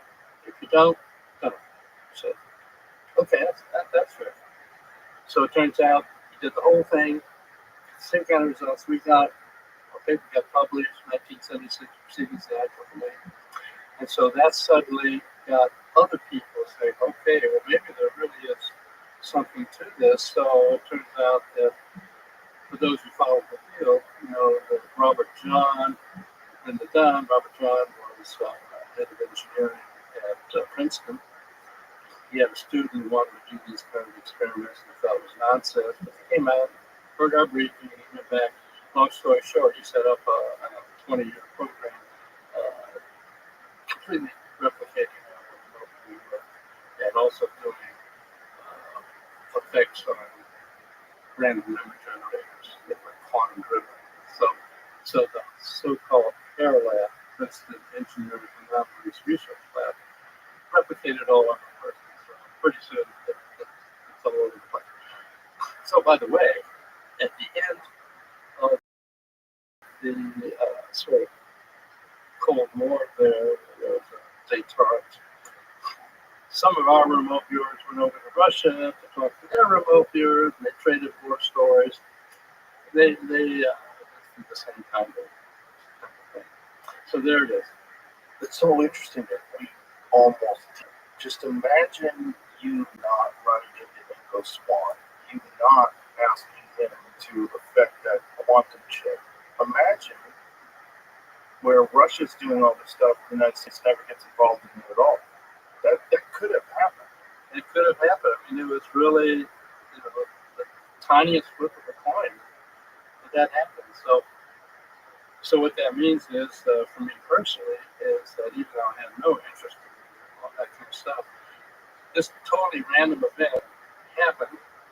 And then once I built up a reputation for being able to take on things that are impossible, then that's why the UAP, the UFO issue, kind of rose up again. We're going to call it. So How put up? I get my call. So what was the initial introduction to the UAP phenomenon? And when was this? Well, there was an early introduction in 2004. Well, maybe a little earlier. In the 90s, I was doing work for Robert Bigelow at Aerospace.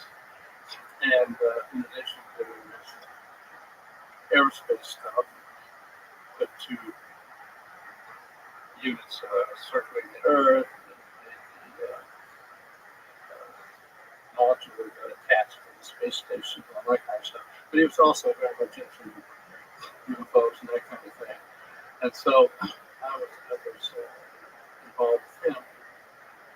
And around that time, I had gotten a call from somebody I knew in Washington, D.C., at the think tank. I can't name him, but he said, I need you to come to Washington to be part of a little project, a little briefing. And I said, I don't have the time. Right now, I'm just too busy. He says, look, come and be the most important meeting you've ever had in your life.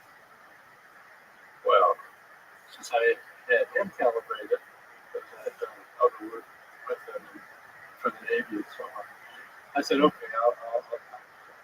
So I showed up there, and I saw people, some of whom I knew, including my ex-contract manager from CIA, people from DIA, a lot of military people and so on.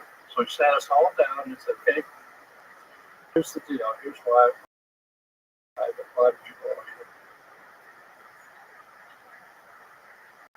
Let's just say, he says, that the United States, Russia, and China have obtained ET.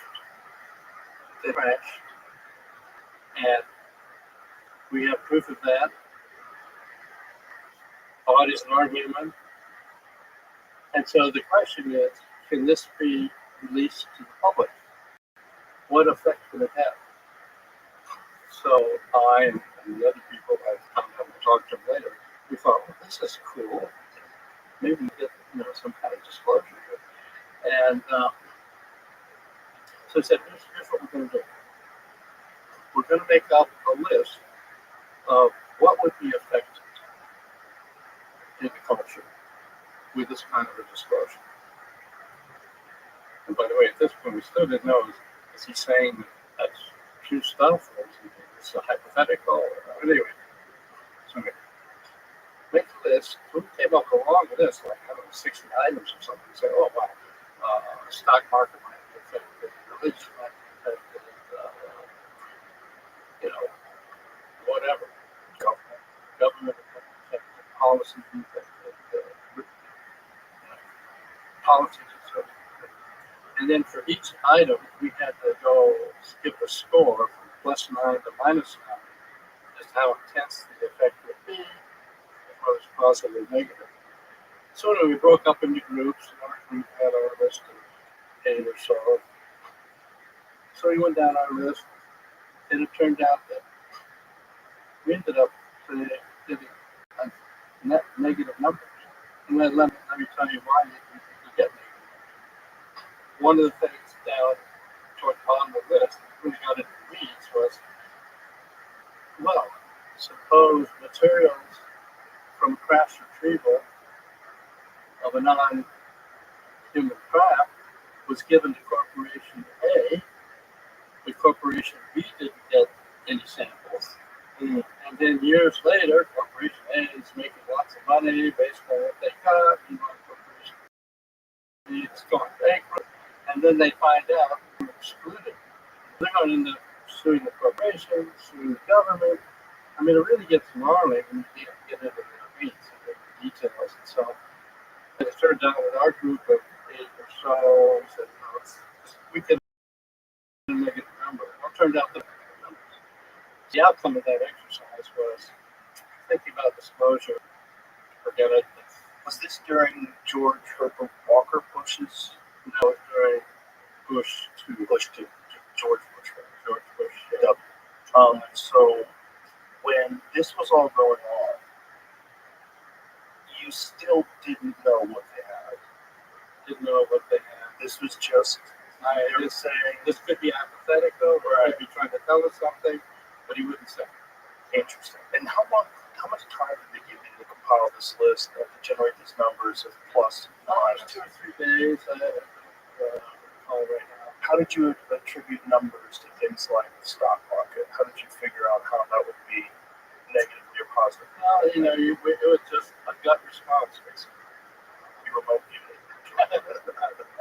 No, did you, by the way, in the remote viewing program, one of the things they told us, look, you guys that run this program, don't ever think about remote viewing yourself.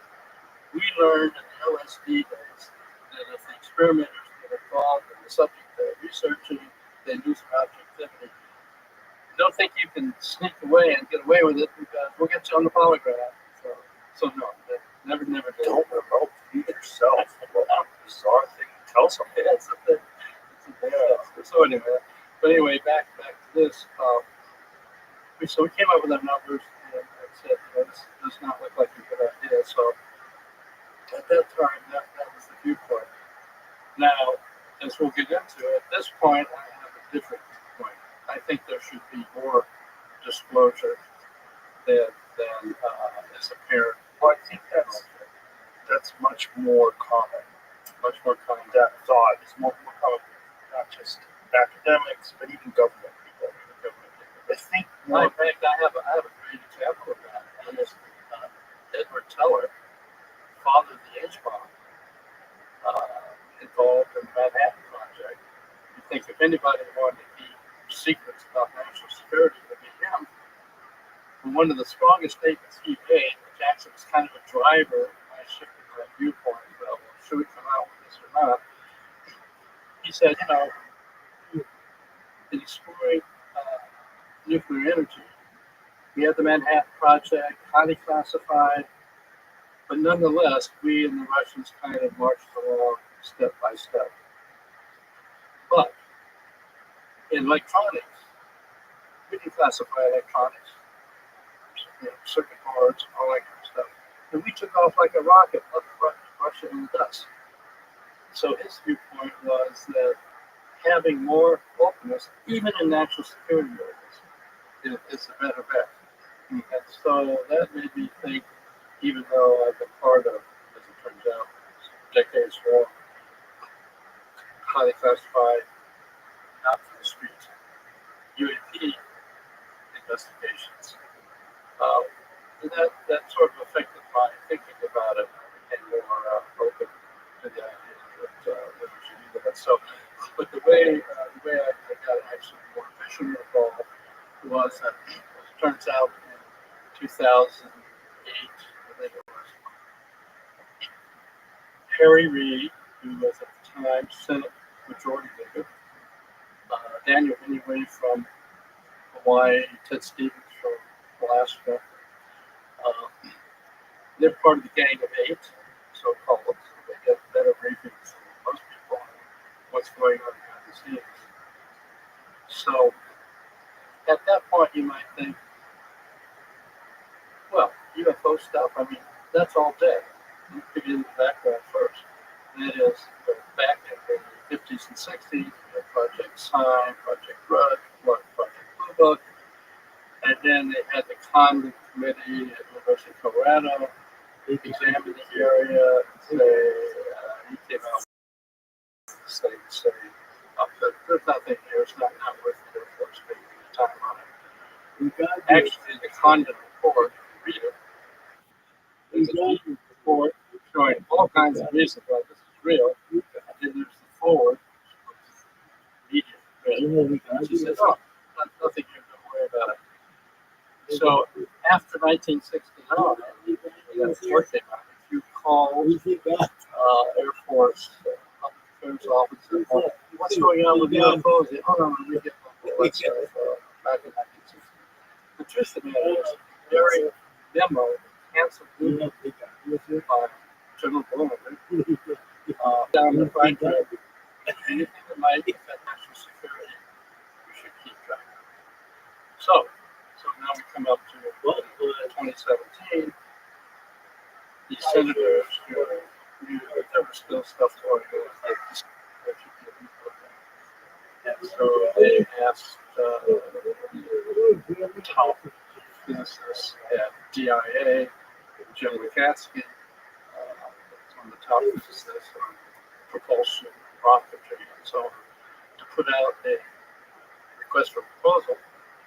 And so that went out. So after Robert Bigelow picked it up, and he said, "Okay, we'll do this." And so he then got the program, and since I've been involved with Bigelow, he asked me to be part of the program. So that's when I got, you might say, officially involved and really digging into the issue. And what was your perspective at that point? So you had this thing during the George Bush administration, and what was your perspective after that conversation? Did you think, well, maybe they do have something to crash Roswell's side, maybe something else? Did you know more from talking to other people? Had you heard whispers? Like, what did you know? What I knew was not much. I mean, I heard whispers, but I didn't get, really involved in thinking about it. I mean, a good physicist realizes this is tinfoil hat conspiracy stuff. But you had already had experience with remote viewing. So Yeah, I'm already got that going. So, but when they came up to do another deeper dive into this, and by that time I was, as a physicist, I was a Star Trek fan, all that kind of stuff. And as a physicist, I would hear about these UFO signs. So I always found, could somebody really have any kind of propulsion look like that? And so anyway,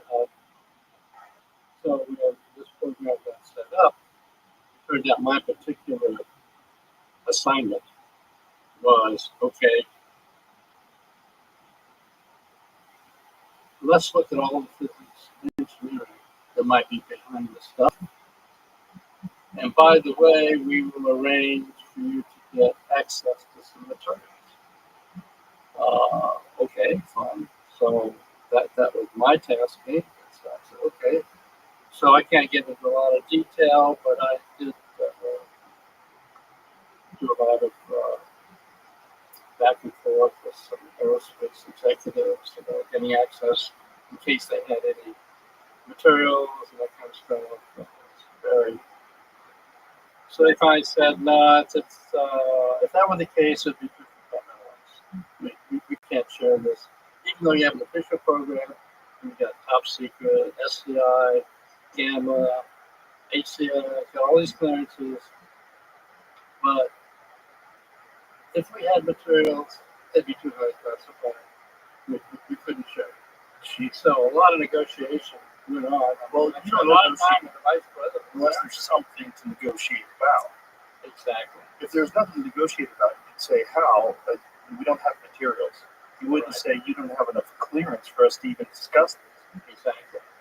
And so Sorry, they're tipping their hat. they're already tipping their hat. So anyway, the second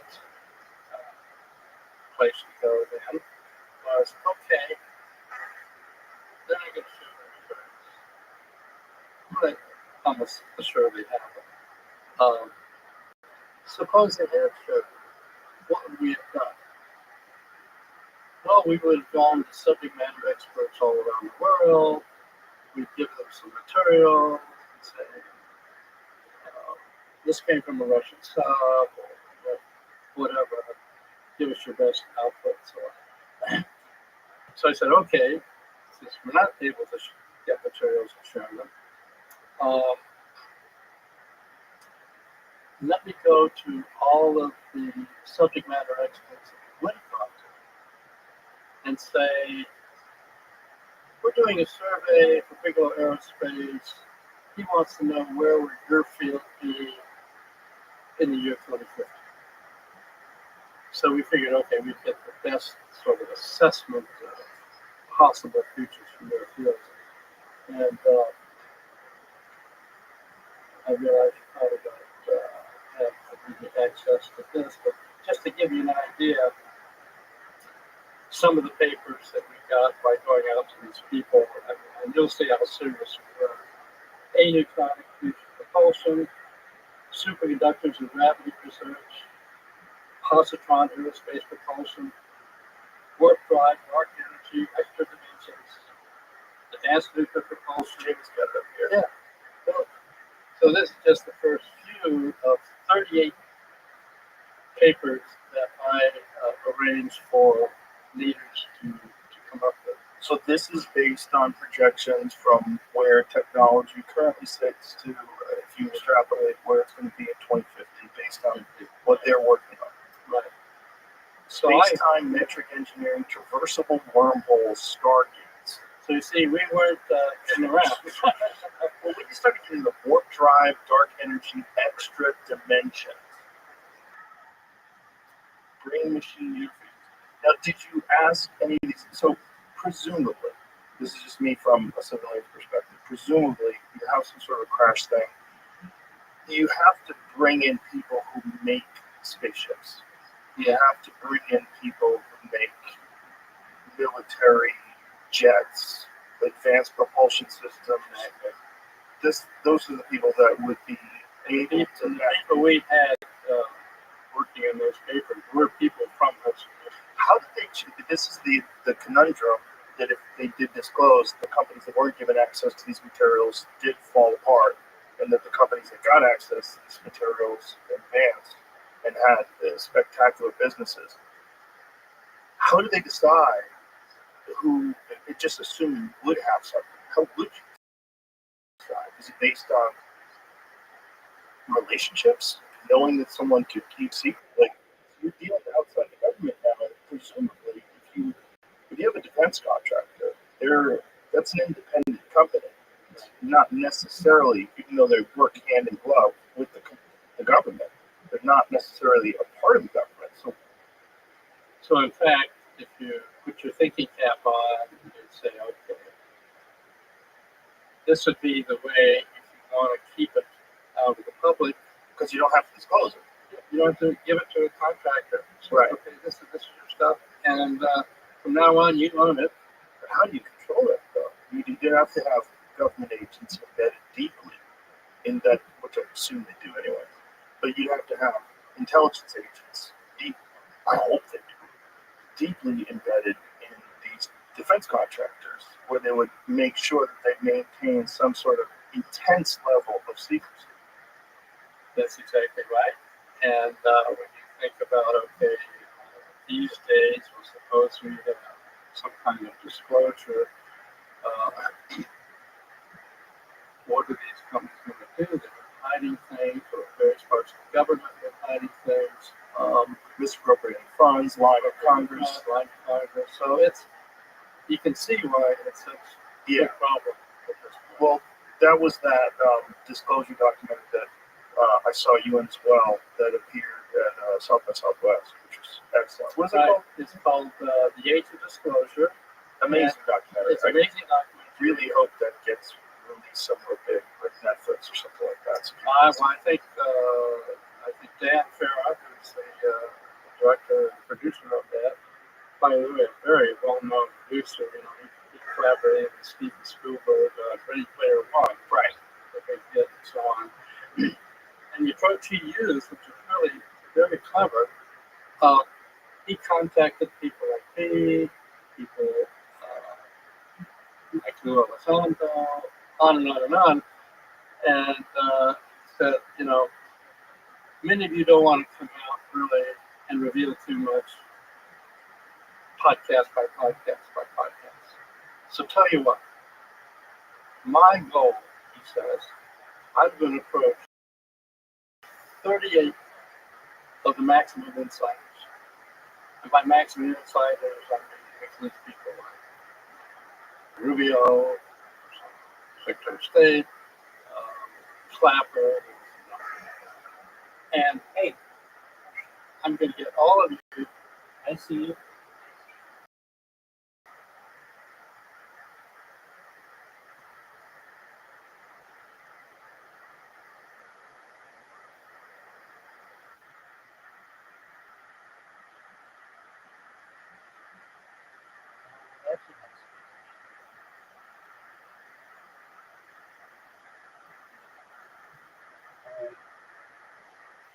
How you doing?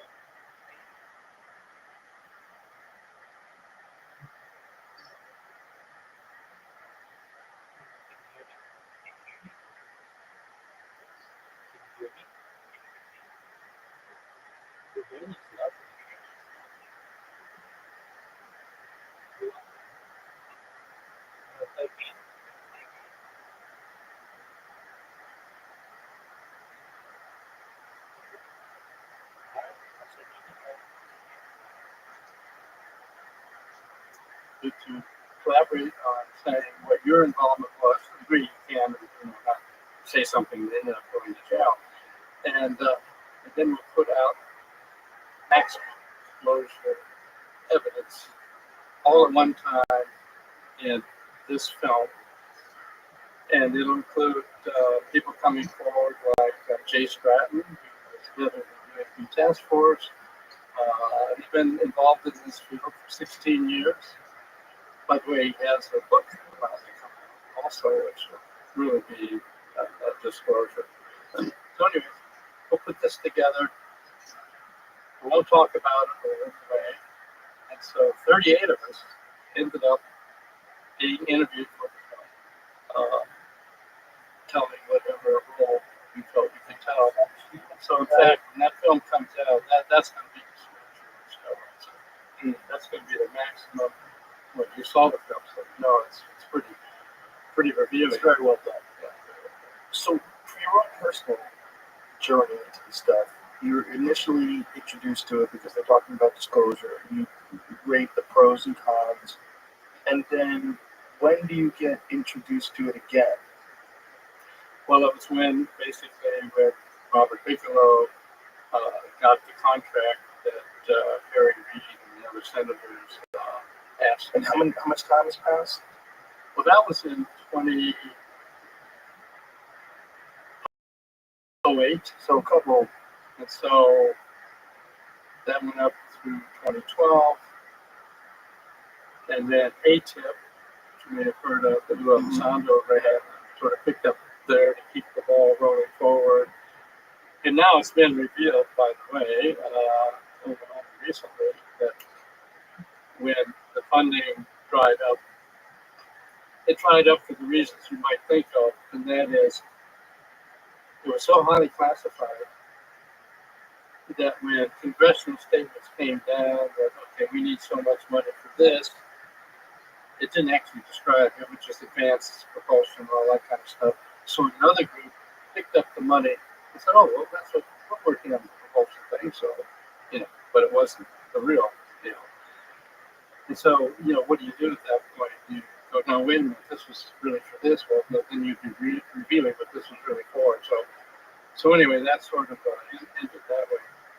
But anyway, so based on that, we then, as a group, went to, as a couple, turns out, the Department of Homeland Security to set up a whole new program. And it was going to be a special access program. It was under a name, which can now be revealed because AARO, Advanced Aerospace, that's the Advanced Anomalies Aerospace Resolution Office that's revealed it. It was called Kona Blue. And we have a stack of documents that go to the ceiling here about what needed to be done, what we were going to do, how it should be done, who should be involved.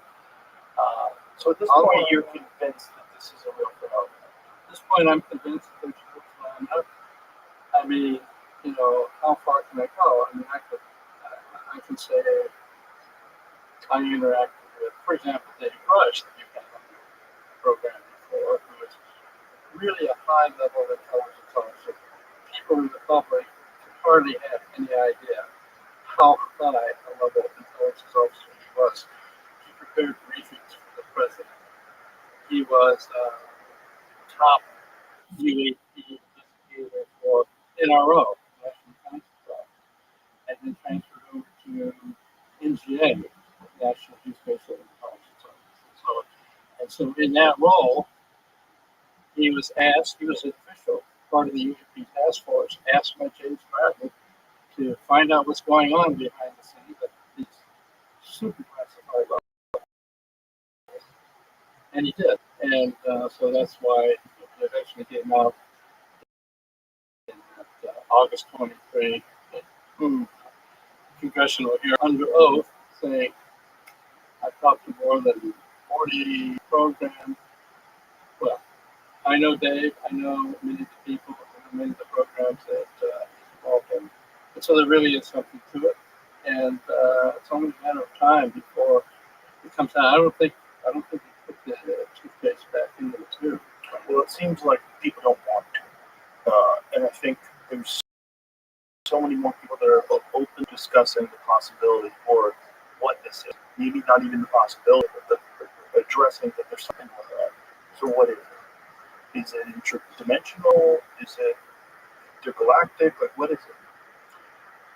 That's just such an excellent question. Because the problem is there's an embarrassment of riches. These craft, which in the old days, farmer in the field, or someone streaking across the sky, and, I don't know what to think, you can sort of blow it off. But because our own detection equipment has really marched up into unbelievable sophistication. And so now we have these really advanced sensor systems, FLIR, forward radar, high quality radars, satellites. Radcliffe has admitted that satellites picked up evidence of this craft. And these craft have interfered with military exercises, as we all know from, say, the Nimitz, can't boldly go fast videos, made it out into the public in 2017. So it's really out there now at this point that there's a reality here, and so that's where we are at this point. Well, one of the more spectacular ones you talked about the limits, the committed David Fravor experience. So they're flying over the water outside of San Diego, and they think they see something below the surface, and which is large, and then this 20-foot tic tac looking thing that's hovering over the water that seems to turn towards them and recognize that they're it jams their radar, does something to block their ability to detect it. They have it on screen. They have video of this thing. There's eyewitnesses of this thing. They track it on radar going from above 50,000 feet down to sea level in a second. Right. They don't know what it is. It takes off at an insane rate of speed. It goes to the cat point where they're supposed to meet up. So they have all this data about this thing that behaves in a way that's impossible with our current understanding of propulsion systems. Right. And of course, in the program, we interviewed the pilots about their experiences and so on. And so you can't blame a pilot who's at 80,000 feet or whatever for detecting it. Suddenly it's down there right above the water, and then it takes off and does a right angle turn on 3. This stuff is just way beyond our physics. Of course, to a physics nerd like me, wait a minute.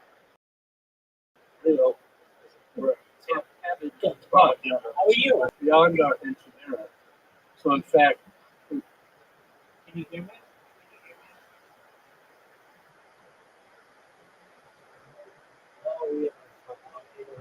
yeah, series of papers I showed you, the 38 papers, by the way. There's a little side story there. It's interesting. Those 38 papers have been posted. None of these people who generated those papers had any idea it had to do with ETs or UFOs or whatever.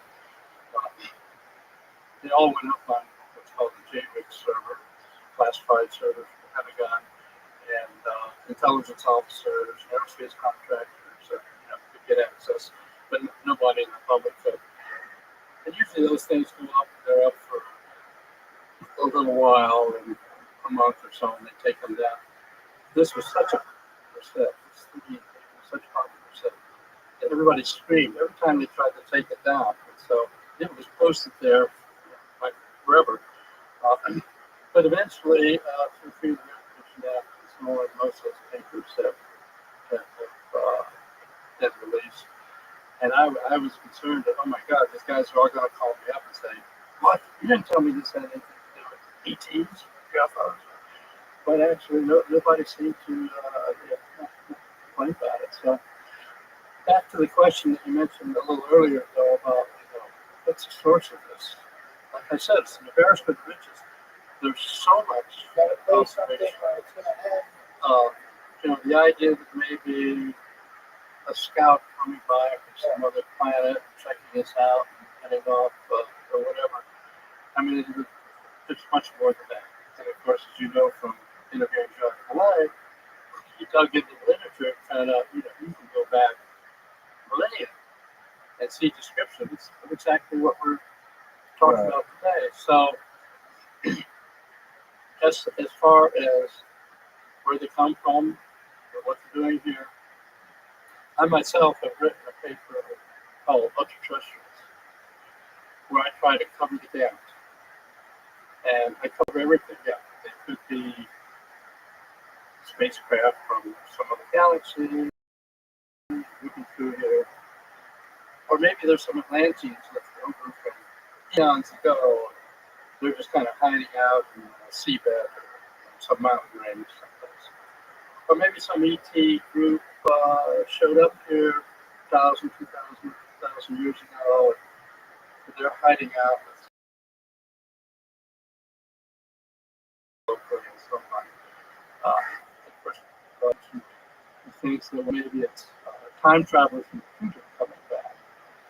And then there's the whole idea that physicists like to talk about additional dimension come from another.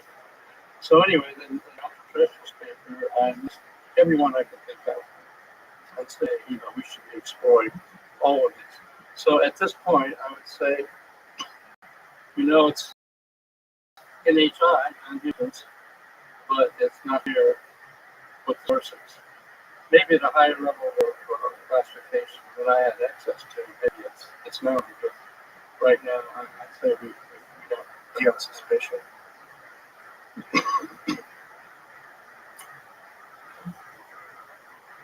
I guess my suspicion that it's like the non-human intelligence from some other galaxy or far out in a red galaxy that have come here but some time back, and that there are stations here. I mean, one of our remote viewers that was really good came up one day and said, I was looking around and I think I found a UFO base on Earth. This is during the remote viewing era, and oh my God, I've got to report this to my CIA contract monitor. Do I want to tell him that? So I did, and one place it came up with was Mount Seal in Australia. And so my CIA contract monitor said, well, I know stand back and CIA station keeper out in Australia. I think I'll call him. Dude, you're never going to believe who is here to speak with you. Do you know who Lee Gandhi? Do you know who Lee Gandhi is? Lee Gandhi's nuts.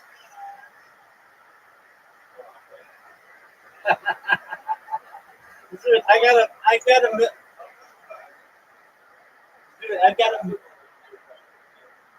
got a million of those jokes that I want to explore with you.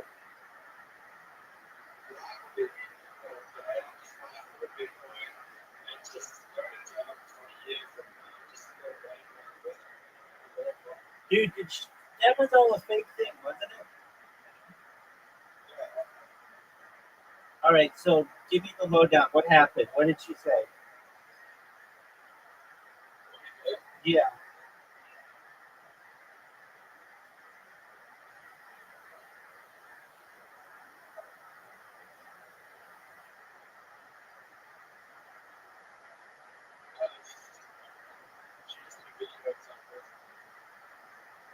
All right, so it was all a fake.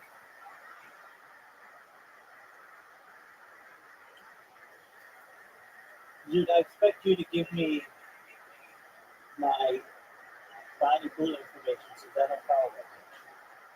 I'm too cool for her.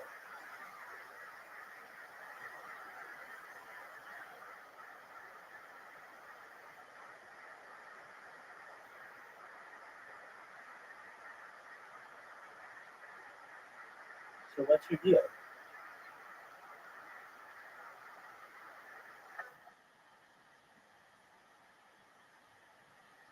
Dude, remember that time I asked you a question and you answered?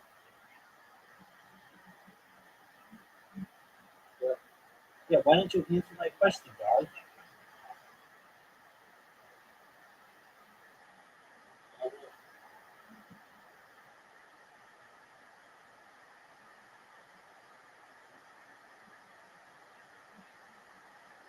I asked you a question.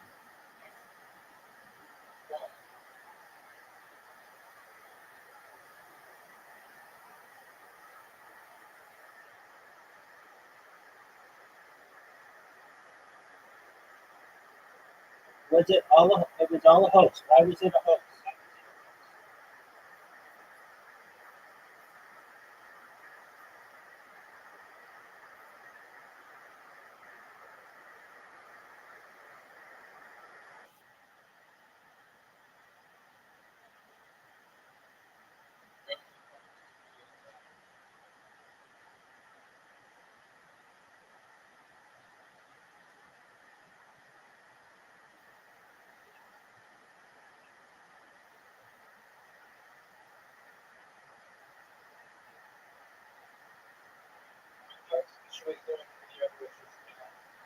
All right, so she really didn't go to jail.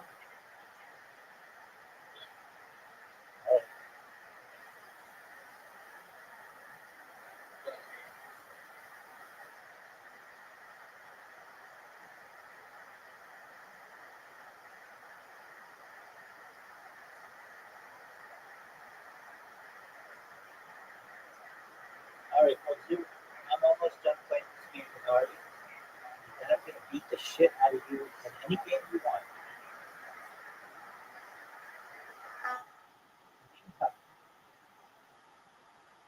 Are you under 15.2% body fat? So why don't you go to the male strip club now and tell them that you're ready to suck dicks or whatever you're gonna do?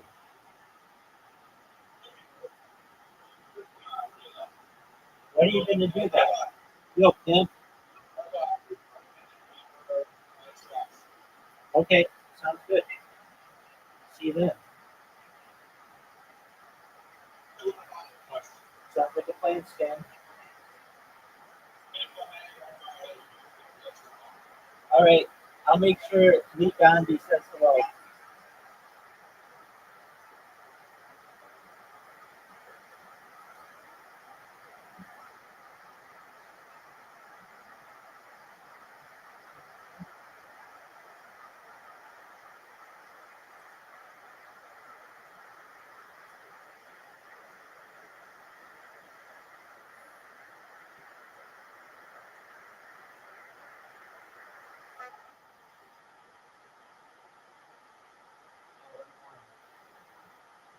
We can keep chatting. I don't understand.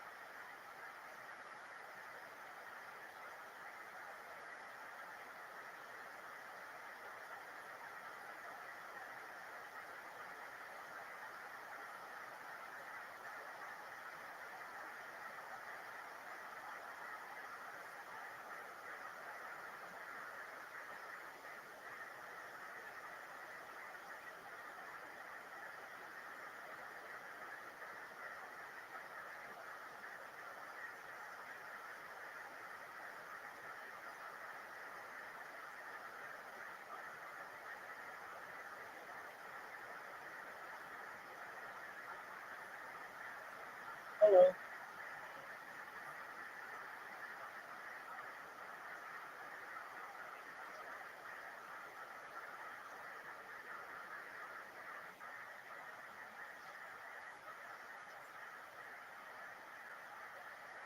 Nice hair.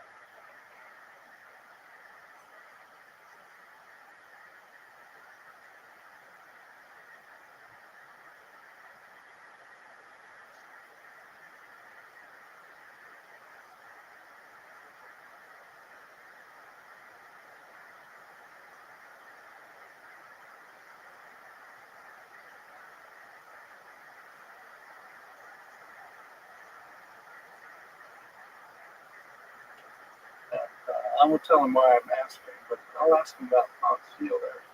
So he gave him a call. He said, I'd like to ask you about that Mount Seal area. He said, oh, you mean with UFOs, Rothschild? So I thought, oh, gee, So this is from Pat Price. I take him seriously.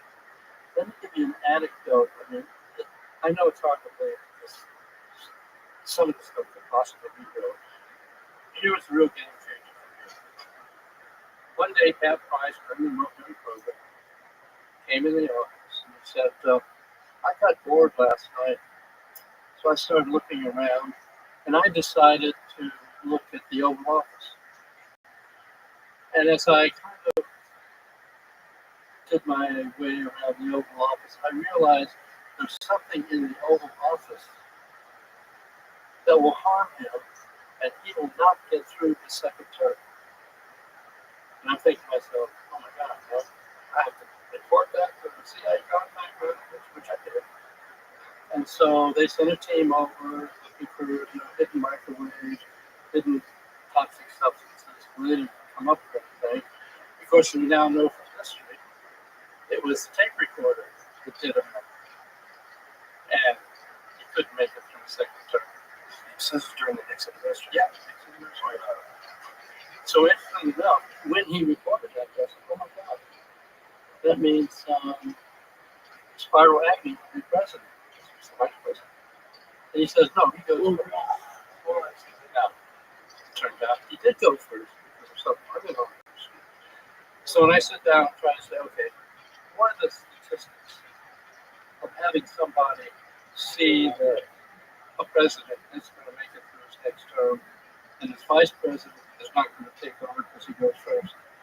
I mean, the odds of that, I mean, there's no doubt that means there's really something. Well, especially when you consider Nixon was one of the most popularly elected presidents ever, right? I mean, he won by an enormous margin. That was the home where the vice presidents, or the other candidates, vice president, had electroshock therapy that hadn't been reviewed. Yeah, and it turned out people were very concerned. He was mentally ill, but it was too late to replace him. They didn't know what to do. Finally replaced him, it was too late. That's right. Yeah, that was a big part of the whole thing. So, Now, one thing you may be surprised to learn, you ask me from time to time, what do I think as I'm facing into all this stuff. We obviously, as physicists, think about time going forward in a reasonable way. And as I mentioned, the Princeton lab got involved. Robert John at Princeton was very good in quantum theory and so on. He knows in the quantum theory, time is kind of a slippery slope. You have a space-time metric, the possibility of maybe seeing something in the future or something in the past. And so he did a series of remote viewing experiments, very much like what we were doing. But sometimes he would have somebody go to a site and then wait a week and have somebody describe where the person went. Or you might have somebody describe where the person went, but the person didn't go until a week later. And so he did a lot of experiments, which, by the way, were good enough. He also got it published in the proceedings of the IEEE, the Institute of Electrical Electronics Engineers, a couple of years after our paper, like 78 or so. And so it turned out that the results, either looking a bit into the future, a bit into the past, the results were just as good. So that sort of helped solve another problem for us, because we were always, I can't blame the skeptics coming forward. In fact, our favorite phrase, as far as remote viewing goes, there are two outcomes. People investigate and know it works. People who don't and know it can't. And that's sort of good. So anyway, a big thing we always got pushed on this one. If these people are so psychic, why aren't they rich? Why aren't they in Las Vegas? Why aren't they super features or whatever? Well, it turned out I had a chance to test that, because it turns out my wife, Adrian Kennedy, was on the board of the new grammar school that's being set up in the Bay Area at the time. And so I was trying to raise money because they were about $25,000 short. And so I went to a wealthy dentist I knew of and said, would you mind giving me $25,000 for this school that's just set up for short? He says, oh, wait, I know who you are. You have that ESP program known as SRI, don't you? I said, yeah. He said, tell you what, I do silver futures. If you get your ESP people to tell me what's happening each day, the next day, in silver futures, I will follow what you tell me. And I'll bet on it. And see if I make money based on that. And tell you what, whatever money I get, I'll give your school 10% of what I make. Don't worry, if I lose money, I won't charge you. So anyway, that was interesting. Well, by now in the program, we recognize that, okay, there's bell curves, or anybody can do it to some degree. So I simply went to the board of directors of the school and said, we're going to go into search to make this $25,000. But I'm not going to ask you what you think the market's going to do the next day, because that'll depend on what you read, or what you hope for, or whatever. We're going to do something different. I'm going to pick a couple of objects that are very different from each other. I'm going to label one of them market up. I'm going to label the other one market down. And I want you to describe to me today the object I'm going to show you tomorrow, which will depend on what the market does. And so, okay, for a crash course, I gave this shortened version of how, don't try to image it, just try to get, it's a visceral thing, how do you feel about it, what's the sort of texture of it, and so on. And Jamie, can you pull up that first of the, that shows the wooden figurine and the tape measure? If you could show that. Yeah. So in a given day, you have two objects and put them different as they can be, in case it allows a description on whatever. So in a given day, that's a couple of objects I picked out, and I labeled the one myself, I labeled the one on the left, mark it up, the one on the right, mark it down. But they have no idea what my objects are. Right. So the next day, you get the following slide. Do you count The previous. yeah, What are you looking for? that's it. Okay. And so I had 7 viewers, and on this particular day, 5 of them didn't turn out much. But one of the viewers said, I've got something all scroll-up and planned, all wound around. I hear the words 1, 2, 3. The second guy, same thing, can, something on the so that's what I go with. Anyway, to make a long story short, 30 days to the market, we made $260,000 for the investor. We got our 10%, which is $26,000, so we got a bit of a bonus there for the school. Why didn't you guys keep going? You're rich. For that, I know. Everybody asked me that. Truth matter, it was almost a 24-hour-a-day job to do this. And meanwhile, we're back over at the lab training Army intelligence unit how to do. So Clearly, that wasn't the mission. this wasn't my objective. But you proved your point. So now, when going into the future, you're reasonably certain that these things, this is a real phenomenon. Do you ever get access to these materials that you were discussing earlier? Have you ever seen anything? Yes, I have. One example I can talk about, one sample I can talk about is Are there things you can't talk about? the things I can't talk about, right? But there's one sample I can't talk about, which you can put up on the screen. That would be This right here? It's right here. yeah, right. Turns out that a person said that his grandfather had been involved in picking up debris from the Roswell crash. And so he sent, of all places, he sent it to Art Bell of the radio podcast, the great Art Bell. So Art Bell turned it over to Linda Howe, so she's got it. So she said she'd make it available and so on. So about this time, I had already had my viewpoint shifted, as I say, by that. They would tell her about, maybe we should have more openness going on. And so, in fact, Tom DeLonge came along and punk rock, 1982, to and said, we should be, by the way, this is before even things came out of the New York Times, December 2017. It says, I've been talking to people at some aerospace corporations, and they're saying how hard it is to get students to do their engineering, come to work for us. And so he said, well, if there's anything to, quote, the UFO area, maybe you could generate some interest that way. So, long story short, he got Jim Summervan, now retired high-level person at CIA, got me, keep that up there. And so,